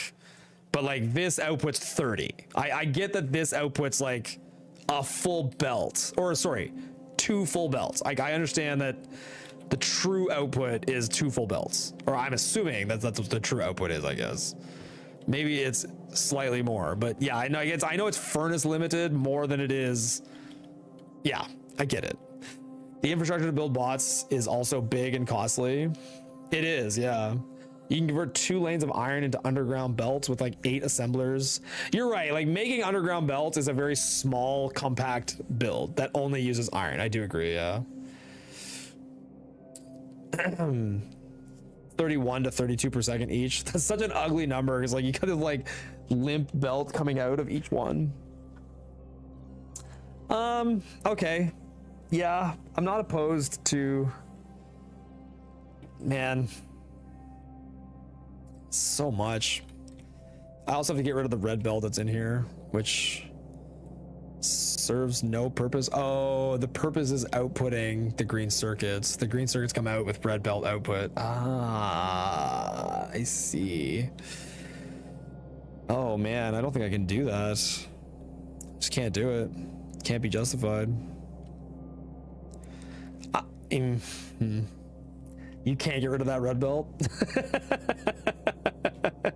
It does seem like it's very, very integral.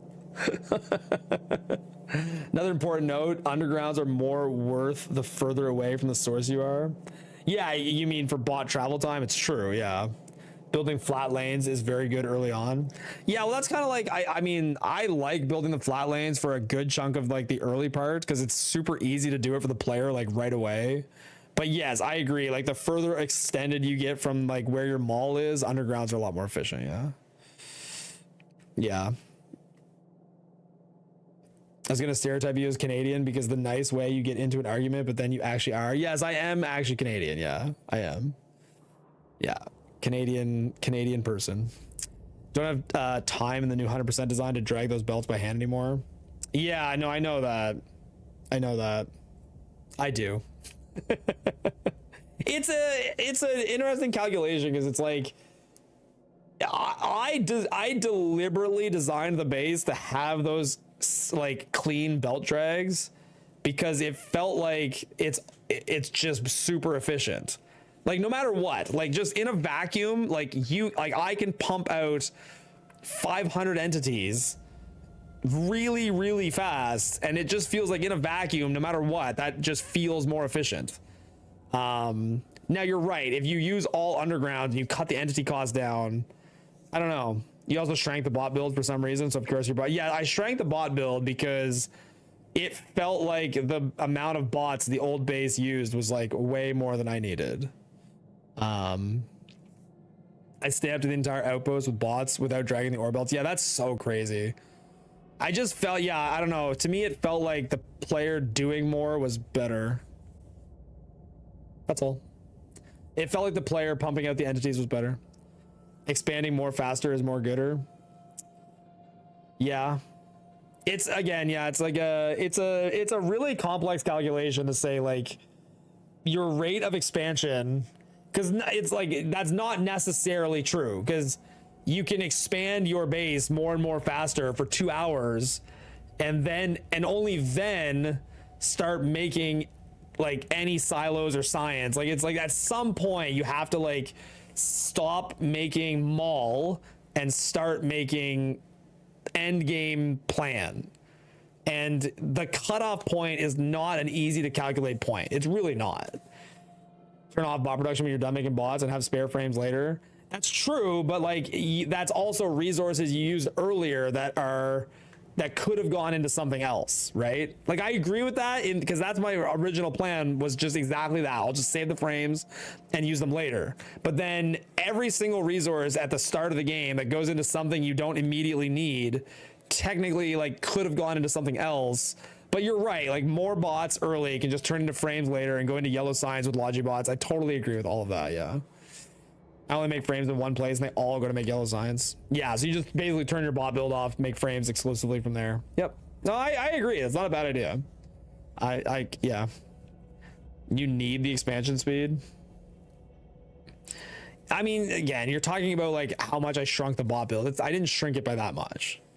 You also need like 2,000 bots for the planets. Yeah, but I send frames to the planets, but I don't send bots, but I do send frames. So you're right. You need frames for the planets too. But like I have a relatively large bot frame build that just goes in the backside and does fine. You send frames and green chips. Yep, I do send frames and green chips. Yeah, no, you're effectively sending bots. I agree. I'm just saying I don't send the final. You skip the final. Yeah, I just skip the final. Yeah, I know. Okay. Do I want to put all of this into my front side somewhere? It's so girthy. And then if I did, what would that look like? So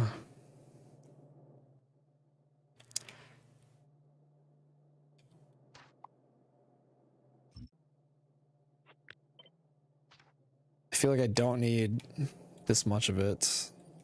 I feel like I only need that much of it. I know that that doesn't work. Which this is now 4 belts of green circuits. So all of this goes this way. My opinion, duplicating the frame build is not as efficient as doing it once. Yeah, could be right. Send more bots per rocket launch by sending frames and chips versus assembled bots. That's correct. Yeah, a lot more. It's like very, very significantly more. Yeah. Red Chip Zero win. The greatest design ever. Red Chip Zero.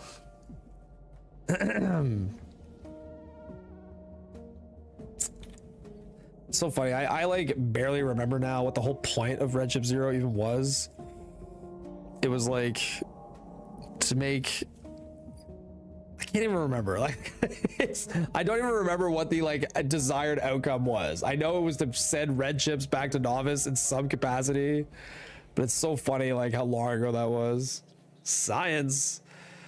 Yeah, wasn't I was doing so much with Red Chip. My Red Chip Zero was so cursed by the end. It was such a disaster. It was doing so much stuff. I had so much stuff built into mine. It was crazy. I think I had science of multiple colors in there. It was like a whole little base. It just turned into like this giant base, like a second base that's doing everything the first base wasn't doing. Yeah.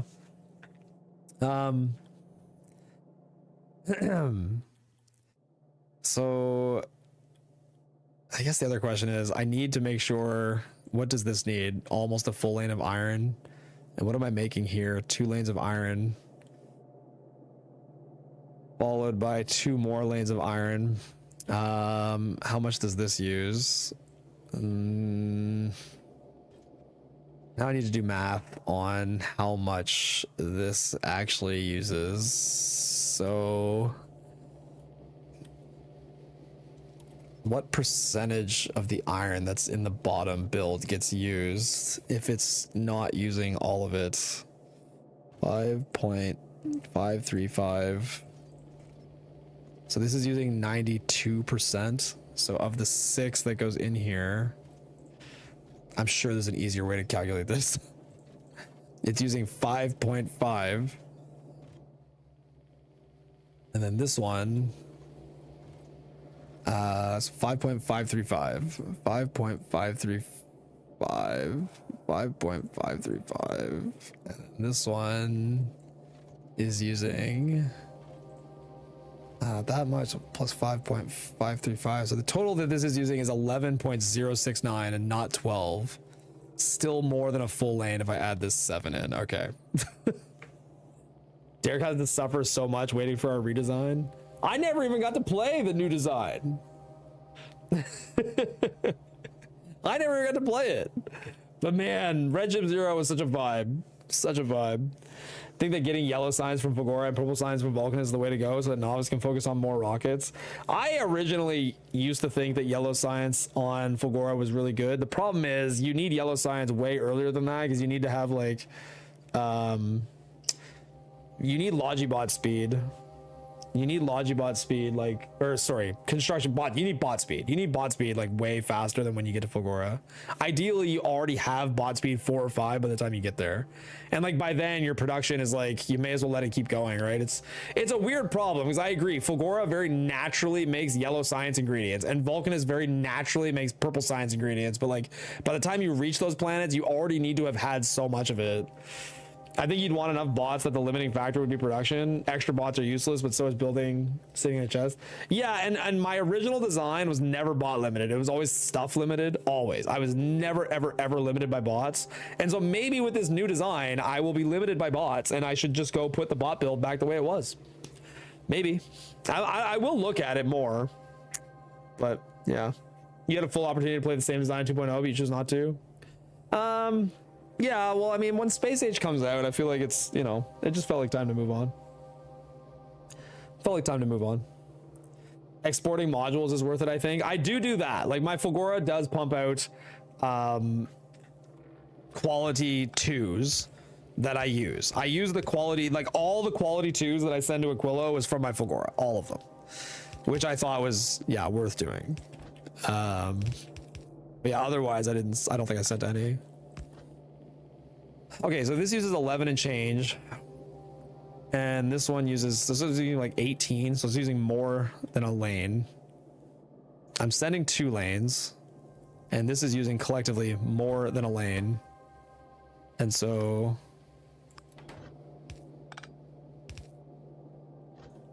that would mean that what is remaining in these 2 is 1 lane of iron, or less than a lane of iron. So there, this is all covered by what I've built here with less than a lane of iron left and a little bit of steel here. And this little bit of steel can run all of this steel is coming out on the bottom of this belt.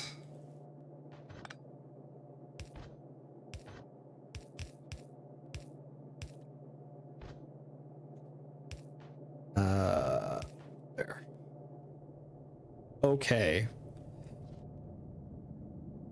It was time to move on. I never got to play it. Yeah, no, I mean, like, it's more of those things, like, I would have played it if Space Age never came out, but, like, I feel like when Space Age came out, it was just time to play Space Age. And, I mean, you might remember, I took, like, a 3-month break from Factorio to play WoW with OnlyFangs right around, like, the early speedrunning days of Space Age, when there really wasn't a lot of activity happening. Like, Anti and Nephrons were doing default settings, basically, and you were working on, yeah, 100%, which turned into APA. But, like, I took a little break there, and then when I came back, it was like I had to decide where I wanted to, like, what category I wanted to play, and Space Age felt like the one. Like, I did do a couple runs of APA, but I never submitted a time, or at the time it was still 100%, but I never submitted a time officially. And I think I had the world record for like 12 hours, and then I just never submitted it. Even before Derek iterates the design back to 100%.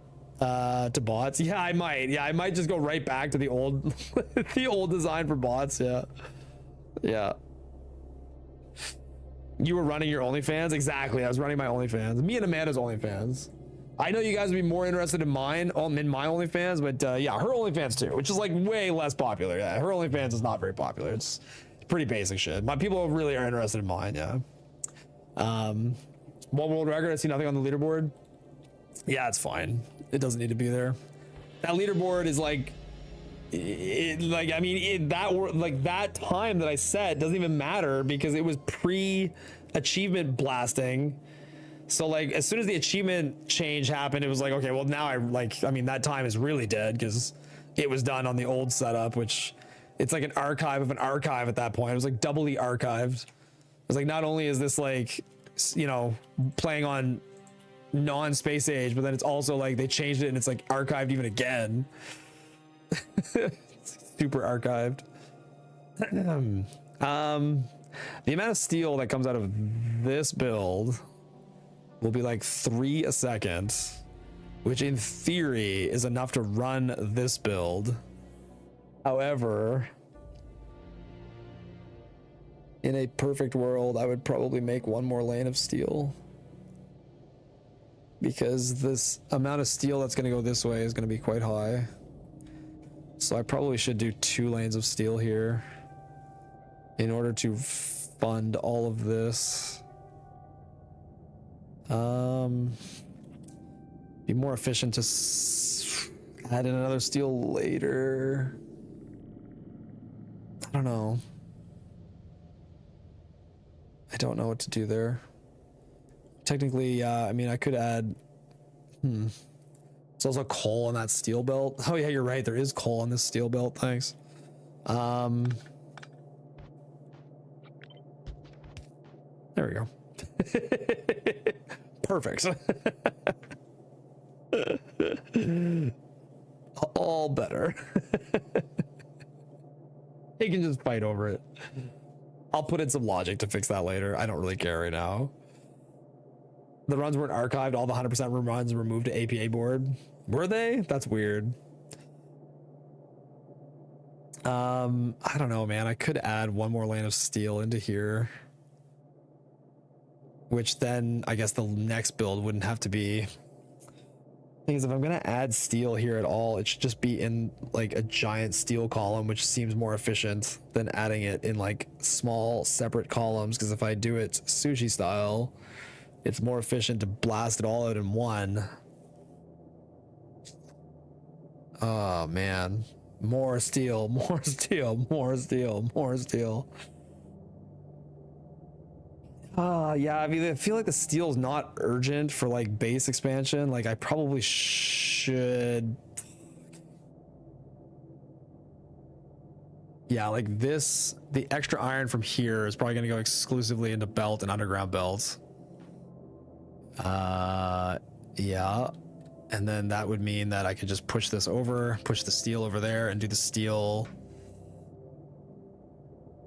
Because I don't think I need anything else for base expansion, although I do need some copper to come in here.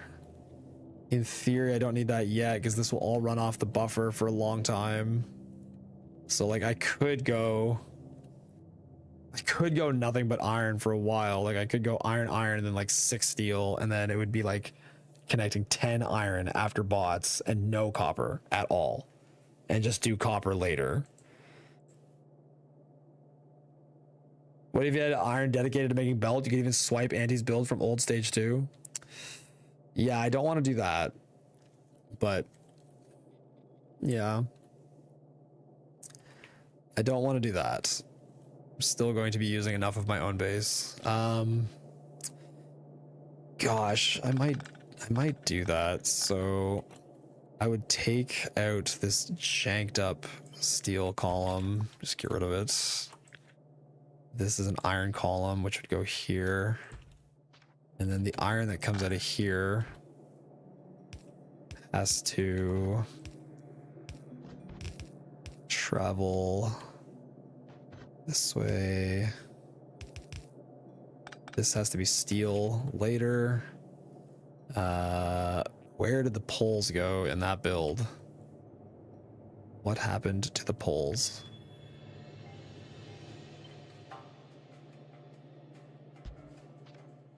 Oh, right. I had moved them over to accommodate steel, I think, didn't I? Okay. And then this would go here. And so now I have 2 lanes of iron, one of which needs to break off right here. Output priority left. And then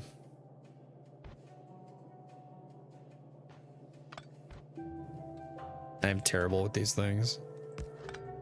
Output priority right. Great. And then that's what's remaining. Sweet. We all are, what, terrible with balancers? Surely you're not talking about that. I'm so bad at dealing with balancers. They're just not intuitive to me at all. At designing, oh yeah. Just at designing in general, yeah, I'm terrible at it. Okay. So this design feels so copper shy, but in reality, all of this iron is going to the mall. Like this goes to the mall, this goes to the mall, this wraps. Oh, I guess this is helping the mall a bit too. So this one might not even have very little left. This goes up into this build, but I could have this build make belt because this will take a long time to turn on. So like this iron could just pump out belt until that's ready to go, maybe, which I could even do right in here. I don't know. I'll figure that out after. All designs are terrible except the one we're stealing from. That's right. Just keep stealing. Just keep stealing. And now I would put in what, 6 steel? That seems like so wrong to go 6 steel next. It's like, but I need an enormous amount of buffered steel, so maybe it's not. I don't know. I feel like the next thing I should be doing is going into green circuits. And then after that, I should be going into steel. Like, but that delays steel by a fair amount. Do you just have 2.5 lanes of copper at this point? That's 1.5 fewer lanes of copper than 100% base right after bots. I have so 1, 2 plus a full lane from the patch, so 3. Technically 3 lanes of copper would be getting processed right now total, which yeah, is still a lane down. Like I need more copper, which is why I think if I go into circuits right now, I mean, if I'm pumping circuits, if I'm doing circuits from smelting, like what you guys are recommending, I don't even really need this build because I could just send some of the smelted circuits this way and not even use this. And then I could smelt the circuits here and save on some of this iron as well, which means more of this iron can just go directly into mall ingredients. I don't recommend anything. You bring a full lane from the patch. I bring a half lane from the patch, but technically the patch is also using half a lane. So I don't know how you define, like, I am including the entirety of, like, the patch is doing 30 drills worth of copper, and then 60 more drills of copper are being done here. So like there are 3 lanes of copper being processed in one way or another. Whether, like, yes, you're right, the base is technically only sending half a lane of copper into the base, but it's also using half a lane of copper right in the patch. I just say don't take 4 months to design. Well, definitely I won't take 4 months. I mean, my original design, I don't know how long it took me. I mean, I've been working on it since April. I think it was like 6 months from starting design to sub 4 hours, something like 6 months. When I talk about copper, I usually mean copper. Yeah, I don't know if you mean like only what's in the main base or if you include the patch, which I think it makes sense to include the patch. Yeah. The copper from on patch is half a lane. It sends half a lane of plates, but it also uses half a lane. Yeah.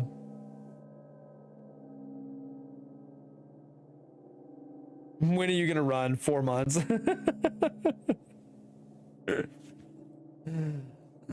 Yep. God, maybe I will do that. Maybe I'll just get rid of this completely. Put in a bunch of circuit smelting here, which is like this, which I can afford to bump this out of here.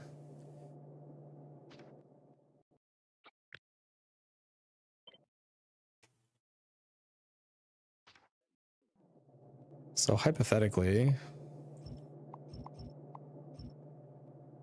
if I just removed this completely, and that should be steel someday, that's all iron, I can then just put this. I can't quite tell where this gets coal at the bottom. I'll have to figure that out. There's a lot I can't tell what's going on down here, but I'll figure that out later.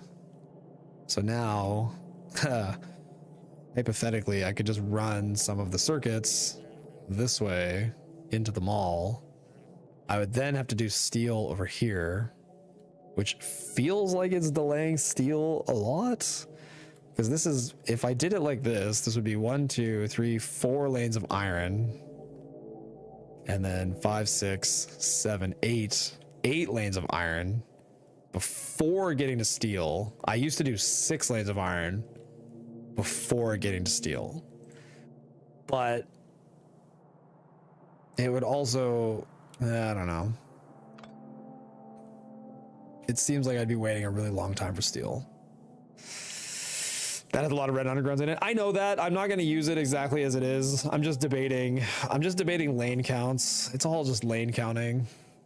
You definitely don't want to use this so early, Derek. There's a lot of red. Yeah, no, I know. I'm not saying I'm going to use it exactly like this is. I'm just trying to debate. Yeah. The smaller build from 100% APA stage has no red belts in it. Let me go see that one, which I've deleted. It's down there somewhere. Nice. Main base. So thick. Yo, Lame Air 1, thanks for following. Came here from Amanda to follow this. Have a good stream. Oh my god, she's such a big streamer. She's such a big streamer now. I love it. Yes, Amanda, go. See, this is the trick. Amanda becomes a bigger streamer than me, and then people come from her channel to follow this channel. It's working. You see, we said this earlier. We literally said these exact words, and we got him. We tricked that guy to following the inferior channel. Got ya, sucker. He followed the inferior channel because the superior channel Amanda has told him to. Derek now has a sugar mommy. That's the goal, right? That is truly the goal, is to acquire a sugar mommy.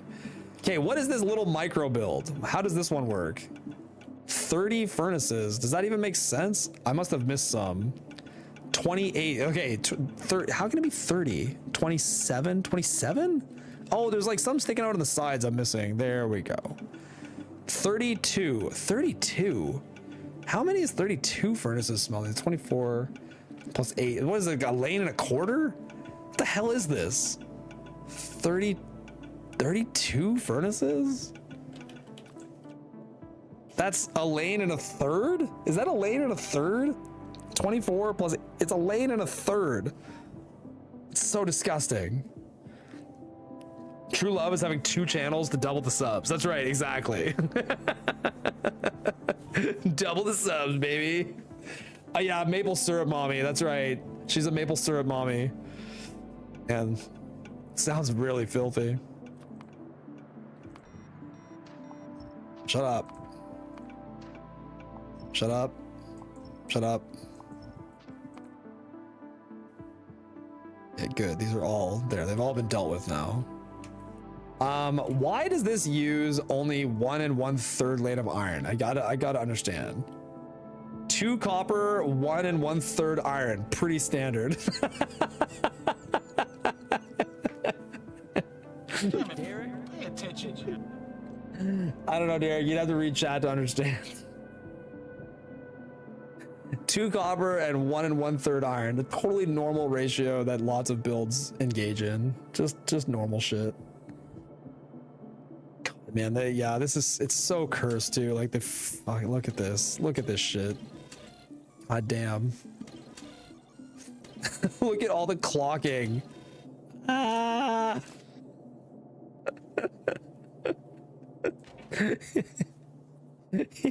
It's clocking iron input. Is this how you make sure it's 1 1/3? Does it only run 1/3 of the time? Or do 2 of them run 2/3 of the time? They each run 2/3 of the time? Is that it? They're each running 2/3? So that way in total it's 1 1/3, it's 4/3. Well, surely this one would not require such sushi, I guess. Or is this is using coal, right? It is using coal and it's counting. Oh my god. Okay, green circuits go up this way. And how many green circuits escape this build? A lane and a bit. The extra iron can go to make iron and steel. Yeah, you're right. You're right. You could use that 2/3 of an iron lane to make some steel. If 3 to 2 is too much, what ratio do you suggest? Well, no, it's just funny. It's just funny seeing a build that uses 1 1/3 iron. I mean, I would say that in all of Factorio, one of the most annoying ratios in the game is green circuits with wire. Like, it's just really annoying to get any cohesive build that doesn't require like some sort of jank. Like, it's hard to avoid like some sort of jankery. Because like, especially when you start prod modding the green circuits, then the ratio is just, it's gone. It's out. Like, there's no cleanliness to it at all. How many green circuits is this making? A lane and a bit. It's like a lane and a third probably, because if it's receiving 1 1/3 iron, it's making a lane and a third of green circuits ish.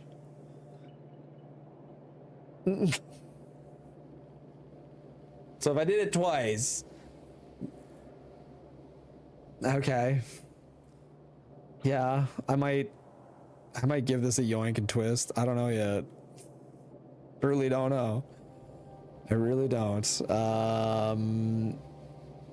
Where are these outputting to? Where do these output? This has no... Oh, it outputs here onto these. Oh, they like cross belts. Okay. Yeah, I don't know. I'll take a look at this. It's such a wonderful blueprint. The thing I can't believe, honestly, I can't believe the dough has accepted these blueprints, because these blueprints require like an acceptance of jank, which I feel like in the old days the dough would never accept this much jank ever. Her acceptance of jank has increased so much. JD, as someone who doesn't get to see these runs often, can I get a quick overview of all the different planet bases? Yeah. I mean, again, this is my designs / stolen from Anti Designs, but this is Gleba. This is literally my entire Gleba design. It's very small, very, very small. The speed 2s only come in later. I add speed 2s in later to get like an extra like 5 SPM or 10 maybe. And then this is my Fulgora design, which this is the last stage of the Fulgora design. You'll notice the Fulgora book has a lot more stages in it. Like this is the stage of Fulgora when I first leave, and then it stamps to this, and then this, and then this. And the main difference between the stamping is it's making more and more modules to make more and more quality homium, so that I have enough quality homium, because the Aquilo design, which is this one, uses quality ice to make quality science, for which you need quality homium to make quality lithium, to make quality lithium plates, to make the quality science. And then my Vulcanist design is this guy, which is the most ridiculously overbuilt, produces an insane amount of science build ever. It's so funny because like the planet builds are all so small. Like they're so tiny. Novice is like this massive undertaking. It's a huge design. And then the designs on all the planets are like really small. Like they're nothing. Put weeks into designing that green chip smelter. Yeah, I believe you. Yeah. I know. I fully believe that you put weeks into designing the smelting columns, because they are very complex. They're very nice. No foundry for Fulgora. No, I go to Vulcanist last. Fulgora second. And the reason for that is Vulcanist just way more easily produces a crazy amount of science. So I use assembler 3s on Fulgora to get my homium plates. It would be a lot better with a foundry, but it's hard to justify. It's hard to justify not doing Vulcanist last. Vulcanist last is just the easiest planet to start making a stupidly crazy amount of science. So I've been doing Vulcanist last. Yeah. He's not cool enough to foundry up Fulgora. No, I'm not. Exactly. I love how every planet is copied from the default settings design. even if it makes no sense. Is Fulgora? I don't even remember. Honestly, I honestly do not remember your Fulgora design at all. I don't think my Fulgora design is copied as far as I remember. I mean, the placement of the EM plants might be copied, but I mean, even that I don't think exactly is. But you're right, the Vulcanus is pretty damn similar. The Vulcanus is very, very similar. And the Gleba is very, very similar. They're like, I won't say identical, but like 95%. If you use a foundry, you're also low on batteries unless for also using EM plants for accumulators. EM plants are very costly, yeah. We do Vulcanus first as it needs the least shit and the crappiest ship can make it there. I find Vulcanus, yeah, I mean, a Gleba needs very little as well. Very, very, very little. And I find that like Vulcanus might need very little, but it's so easy to get stupidly, like I find Fulgora takes the most work. I would say Fulgora needs the most stuff sent to it to get the highest yield. And I find going there second is a nice blend of like being able to send a lot of stuff there, but then also giving it a lot of time to run so it doesn't need to be as big. But that's why the Fulgora design sucks so much, yeah. Talk about other ways to play for now, like the recycle mod. What about doing a run where your blueprints, where you do the planets in a different order? Can they even work? Yeah, nothing major goes between the planets. I could technically do the planets in any order. It would just be slower. But yeah, I could do them in any order.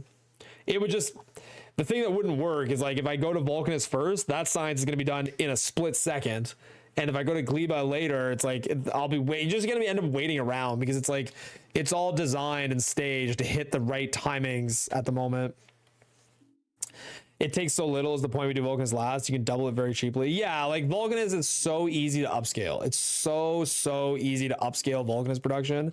Gleba is also easy to upscale. The problem is if you go to Gleba last, if you're doing biolabs, then you need to go to set up Gleba, and then you need to get science home, research carbon fiber, go back to Gleba, get carbon fiber, go back to novice, use the carbon fiber to capture biter nests, get the eggs, and then go back to Gleba, get more science, go back to novice, research biolabs, then you can start making biolabs. Like the amount of time it takes to go from Gleba setup to biolabs done requires a lot of back and forth.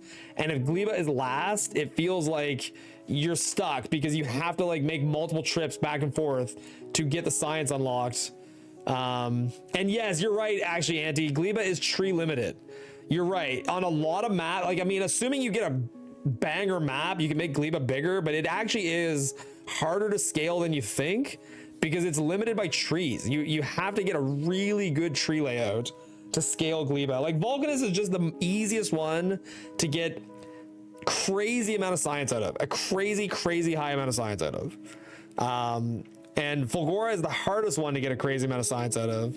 And Gleba is limited by trees. So, but I find Gleba the bigger issue is like in order to get biolabs, it just requires a lot of back and forth. Like there's tons and tons of trips that are needed in order to get biolabs made. Yeah. I don't know. This one I could see myself using early. It still requires a butt ton of undergrounds and red inserters, which my base is not designed to make. I'll have to look at all these designs and see like, do I actually want to commit to any of them? Or do I want to just find my own way to do more horizontal smelt or like more belt drag smelting? I'm not sure yet, to be quite honest, especially on the front side. Because like on the front side, again, like your bots are very limited and dragging more belts for your bots is much more advantageous. But yeah, by the time you get to the backside, it's definitely like, I don't drag any of them for my bots on the backside. So I might do a system where I use the honeycomb designs at the back of the base, but keep doing what I'm doing now on the front of the base. I'm not sure. Yeah. Hard to say. Thanks, Derek. No worries, dude. No worries. Anyway, look, I talk very like absolute, like this is the way to do things, but I mean, look, I don't actually know. I just picked a path and I justify it, but like my justifications might not be correct. I just picked and I justified. Not saying that it's like definitively this is how you need to play. Like it could be not that way at all. Make an underground zero base that makes nothing but undergrounds. Yeah. Yeah, I might use some of the runoff iron here to make a bunch of undergrounds. My old design makes undergrounds all over the base. It uses like every lane of iron everywhere to just make undergrounds to keep up with like expansion. And I also have a front side that uses an entire lane of iron for undergrounds. Like even without the honeycomb smelting, I still make a lot of undergrounds. Well, we know some wrong paths. Yeah, I mean, I'd still like to say that Vulcanus first is just definitively wrong, but who knows? Someone might get a world record. Maybe the dough will get a world record going to Vulcanus first before, you know, anybody else does anything. You know, it's hard to say. One thing that we're sure of is that the dough does it wrong. Well, I know the dough wants to go to Vulcanus first, and I'm like, I have big time, you know, like it's like Monka S big time. Like I am so nervous about. It feels like the dough should just go to Fulgora first, then to Gleba, then to Vulcanus. You can do a nice loop. But for science, I really want to see this Vulcanus first run. I want to see it. Because I feel like at the end of the day, you can theorize this, that, and whatever, and have all these plans, but like, I think it's just better to see it. I think when you see it, yeah, I don't know. I'm curious. I'm very curious to see it. Very, very curious to see it. So it'll be worth it. It'll be worth seeing it. Honestly, guys, I think I'm gonna stop. I think I'm gonna stop there and call it an early day again because my brain is hurting and I want to go eat. And I'm gonna raid Amanda, and you guys can hang out with her because she's cooler than me anyway. I'll be back Friday, and her and I are gonna be playing some Phasma together as well. Is the dough prepping for RSNG Plus or 100% or APA? She's prepping for RSNG Plus. The dough, Anti, and Nevrums are all prepping for RSNG Plus. Anyway, I'm gonna take off now, guys. I appreciate you hanging out with me while I do this stuff. I wish I could stream longer, but I find these design streams, I just like, I reach like I get hungrier faster. I don't know what it is. Like I'm hungry, and it like tires me out more, even though it's not technically as hard as actually doing speedruns. Doing speedruns has this weird like brain off to it, where you've done it so many times, you actually aren't using your brain that much. I don't know. It's weird. Anyway. I appreciate you guys hanging with me very much. Go enjoy Amanda. She's awesome. She's way cooler than me. And I'll see you guys on Friday. I'll be back on Friday with Amanda. All right. Peace out, guys. Thanks again.